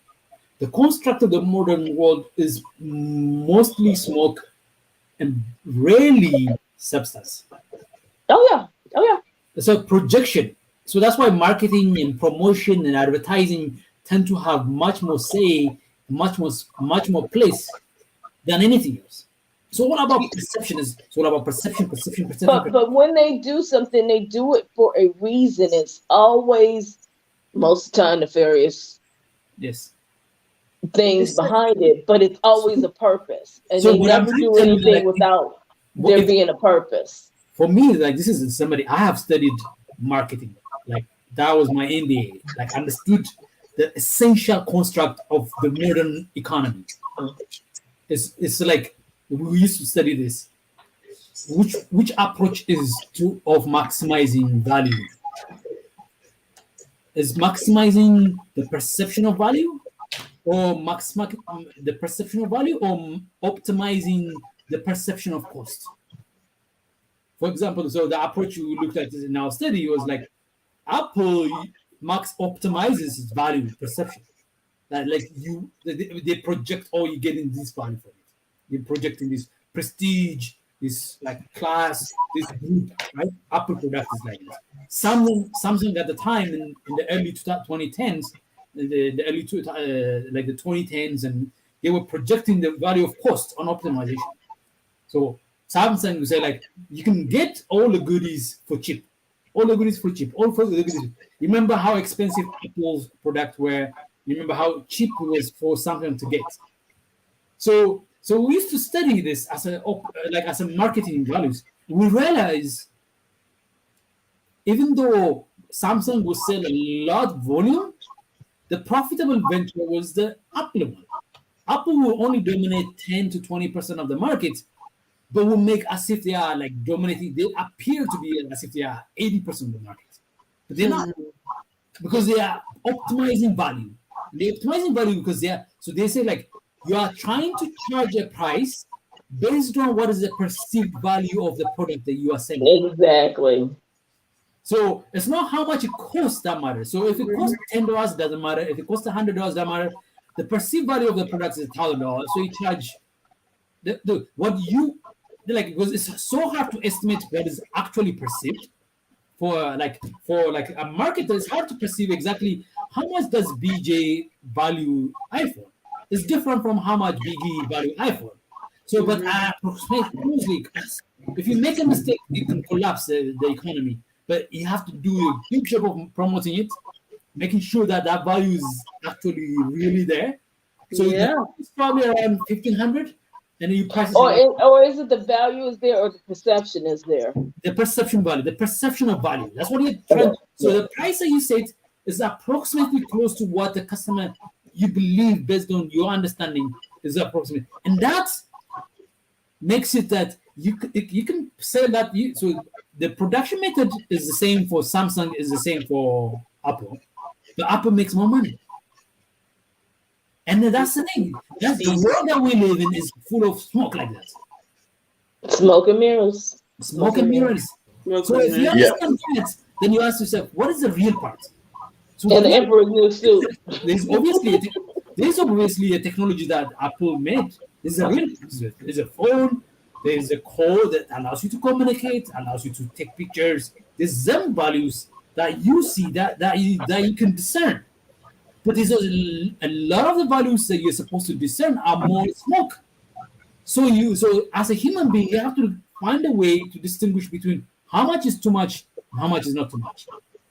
And what the true value is. What is the true value? Paying the cost. What am I dealing with? Where are you dealing with? So the true value of the oppressive forces, you have to realize exactly the true value. Exactly. They are oppressive and they don't want us to have this conversation. But we are having this conversation right now. Of course. Right? So that tells you the limitation of their power. That means the fact that I'm having a conversation with 3 or 4 or 5 people is the limitation of their power. Then that's why they distract you, so you don't have that conversation. Exactly. But I don't get distracted. I can have the conversation with 2 or 3 people because I know the limitation of their power.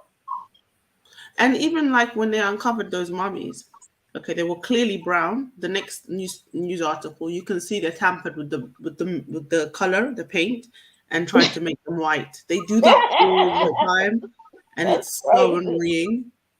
You could see the dark coal, and then suddenly they just painted white on the brown skin. They're like, but you know, like to me, like that's such a silly thing to do. It would not go far. Trust me. Exactly. It's just ridiculous. Before you go too far, Amhara, I want Redeem is asking, what are we talking about? What is our conversation? I don't know if BJ or Big E want to take on that answer. Like, what are we talking about here? What is the conversation? I've said it so many times, I don't want to. Yeah, I was just about to tell you because somebody's lost in there, but she just came in. But give a quick one. We're talking about education in general, but I think like what you because that education, the conversation has gone in so many directions. I don't want to be the one to talk about it. So Biggie, if you want to tackle it a little bit, and then I'll let BJ tackle it a little bit too. Basically, we were talking about education part, and then we went through the neo-Nazi, everything else that Rich brought up, the architect. And now we're just tackling in, certain things that have been changing their way, our way of life to become part of their way of life, that trying to take, basically stealing from us, including the Bible. And we talked about the Bible, how old our Ethiopian Bible is, 800 years before the King James Version. And now we're talking about the unearthing of a mummy, which was a pharaoh, I believe. And that's where we're at. Yeah, interesting. Does that make sense? Yeah, and it's like they keep doing the same tricks over and over again, just a new day. And we have to wake up and see this is the same game that they've been playing with us forever. When are we going to change direction? Can I just say something while we're on the topic of mummies? I mean, I'm a school governor in our European education system. They like to preach about Roman Empire, Greek Empire, okay, and the way that they promote that part of history, and in ancient Egypt as a separate history, like not connected to that. And they make it seem like the Greek and the Roman history is older than the ancient Egyptian. And when I told the children actually ancient Egyptian history is way older than Rome and Greece, the children worked it out themselves. Like children nowadays are very smart. And first, like no, it was Greece, it's Rome, because they hype up that part of history. And you know that they don't lie. Have you noticed that they actually don't lie about it? So the numbers are still there for somebody to figure out Egyptian empire is older, but the way they do it is so subtle, very subtle way. Like in subtle way, they emphasize something. Like so the perception game I'm telling you is essentially what is playing on the brains too. So by the way, when we study the human neurons, we are learning that perception is much more powerful than actually what you see. So your mind, your eyes, whatever your eyes see is not what exactly your mind sees. Because your mind bends the truth. It processes the informations. It is the executive function of your brain, the frontal lobe, that finally determines what you're seeing. So apparently they say like your eyes on your visual cortex are receiving data from your eyes, and then your eyes act like if you were to turn them into a camera, they are like they say it's like having 12 cameras on both of your eyes. That's how much data your eyes are collecting. It's like having 12 cameras mounted in your eyes, on each of your eyes. That's about 24 cameras mounted in your eyes. With the amount of data has been collected by your visual process. But that data that's collected is not all what your brain tells you are seeing. So it goes through your visual cortex. It goes through the back end of your brain, which is a very primitive version of the so-called primitive version of your brain. But ultimately, it goes to your executive functions, and the executive functions, the frontal lobe determines how much of that what you see is actually true, and that is actually utilized in marketing and promoting and perception setting and manipulating of human beings. It's very powerful. It's a powerful instrument that has been used for many decades now, and the way we shape people's mind and attitude. Because just like we were speaking earlier about the African American Museum on the Washington Monument and how Big E says shaped like a tree. Well, for us, that tree has a different set of connotation than somebody maybe from Utah. Yes. And they may look at it like, well, why is it a tree? Oh, okay, I guess it's an African thing. But within there's always subliminal messaging and things that they put to trigger certain things in your thought process. Because like she had mentioned Egyptian history. I just remember my world history classes. Egypt maybe took up maybe generous, a half a chapter. Greek might have got 2.5, maybe 3, and the rest was Roman, Great Britain, all France, Spain, and everything else. So they sort of whitewash Egyptian history, so you never get a true connection that this was a powerful empire, that everything was founded upon, that they provided the foundation for Western civilization. So no one takes attention because it's not being shown to them. Do you know that Ethiopia defeated also the Roman Empire and the Ottoman? No, they never said and that. They hide it, and in fact, I didn't know about the Moors and the Crusades. It's because it's like an we adult.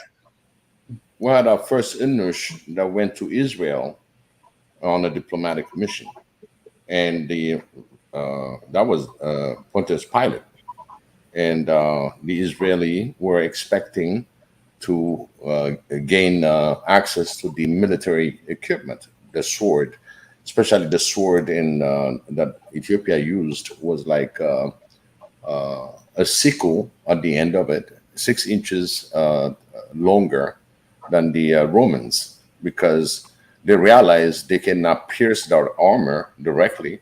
So they got a curve where they grab the straight sword and lock it and pull it. By the time they pull you, and they would come back on the outside of the sickle, which cut through your throat, and then when you come back, it cuts off, it removes the head from the shoulder.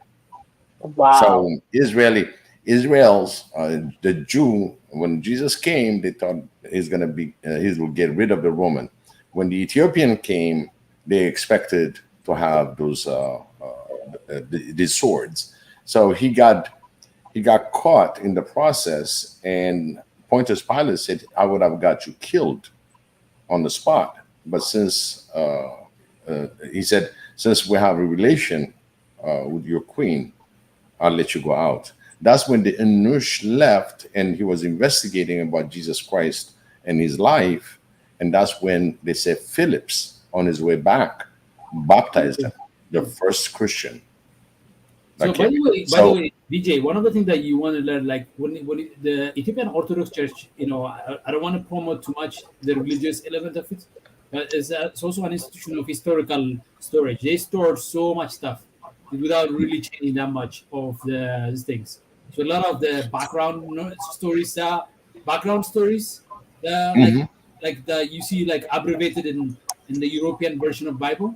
Those background information is all covered in so in ancient time, all this background stuff were written, were talked about, were covered in ancient times, be it in Islam or in Christian or Hindu or Buddhism. These are all sort of everybody's story is written in as much fuller version of it as possible. If you want to understand, let's say, the Buddha and then his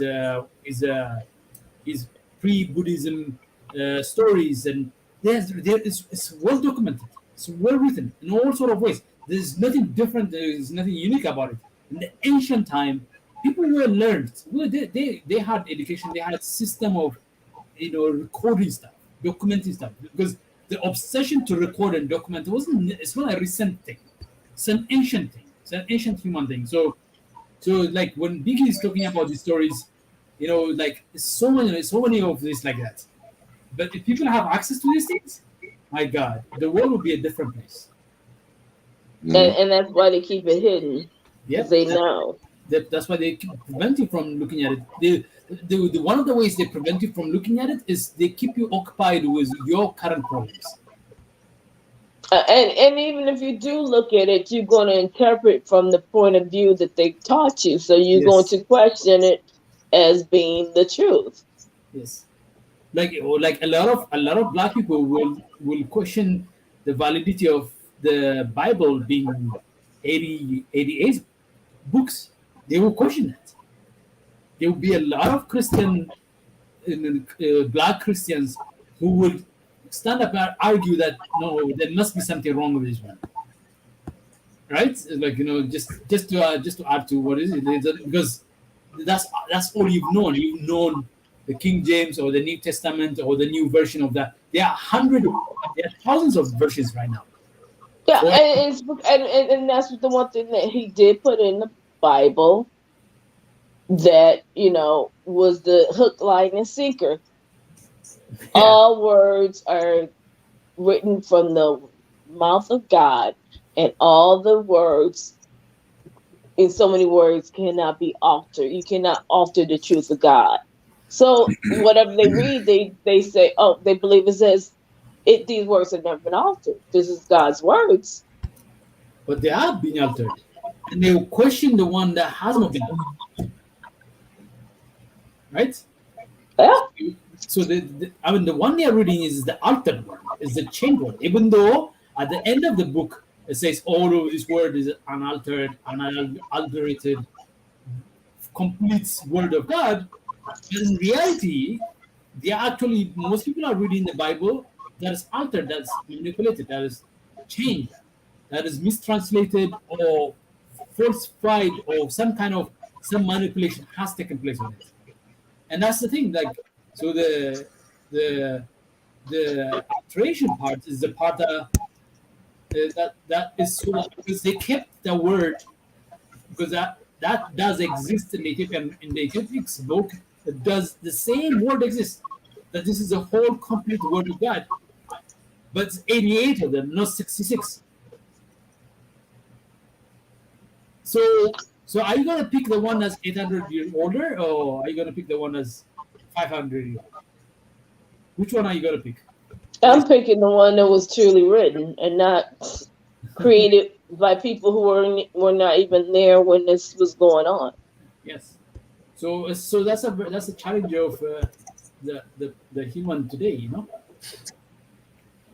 So I wanted to say something like, I wanted to say to Redeem and then to those newcomers, we are trying to talk about, like, okay, we are trying to educate ourselves, to inform ourselves, to empower ourselves. Inform, educate, inform, empower ourselves. They're separate things, you know, because, like, you know, to educate yourself is giving yourself the tools, the instruments to find the information, the knowledge that's out there. That's the education, the power of education, and or the ability, the tools of interpretation. So if I teach you how gravity is calculated, I'm giving you the tools to interpret gravity. So we are trying to say, okay, like, are traditional institutions the only and the sole means of learning? And that's where we started this conversation from at the beginning of it. Or is all type of education does exist across us and around us and in us? Are we instrument of education ourselves? Are we individually instrument of education? Are we as a community in the framework of Ubuntu instrument of education? Are we the basis of education?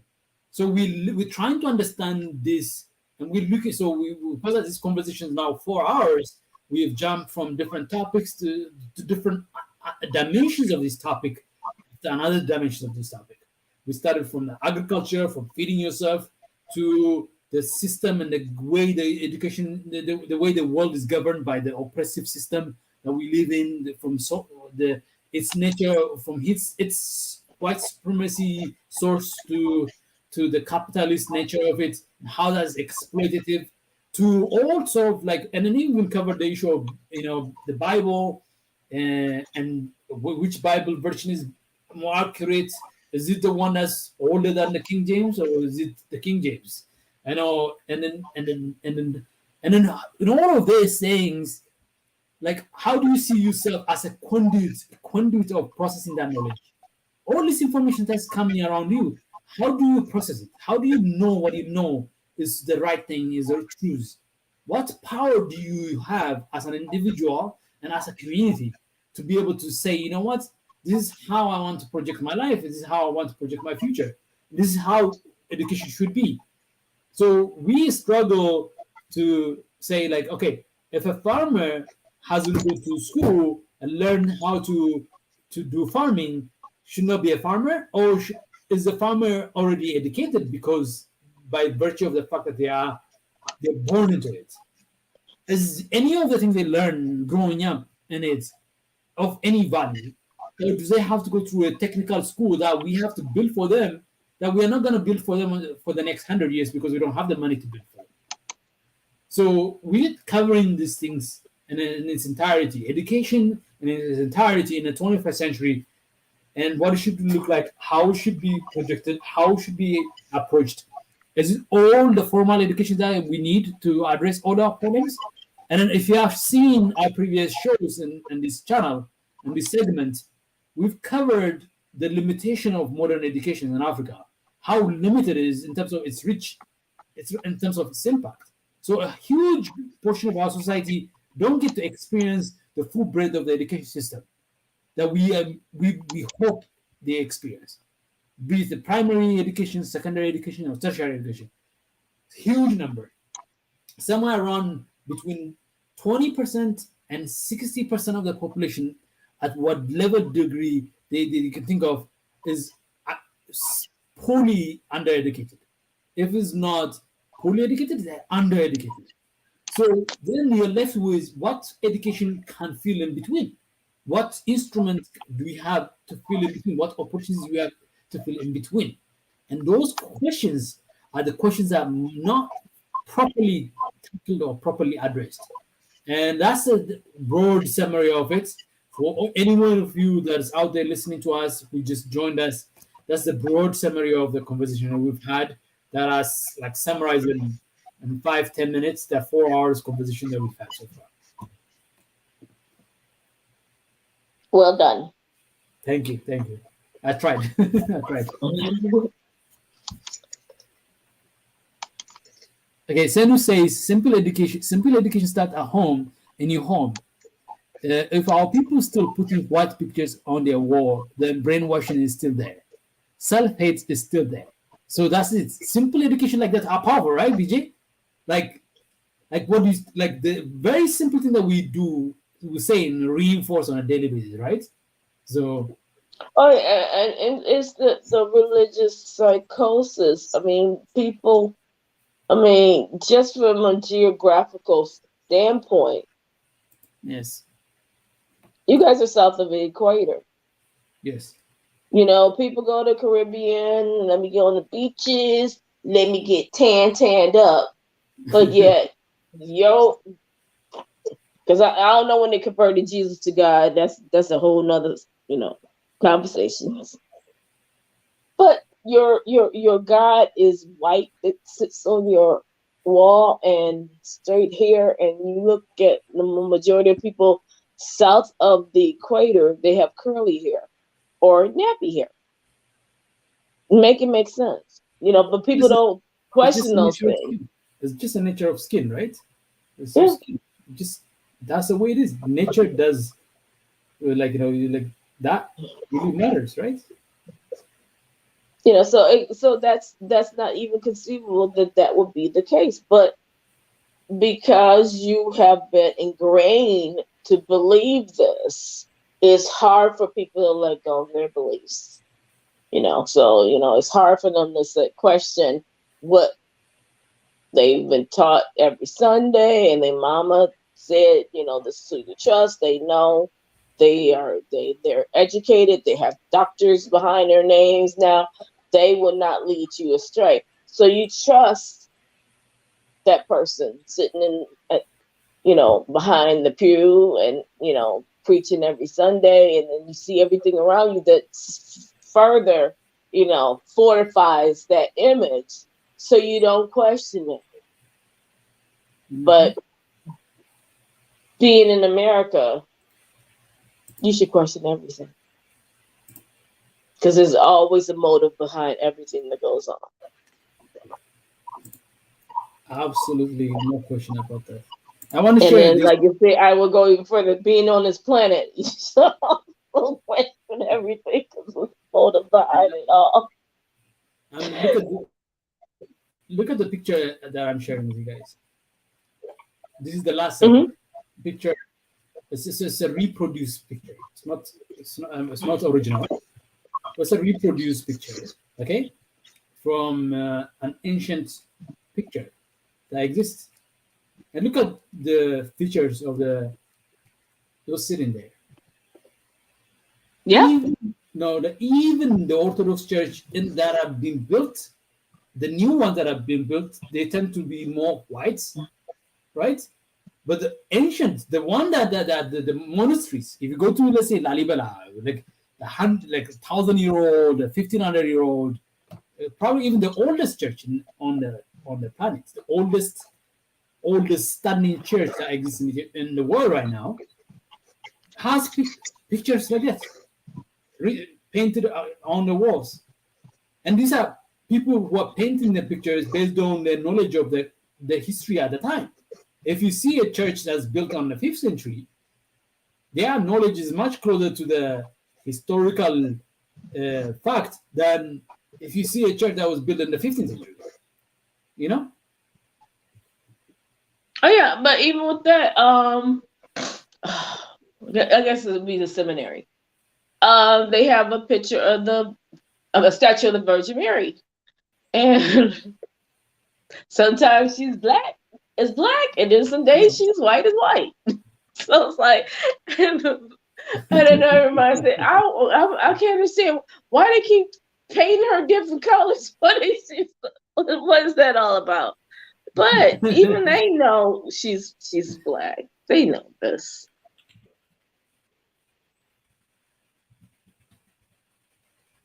Yeah, Biggie, what do you have something to say? I was trying to find Billy Graham sermon, where it says, Christianity is a black religion, and then Jesus is the world religion. You know what I mean? It was I played it a long time ago, and I cannot find it. I thought I saved it. Sometimes, I know why I can find it. It's what Billy Graham specifically says that it came from us, and then they took it from us. Now they'll come back again. Like I said, they'll be digging more and more. Now they're finding out that all population on Earth has a drop of black. So then, so it's really blood. Our religion because we're black too. So they will claim Africa now, saying, hey, we got a drop of black blood. You know what I'm saying?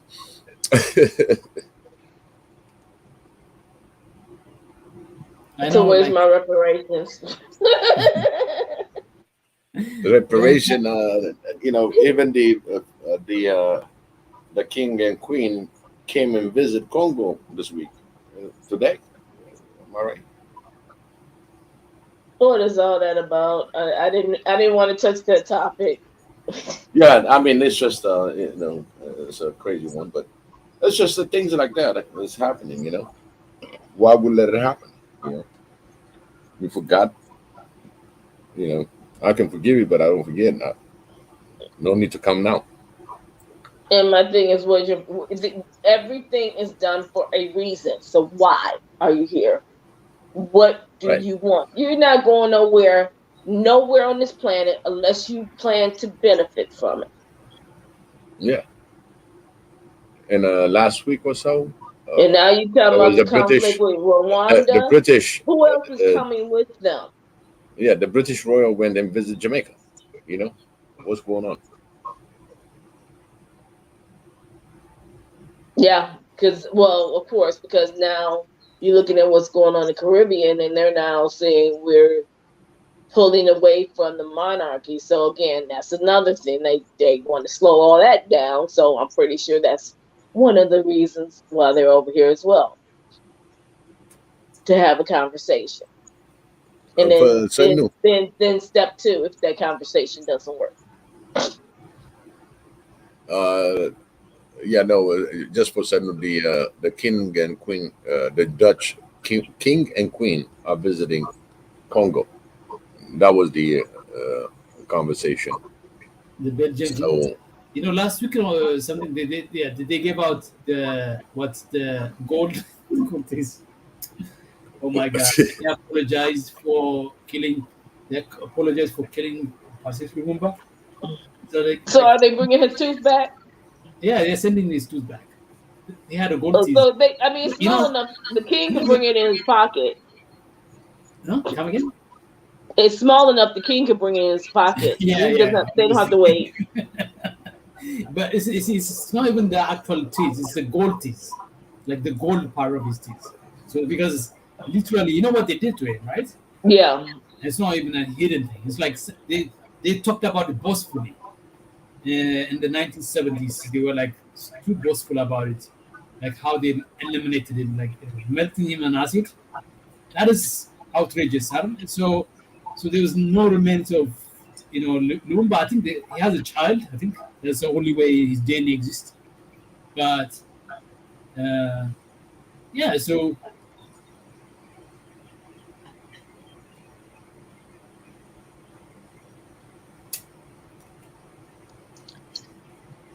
It's just unbelievable. I mean, greed is so insatiable that there's never enough to satisfy. I mean, Yeah, because they're competing among each other, and they're going to accumulate until he beats that one will beat the other one. But unfortunately, if they really look at the riches that they have and the span of life that they have left, is down to zero. You're not going to take all that with you, you know. But yet you you destroy the world while you could have helped the world.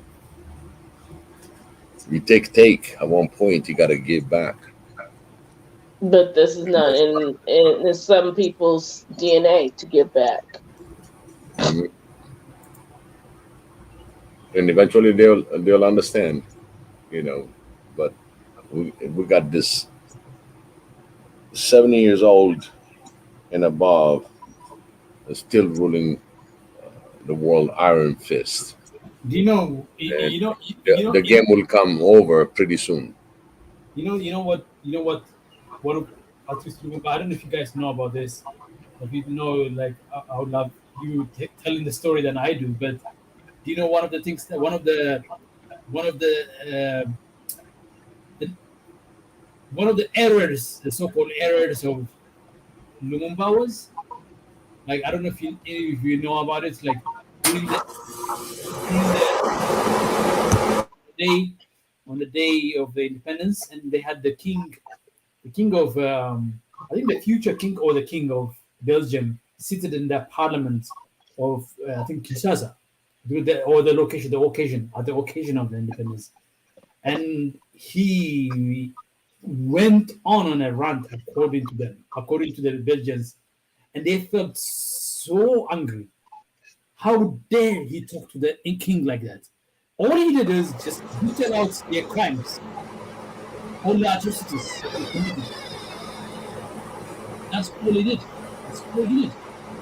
And the king was so angry, and so they say like his death was sealed on the day of independence, because if they if they could have just eliminated that day, they would have done that. So the British was very angry because he was literally pointing out everything they have done up to that point. Until even in the 1950s, they were still caging Congolese kids as exhibits and museums. Like in their like as if they are like zoo animals. So quite fascinating how the Congolese people are treating this with such kind of like like such a like I mean they don't give you Like the it's such an honor. yeah, it's like it's not something that you just ignore, right? See, and that's what we have to do. Stop feeding somebody else's fire. Yeah. Stop it. Just okay, and just walk away. Why are you giving attention to people who don't care about whether you live or die or what your people are going through, even though everything you have is feeding them every day? And I'm supposed to sit up there and throw out a red carpet while my children are sick and dying? Who got time for that? Yeah, I mean, it's just it just to me is like that's one of the ways you can whitewash this country, right? Yeah, you can have, let's say, you can say, "Oh, I'm going to have a serious conversation with the with the king and the queen in the behind closed door." But what matters to the world and what matters to the Congolese is what we do in front of them. Well, I mean, and you said you were in marketing. You understand exactly what all this stuff means. Yeah, there is the benefits. Why would you want to benefit the Belgians? What is it? What do you get in return for giving them the perception that all is good and all is okay? We are now making up.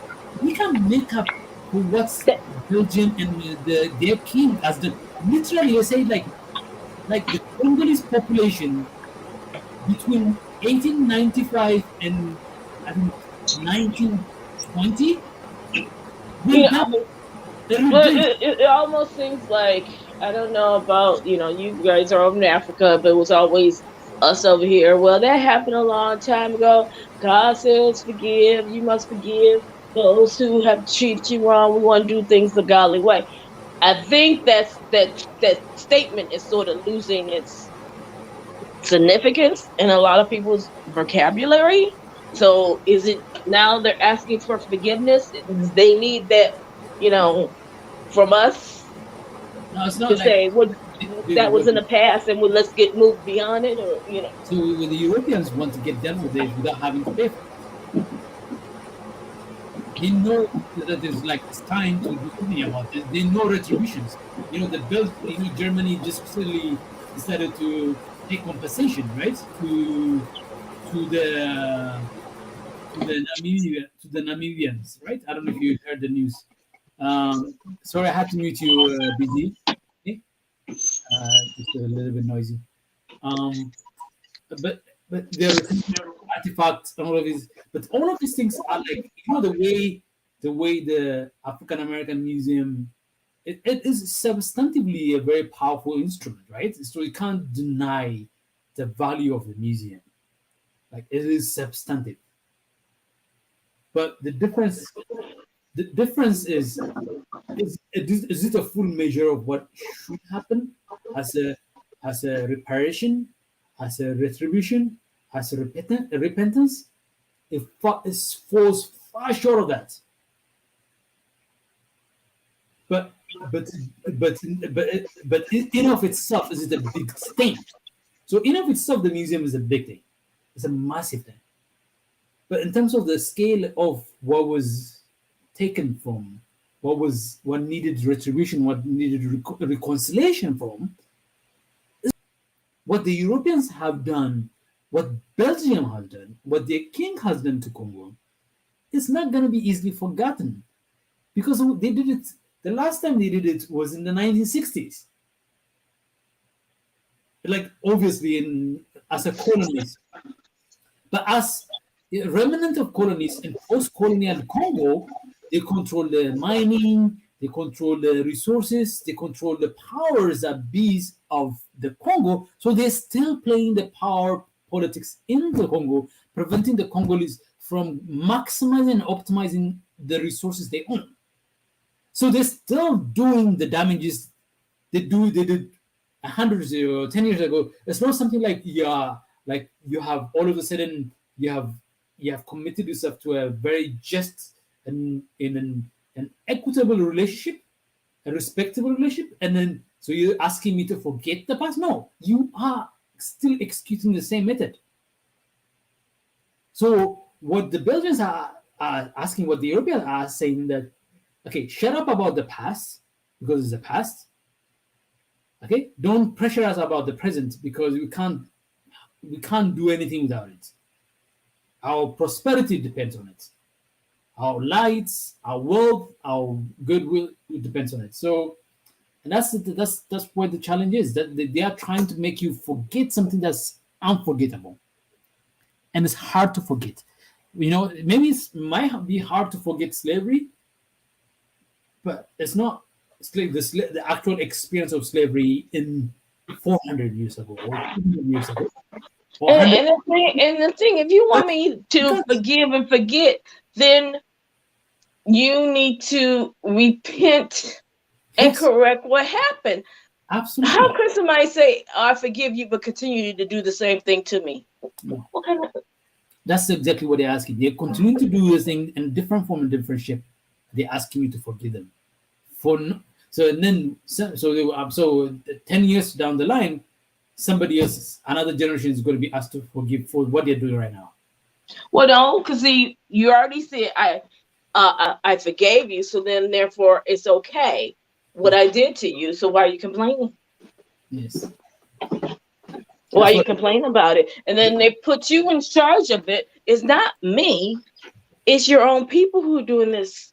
And we're going to come and rescue you and take more stuff from you. Yeah. But they say the people that do it, like the case of Congo, for example. I mean, Congo has one of the longest serving United Nations like one of the largest contingents of United Nations presence, and they've been having the UN presence since their independence. And all this UN do is these are just instrument or they are the cover for what happens behind the scene. It prevents a proper coordination and coordination of the Congolese people's power together. Exactly.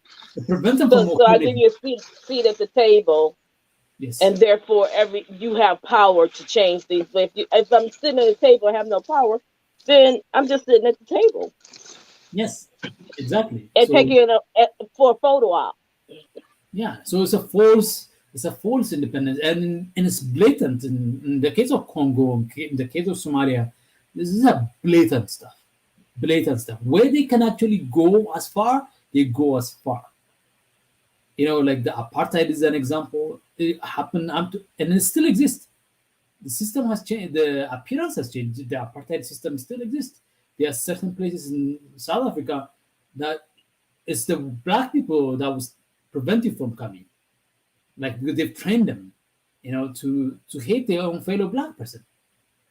So that kind of problem is consistent and it exists everywhere. I think there's quite a lot of things that we can cover, but the education I want to leave everyone here with, that you just need to know that you can know this, not just know, but have insight about the things that you know, and make wise decisions about your life and the choices that you make in your life, be it the job that you do, the books that you read, or the life that you want to pursue in your life. All these things, you have the power to make the decision. Yes, you might not have the power to mobilize resources to change and transform the world, but they have, within the limit of that power, there's a lot of power that exists that they don't have. Like a lot of the world is still not occupied by this power. So a lot of the space out there is still open. So you can exploit those opportunities, those openings. So if they can't stop you from Googling the heck out of whatever information that's out there. And they can't stop you from going into a library somewhere in the Western world and reading exactly the true nature of slavery, the true nature of white supremacy is documented there. They haven't stopped people from seeing those things. They're still available. So there's a whole sort of things that are within our disposal. So knowledge and education, and it is power, because you can take that power, you can empower yourself with it.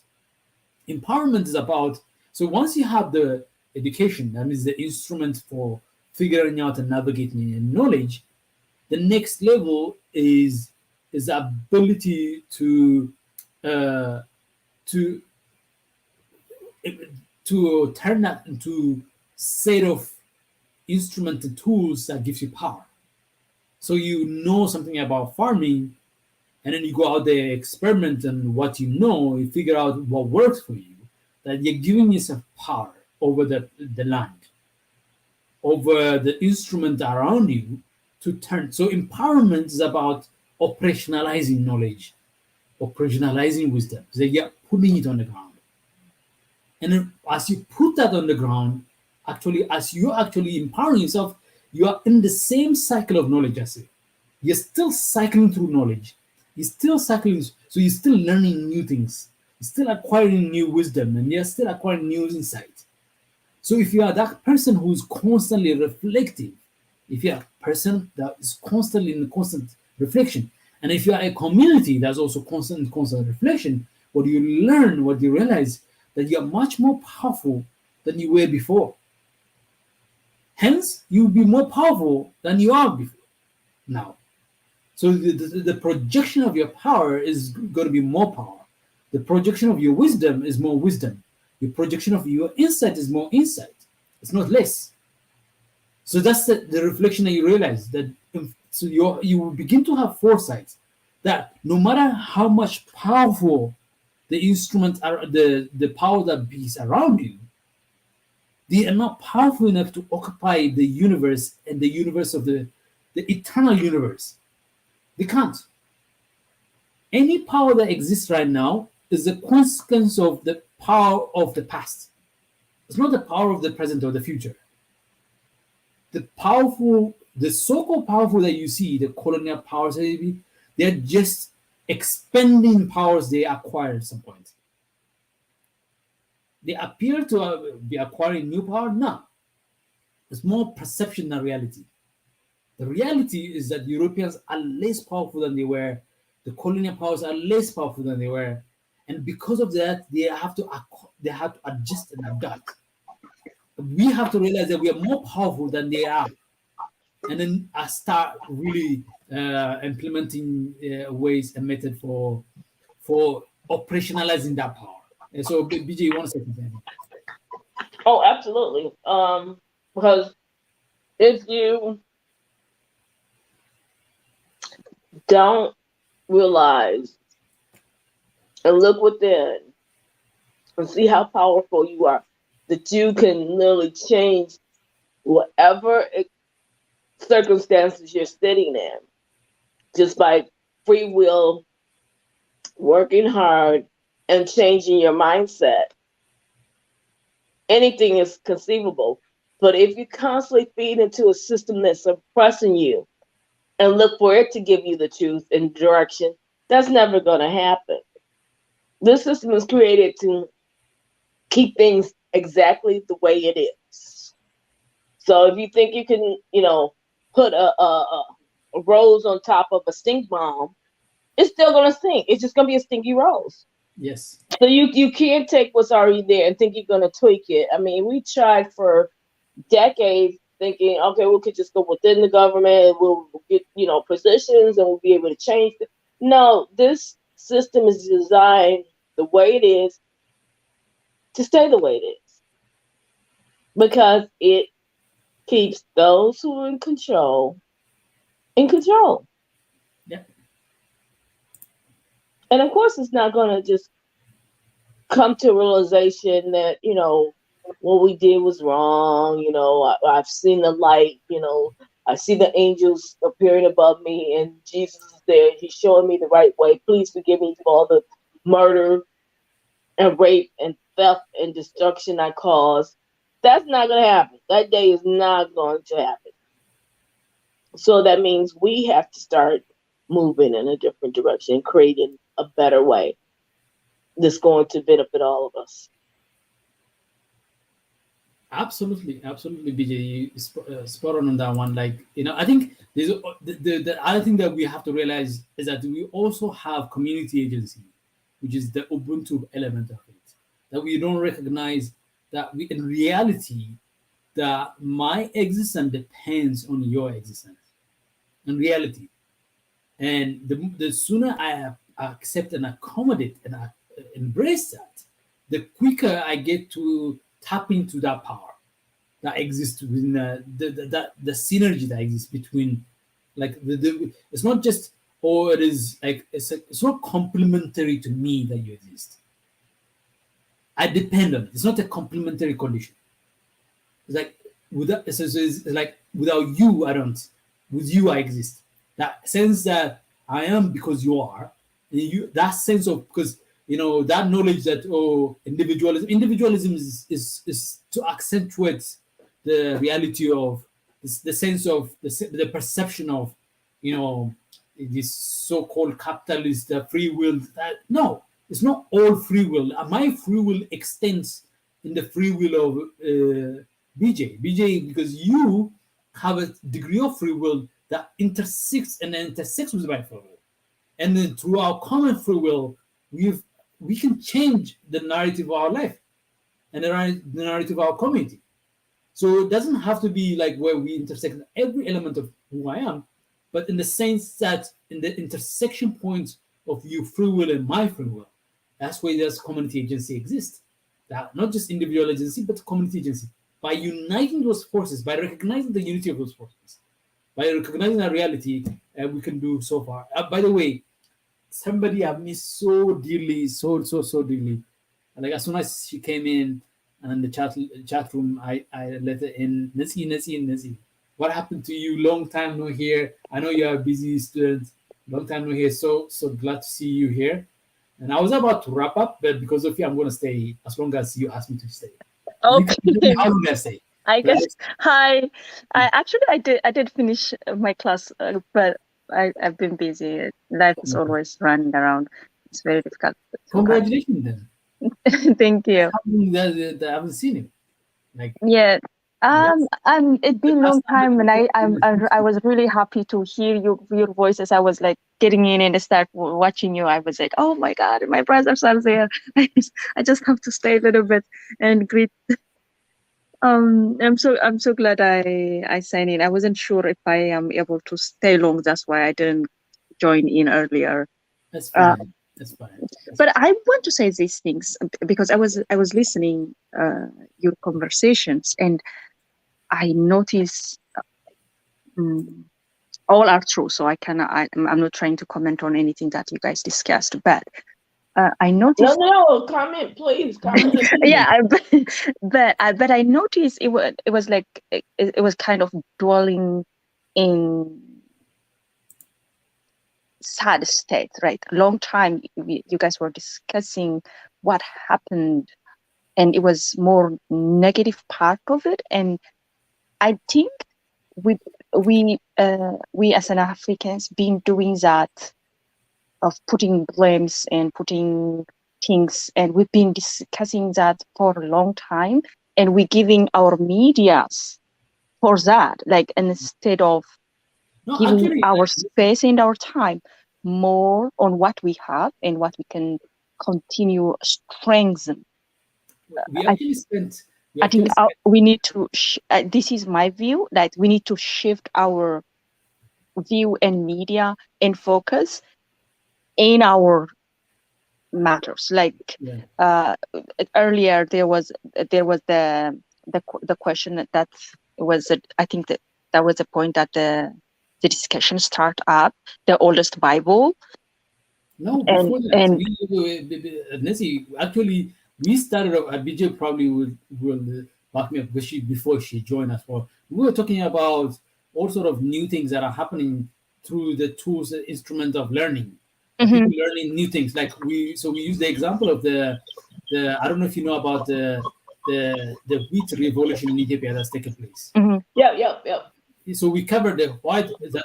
That's power that we tap. Ethiopia is made up of many smallholder farmers, tiny farms, and it was hard to mechanize something like that because it just doesn't make economic sense to mechanize that.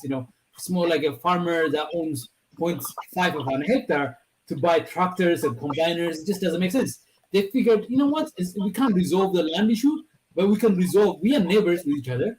So let's just combine all our lands and farm this rain, be able to rent tractors, be able to buy, things in scale, and be able to irrigate. And so hence by 2022, like in 3 years time, Ethiopia has, for I think at least a decade after, it's no longer importing wheat. Right, because they retain their land, they retain their resources, but at the same time, like cooperative group economics, the machinery can then take care of all these hectares of land without each individual farmer having to own each piece of equipment that will be so far out of their budget they could never get there. Okay, I understand. Maybe I came at the last part. That's why it kind of. Fine, but what I was trying to say what. No, it gives us an opportunity because the people come in. It's 4 hours, 5 hours by now. So come in at different time, and we understand that. So it gives us. So you gave us an opportunity to remind people if they rewind a little bit to, let's say, to 4.5 hours. Yes, because I was thinking about that when I saw that picture, and I was thinking if we were maybe you guys already covered it. Maybe I came late of education system African wide, right? So we can if you already discussed it, I don't want to repeat it again. But the way go ahead. Oh, okay. The way I'm looking at it is this. Most of the time when I see people, me too, I'm also in blame, we kind of tend to sit and to sit on the negative part of it, and that's kind of a depressing state. Always constantly noticing out what is being done wrong, because it's continuous. It's not like it happened and it passed. You can see it in your lifetime too, and you keep continually pointing out those wrong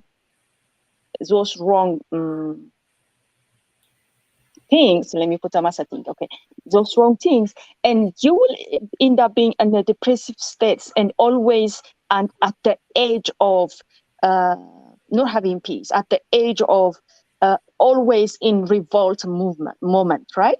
And instead of that, I think if we say, okay, what have we had? Because history, you guys were pointing out major things that Africa have also. So if we, instead of keep focusing on negative part, what's been done negatively, and continue being doing, because you guys were mentioning the royal visits and everything, right? Continue for a purpose, for their own intention. Of course, they're gonna do it for their own intention. But if we say, okay, what can we do for our purpose? Okay, how I can glow. The amazing things that I notice, the power of media, that the little thing that somebody did, they just magnified. And there is a young man in Africa, last time you guys were showing it also, who made the TV was working without electricity. Yeah. You see, that's what we want to magnify. No, because what do you do to the fact that the oppressive system does exist? It's not the past. Belgium's oppressive system that they established in the Congo, they haven't really completely dismantled it. The same thing, and French do the same thing. Can we ignore that? No, we cannot ignore it. I'm not saying we should ignore it. I'm saying they already using their own media to magnify what they are doing, and we are talking of what they're doing. For me, it seems and it looks like we are kind of opposing it, but no, we actually magnifying what they are doing. And people at the end is going to say, oh, it's too much. They've been doing it this long. And because everybody's not going to go and read and see and stand to challenge. Everyone want to do their own kind of their daily life. So they want to get it easily, right? They don't want to be pushed down too much. But if our media... I actually agree, Nancy. Like, there's a point beyond which it becomes debilitating. When you're in a depressive state, you don't want to do anything. Like, we all get depressed at some point, right?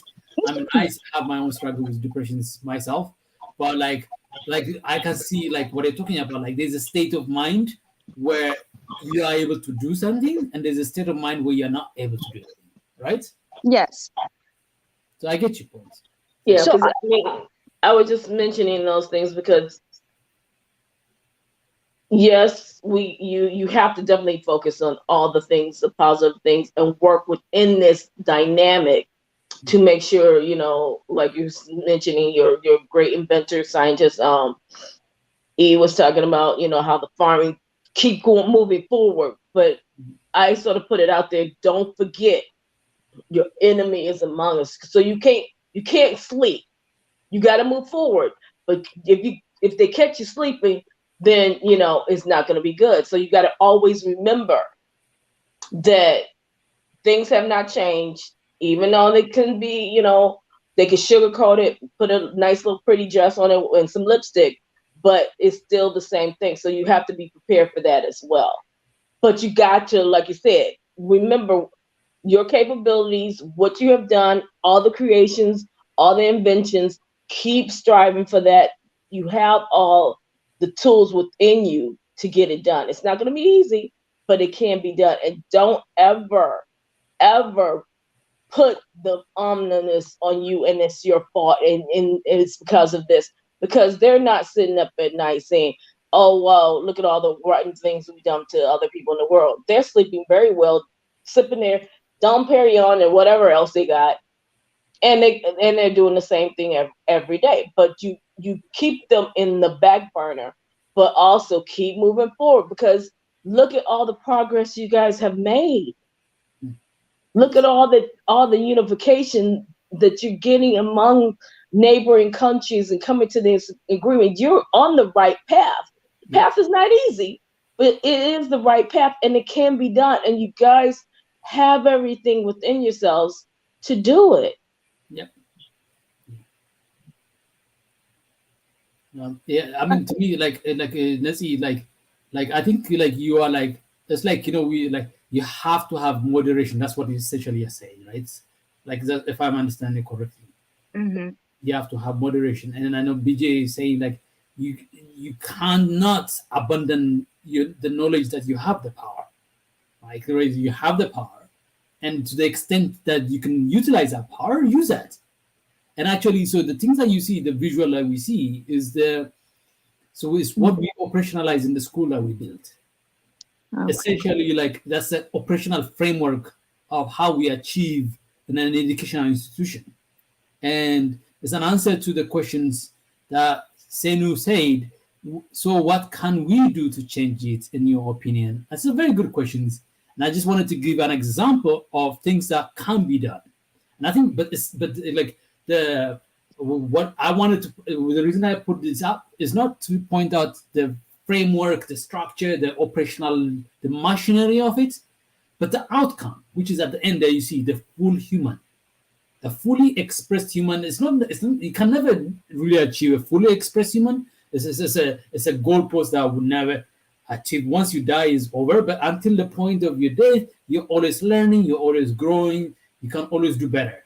Doesn't matter whether you are a 90-year-old person. Earlier we saw, like BJ, you remember the video that we saw of that old lady from Kenya, who still make an impact in the world that we live in.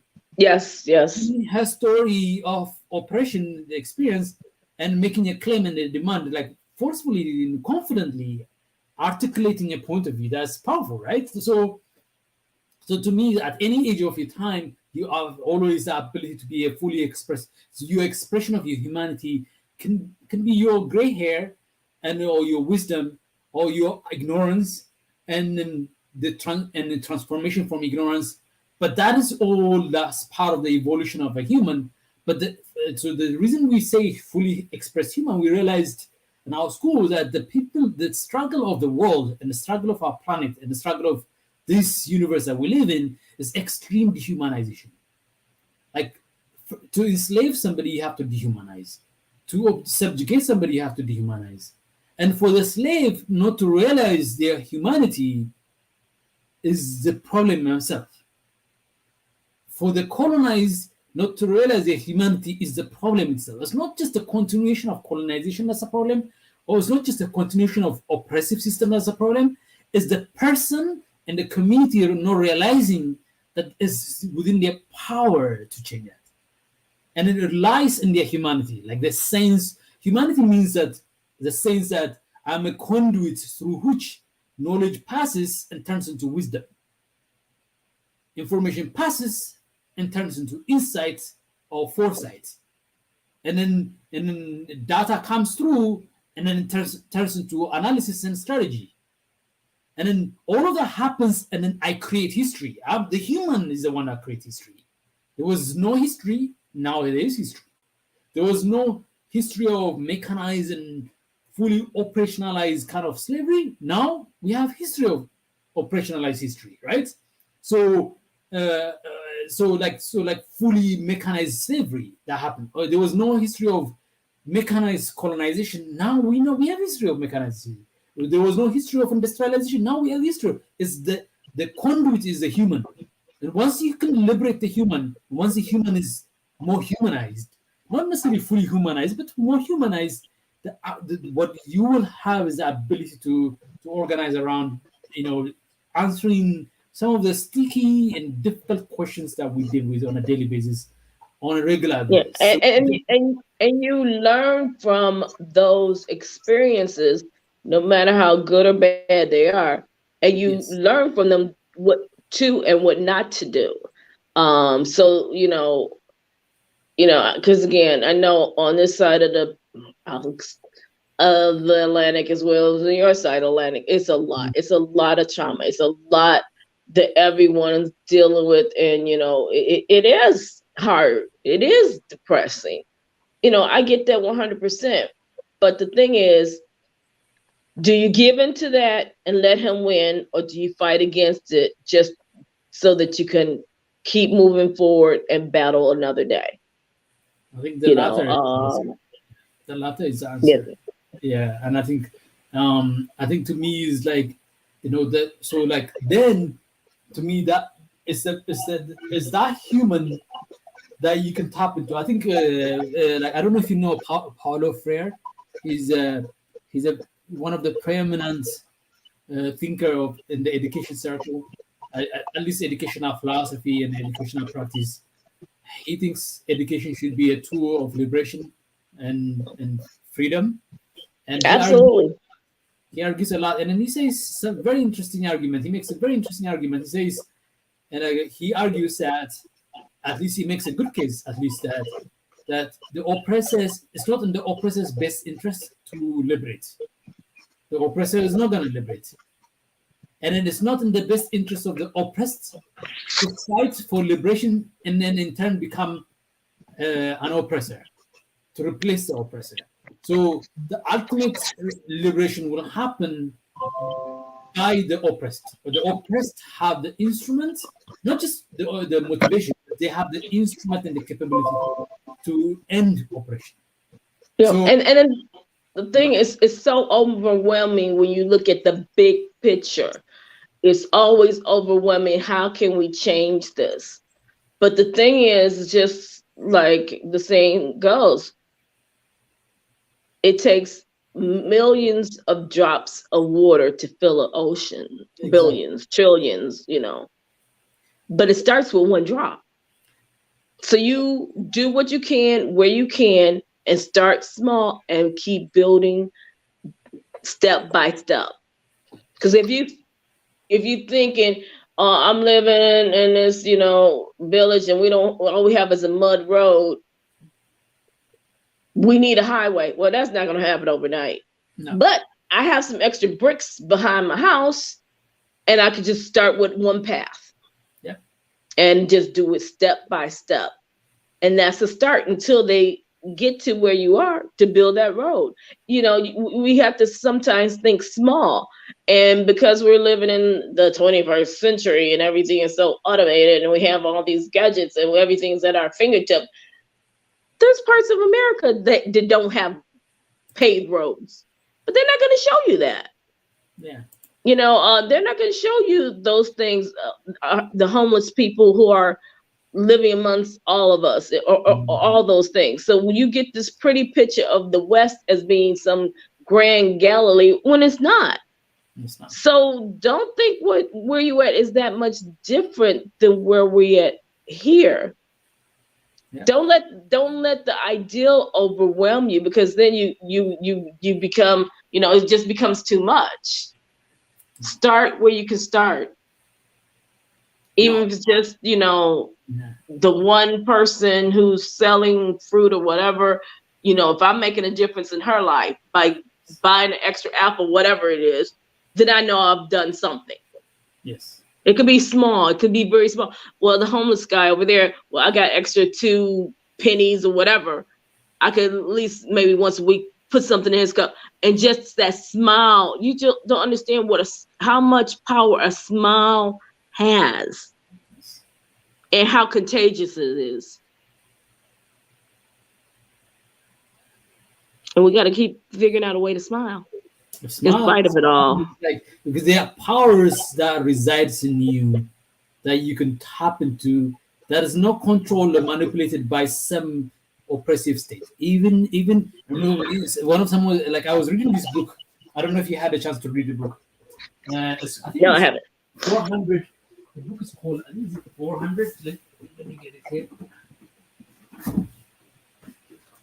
It's an incredible book that people should have an opportunity to read. Okay, the name again? I'll show it to you. It's called.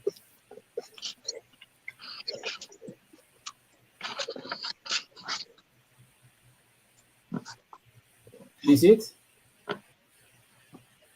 It's called Oh, okay, 400 Souls. Yeah. by sorry, I'm trying to remember. K-E-N-D. Ibram X Kendi and then Keisha and Blaine. So they edited it. Okay. So Okay. but it's not necessarily their story. What they did is what the fascinating thing they did is actually look at poems and stories written over the course of the 400 years of slavery and subjugations. And as you read through, even in the midst of like really painful stuff, people were coming up with creative, innovative stuff. Yeah, because if you just look at our story, in the midst of all that, some of the greatest inventions, yes, the things that spearheaded the industrial revolutions were created by enslaved people. Yeah. So see, that's the thing. I think we're now, and because of everything that's gone on, we lost that connection to our past. And and that's why I sort of reiterate it all the time, is because they saw a future in their children and their children's children. And so those stories and the things they had to do all this under an oppressive system, but they knew the end goal was to make sure that their children would be okay. Somehow we sort of lost that connection and lost that knowledge. And it's harder for us now to see how can we do it?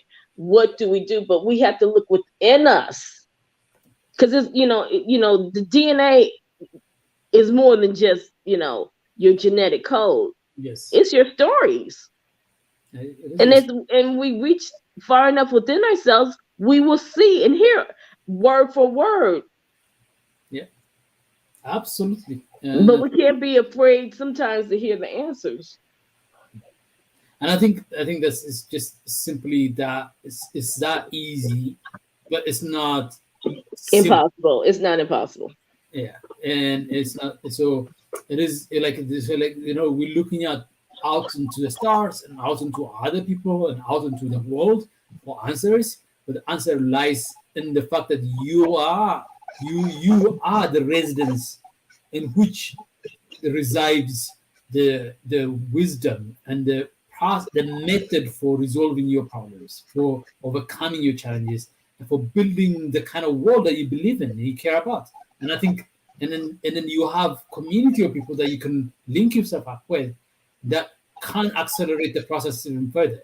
So you is within your power to do at least to pave the road just in front of your house or your home, but it's also much more compelling when you can get your neighbor to agree with you, who shares the same problem as you're sharing, the lack of road, or the lack of care, or the lack of good food, or the lack of good education. So and the beauty that they have is they do have you guys from Ethiopia, because me being here, my thought process, of course, is different because my experience is different. But you guys have a different way of thinking about things that we cannot, fully comprehend. So if they reach out to you, they can say, "Oh, I never thought about it that way. Oh, I really shouldn't have a fear about this. Oh, you're right." So sometimes you just have to reach out and try to connect someone who's maybe has a different perspective, which can clear things up. Yes. With the things that you may be dealing with. Absolutely. I think this is thank you, PJ. I really appreciate you coming in and really enriching my channel. I didn't really have a specific topic like I wanted to cover. I just didn't want to cover a well-prepared topic. I just wanted to ask the question and see where the answer will lead. And then over the course of the conversation we've had from Biggie Reach and you, and let's see everybody, and even Senu on the platform. Thank you, every one of you. Thank you so much for making this conversation a very enriching one. And hopefully those of you who end up watching this later on and watching it over and over again, hopefully you get something that gives a sense, or that empowers you, that makes you feel like you can go out there and pursue something that gives you power, more freedom, and more mobility in your life. And then any education for that matter, like it could be in the classroom and a lesson and an organized fashion. Even education that happens in your neighborhoods, in your community, and in any platform, in any method, just be on the lookout for those things, and then just learn quickly, and then just be completely just liberate yourself, free yourself from the need to have to. You don't have to resolve all the world problems. It's not your burden, right? So before I go, BJ, do you have any last words you want to share? I just want to say thank you for allowing me to be on your platform. Your topics were, inspiring. I'm always learning something new, and I'm always seeing a connection. And my thing is, always seeing how one thing connects, and is it generating the same results? So if that's the case, then I know there's a system behind that. And then that you have to figure out a way to navigate it in order to create the world that you want to see. Or if you like what is going on, then continue to participate it, but don't be surprised by the results. Yes. So I definitely appreciate all you guys, and hopefully I've said something that can be of use. Oh, you've said incredible, many, because I think it's important that we recognize that people don't understand and appreciate the depth of pain and sorrow and hopelessness that the nature of slavery has done to African Americans and to the Caribbeans and all those Africans who have been forcefully migrated, and then the generational trauma that has resulted. It's very easy to underestimate because we can be academic about it, but the people who live in those experiences and the trauma through which they still measure their life and live their life, it's not an easy thing to just and the simple of isolation and disconnection. Yes. So those isolation, that disconnect, those things are powerful. They make a difference, and so it's important that we keep that in our mind. But at the same time, there's hope and possibility. Yeah, and again, just to learn from our experiences, just learn from us, and don't copy paste and repeat. Yes, don't copy paste and repeat, and just learn, and then learn that the decision that was made at some point in some time in some past didn't end up in an outcome that benefited a lot of people. So realize that that's not the decision I want to make now. I want to make a better decision right now. So one of the central point of our discussion was this occasion that is taking place in Ethiopia right now, and so it was very useful and helpful. I'm sharing the video a little bit again so that people can actually experience it a little bit. Just bear with me, and then after that, we just keep on that path. Keep on that path. Conversation is just my computer is a very old computer. All computers are old computers. Always, they all take forever. All computers I refuse to change my computer because that's me refusing. So, anyways, this is a video of you see the landscape of these parcels. That's how divided the land is. It's not occupied by one big farmer, but they organize them in such a way that this is let's do they came up with the name. It's a very strange new name. They call it Kutaber or Kutatagab, or I don't know. It's just I don't even understand the Amharic of it, but essentially translates to your land is next to my land. Let's put it together, kind of thing. Wow. So this is not in the rainy season. In the rainy season, this is a picture of Ethiopia in the rainy season, but in the dry season, it will probably be like kind of brownish looking because it's just dry. But they're actually using irrigation and that kind of thing. You see the landscape, the mountain in the background, and so you will also see very soon. You will see the villages in the background that live nearby the lands. So that if you have had the opportunity to travel to Ethiopia, these are familiar views, but not this particular farm style. But this landscape is pretty much, you see the land, those trees you see in the corner, that's where a lot of the villages are, those farmers living nearby with their small plot of land and that kind of things. So that's what they organize. Even the road is not paved, it's just a dirt road that still exists. And this is a result of intense work they've been doing for the past few years now.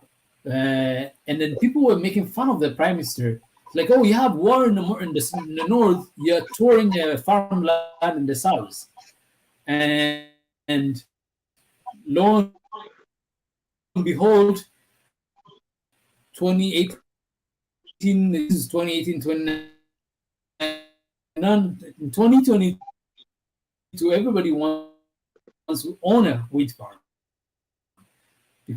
And see, that's what you got to have people with vision, long-term vision. In Ukraine,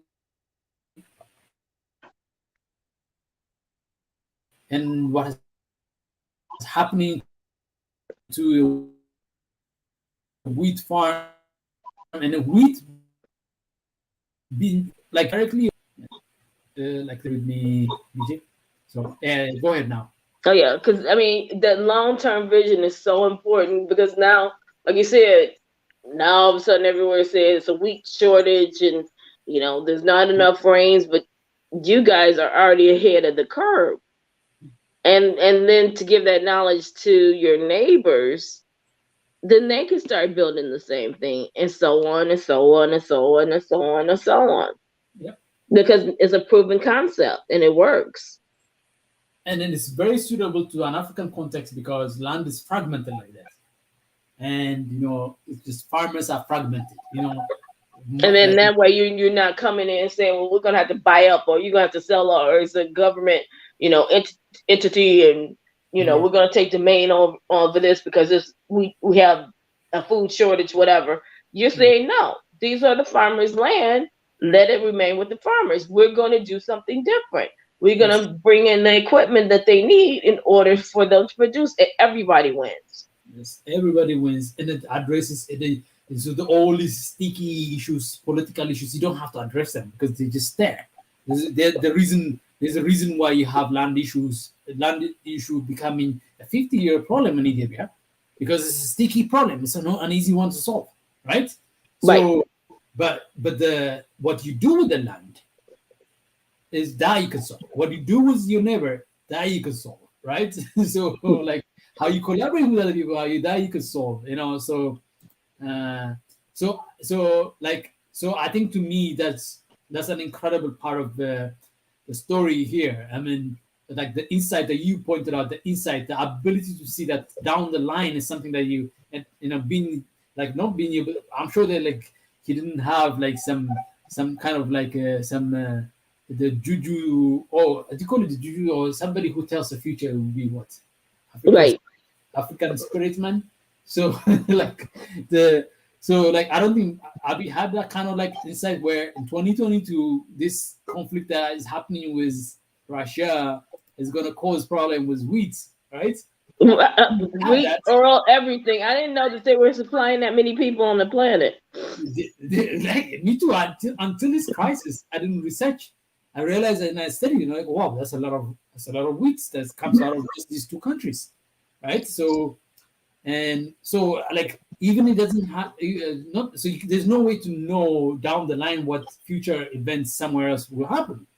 But you can have an insight in terms of if I work on my own power, tap into my own power. Yeah, and the thing is that it doesn't matter if it's not going to a world market. You can sell within the continent. Yep. Exactly. So if they decide to go back to Russia and get their wheat, well, you know what? Somalia needs some wheat. Let's see what we can work out a deal with them. Yes. You know, Botswana needs some. Let's see if we can work out a deal with them. Yeah. And I think like the number is so staggering. By the way, the number is staggering. The amount of need out there in Africa, because like bread is like bread is such a basic thing, right? But we say when the word basic, it makes it light. The word basic makes it like a light thing, right? Until we really essential. Get where all we need is that basic, we don't know it, right? But it's so essential. It's just the word is essential. So, and wheat is a key component of that production, right? So, and Africa suffers the biggest right now because of that. And this initiative is not just in Ethiopia. Actually, Zimbabwe is doing its own version of, like its own innovation on this one as well. And I said there's also a lesson to be learned. And I think there's a lot of other lessons to be learned in other countries, in other African continents, like also other part of continent, in different areas of field of knowledge, from technology to agriculture and in between into finance. So yeah, Nancy, you're back. I know you had to step out. So. Yeah, I'm sorry, guys. I had to leave. It's okay. Oh, no worries. We're about to wrap up, and then I was just wrapping up with what we started at the beginning, somewhere when Biggie joined us. So we just shared a little bit of a visual spectre of what is transpiring in the wheat farms, and there was a video I shared earlier, a speech by the African Development Bank president. He gave a speech at not in Ethiopia, but he gave a speech for the G7 countries attending in Germany, and he was just ecstatic about what has transpired in Ethiopia about the wheat farms. And he was crazy. Like, oh my God, you guys, you gotta watch this. You gotta watch this. I'm so astonished by it because their role was important in the process. The African Development Bank was a key part of the process. Wow. Yeah. So, and then he's a very close friend of the Prime Minister as well. So he has everything to brag about it because he's invested. He's putting all his eggs on Ethiopia succeeding. And then Ethiopia being at war in the north is not helping, So the specter, the image, the contradiction is what is right now is taking place in Ethiopia right now. Hopefully, we'll find a way to really find lasting peace in the north, and that will make such results, such success, become even more meaningful. Yeah, I think this is what I was trying to point out earlier, that bringing out our success in discussing it, whether it's education level or like economy. Yes. Yeah, even yesterday, I think, is it yesterday or the day before yesterday? I think I was talking to someone live, and they were discussing about these African businesses.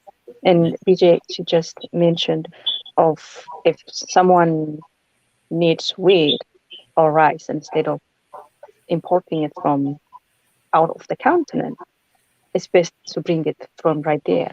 Yeah. It benefits both. One is you don't have to worry about transportation that much because it's your neighbor. And second is that the benefit will be staying on the continent. Yeah. And the money will rotate within in the continent. Yes. And also, when they send you weeds or something, it's always dead. They make sure that you don't. You cannot plant it. Yeah, you cannot plant it. They make sure that. So you don't have to worry those things because you have it right there next to you. And our continent, it's already rich. It's already have its own amazing resource in different parts of the continent. So when you want oil, you go from whether it's west And when you want diamond, you go south, or when you want farm, you go somewhere. Like sharing it on the continent and managing it will be the best way to make rapid change Yes. in the continent. The economic and one of the things I think we need to push on is for us to have our own continental money, continental bank. Like there is a Swiss what is it, a Swiss bank or something that all banks are together, right? Now I guess Russia get out of it and because of the war and some those things. I think an Africans for us as an Africans, we should have our own. So we don't have to worry about whether it is dollar, whether it is euro or whatever it is. We don't mind because we have our own banks, because we are our own balances your own system. universal currency. Yeah, so we share that economy. Yeah. So if we are able to push those things, and I was reading about some university in Tanzania. What was the name? That they have these big universities. So we do our education system from East Africa, West Africa, South Africa, and the history begins where Africa was. And instead of us bringing books or only using the ones that were available for us for a while, but now we know better, right? So we can bring out those old book, 800 years book, something old years book, and use it, because our mathematics, our alphabets, our astronomy actually are very strong. So we actually can use those to help out the continent, to bring back where we were. Actually, it's not like I think that's something that we need to actually talk more about it. We need to work about it, bring and appreciate what about it, and giving our media, our energy, our power in it. That will help us to go forward strong, because at the end we are. Come on, the only this is how I see it. The only way we survive this brutal journey as a people is because we are stronger. Like that's in us. It's built in us. That's who we are. Whether we go low or we go high, we do it because that's who we are. We make it happen. And now if we have this access, whether it's the technology or the indigenous knowledges that we can bring out, I think that's where we can focus more. And the success that we see in Ethiopia, or besides the war, besides the struggle, or the other points that Africans are standing and working on, I think it will be great in our generation. It's not even in the future. Like while we are alive, we can see it happen. Continents that stand up for her people, that stand up and breed. Thank you. I don't want to talk more, but thank you for staying a little bit long, just because I to you guys. Go ahead. Hold on. As you are talking, I remembered something that I learned about, so instead of like putting it for another show, I'm gonna just share this one, okay, and then it's gonna blow your mind. And this was a BBC report. It's not even Ethiopians don't go bragging about it. It's not about bragging purpose, but it was a BBC report. And then this is a technique. It's a mathematical technique. The way computers are designed in the world right now. So the way you are learned about mathematics, 1+1, and how to add and how to subtract and how to divide, that method is not how the computers are processed. Computers process it in a way this ancient Ethiopian mathematics used to do it. I want to share that video with you guys, if you don't mind, and watch it together. Is that okay? Yeah. Okay. Just give me a second. My computer is old, so it's gonna be a little bit shaky. But just They're all old. No matter, you get a brand new one that's just as slow as the old one. BC4's A Night of Numbers begins now with a short film exploring the Ethiopian system of multiplication, a bizarre system that ignores some numbers and dismisses others as unlucky.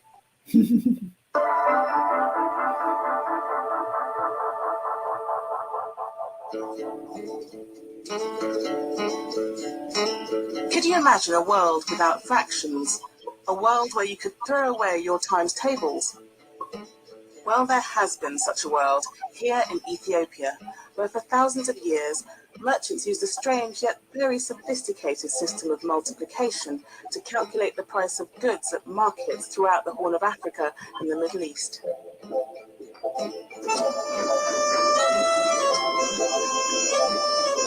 Today, the price of Ethiopian coffee is calculated on cash registers. But where we in the West rely on modern technology, thousands of years ago, traders made their calculations with pebbles.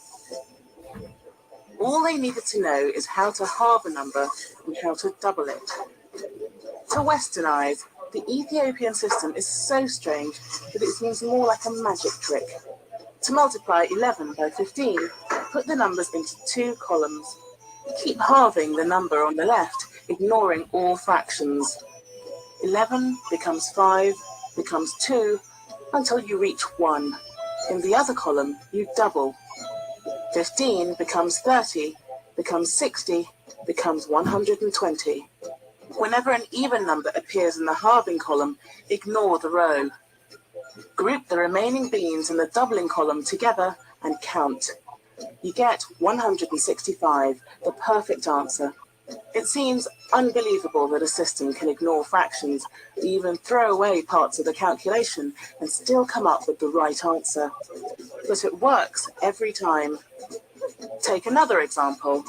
When we multiply 31 by 25 using long multiplication, we multiply 31 first by 5 and then by 20, and add the results together. In Ethiopia, instead of multiplying by 5 and 20, they were effectively multiplying by 1, 8, and 16, just a different way to arrive at the number 25. By doubling a number, you're just multiplying by powers of 2. In our right-hand column, the number 31 has been multiplied by 1, then 2, then 4, then 8, and finally 16. But all that we need are the numbers that make up 25, that is the 1, the 8, and the 16. And here's the clever bit. By crossing out the even numbers on the left, you're always left with the correct powers of 2 on the right. In this case, the 2 and the 4 disappear, leaving 1, 8, and 16. By breaking the multiplication into powers of 2, the calculation has been converted into base 2 arithmetic. Once the sum has been broken down, all that remains is a simple addition. It's a system that seems completely foreign to Western eyes, but in fact, we use it thousands of times a day because it's this system that powers today's computers. So there are 3 ways in which this is written. Secondly, can you tell me what Ethiopian gave them the knowledge in order to put in the computer while they got her sitting on the screen? Down into 3 cents. Making calculations as simple as possible, all the inventors of the Ethiopian method wanted to do. The solution they came up with is central to the way we live today. The ways they perform their calculations are almost exactly the same as the working methods of a computer. Amazingly, it seems that centuries before the invention of computers, Ethiopian traders cracked the code that lies behind the modern age. To learn more about numbers, go to the Open University's website. Okay.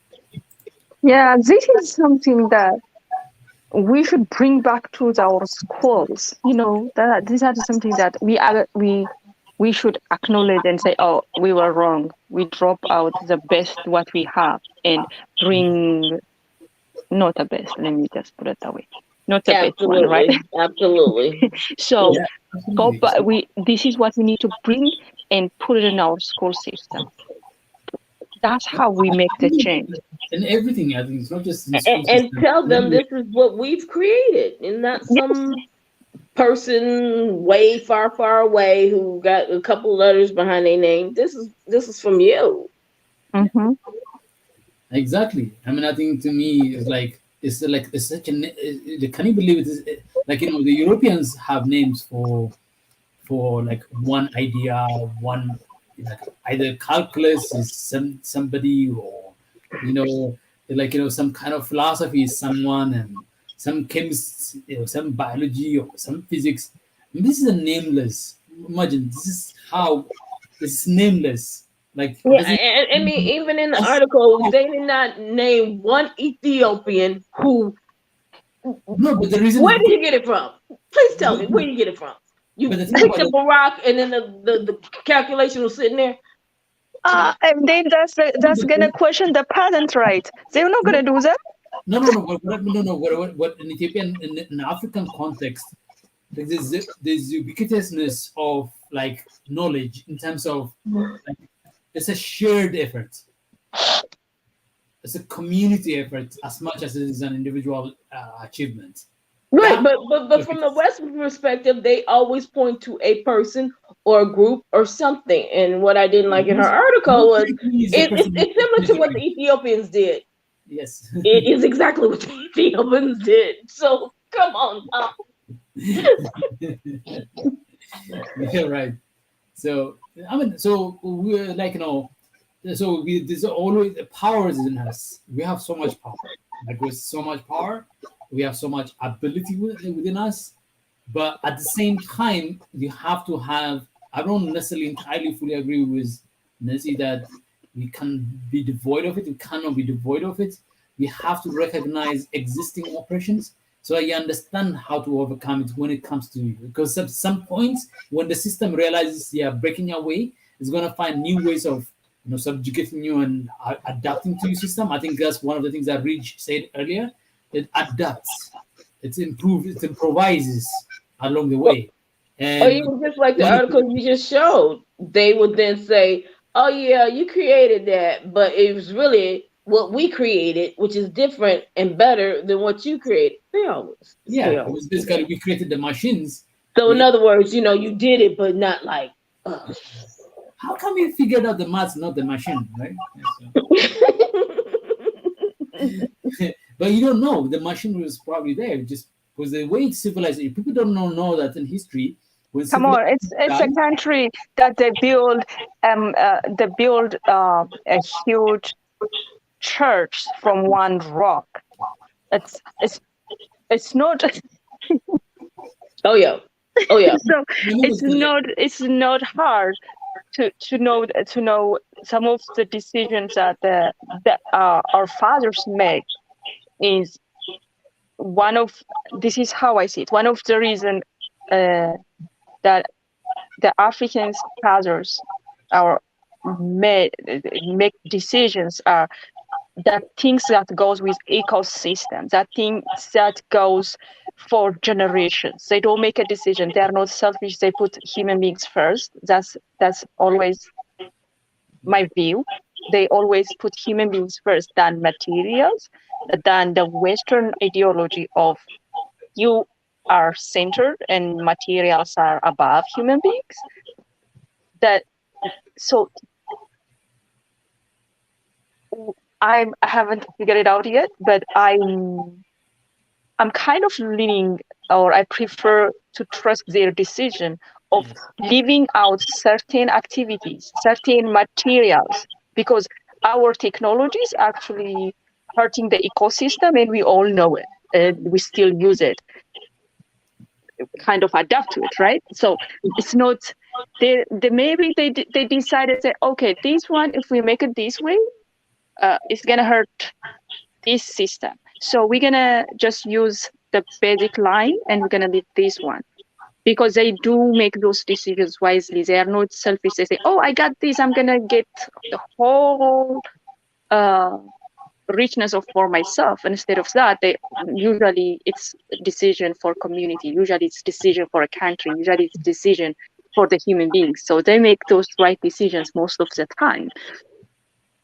So I'm looking at it in a way Not because they didn't have the opportunity, because they did build with from one rock. There's no way that they were not able to make them, but maybe they chose just to community to use it as necessary only, and because anything that is the necessity in your life that's what you need actually, if you want the ecosystem to balance.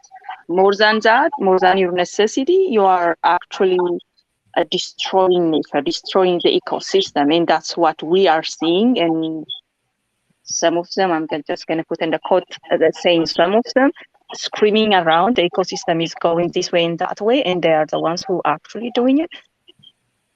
Oh, yeah, and then again, what you're saying, they built it in one rock, but then knowing how the Western mindset is, who's to say they didn't have 15, 16, 17 others that was bigger, better, and more stronger that was standing on its own? No, we're just going to show the picture of the rock, and that's it, because we don't want to show you, Yes.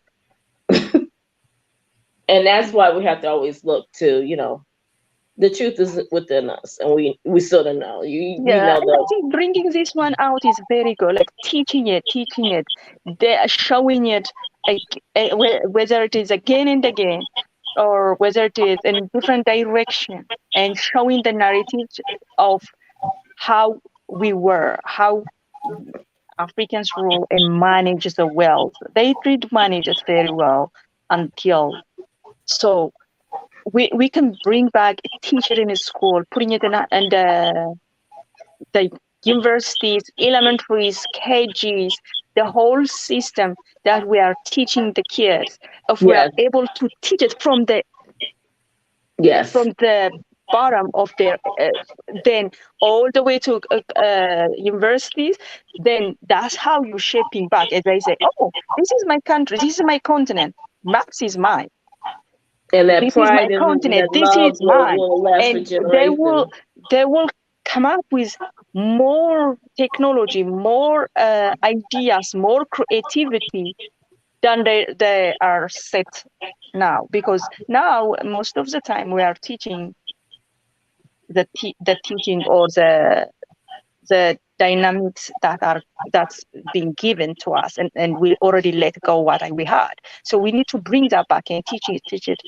And the success we are seeing, the move that we are watching will grow and will happen. Anyway, thank you for letting me in. I'm so happy to talk to you guys. I was so happy to hear your voice, and thank you so much. this is great. I will try my best to join and to. Hey, you're done with school, so now you have the responsibility to get back. Huh? Mm-hmm. The founder. Best of luck at everything. It was nice talking with you. Yes, the same, BJ. Thank you, BJ, and then thank you, Nazi. I appreciate you here. Thank you all for for your attendance, for your participation. Thank you, Sound Bantu, for staying very long. Sound Bantu was probably one of the longest audience in the background, and Sounds Bantu. And hopefully you are from Bantu land, or hopefully you're not pretending to be Bantu. The Bantu are great people too. You have the Zulu, you have the Zimbabwean Empire. You got so many Bantus that are Bantu stories that are like we want to share about. So thank you for being there. Thank you everyone for your participation and attendance. Thank you, Biggie, for helping me carry through the process. I would have ended the program if you were not there at the beginning. So and thank you, Rich, for coming in and then Nancy again. And so thank you all. I really appreciate you. And I look forward to seeing you next week again. And this is a wrap. Thank you. And then we'll say, thank God that we've reached this milestone, and this milestone. And we will pray that God takes us to the next, keeps us moving in the right directions, and with the wisdom and insight we need to succeed and do well.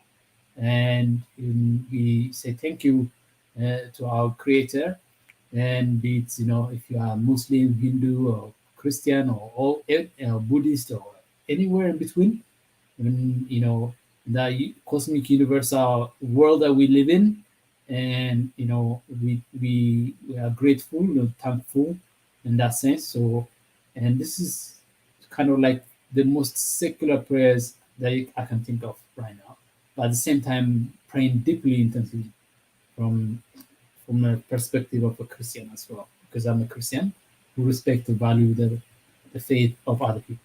Okay, thank you so much. I really appreciate you. Look forward to seeing you in the next education cycle next week, the same time, 9 p.m. East Africa time. Bye.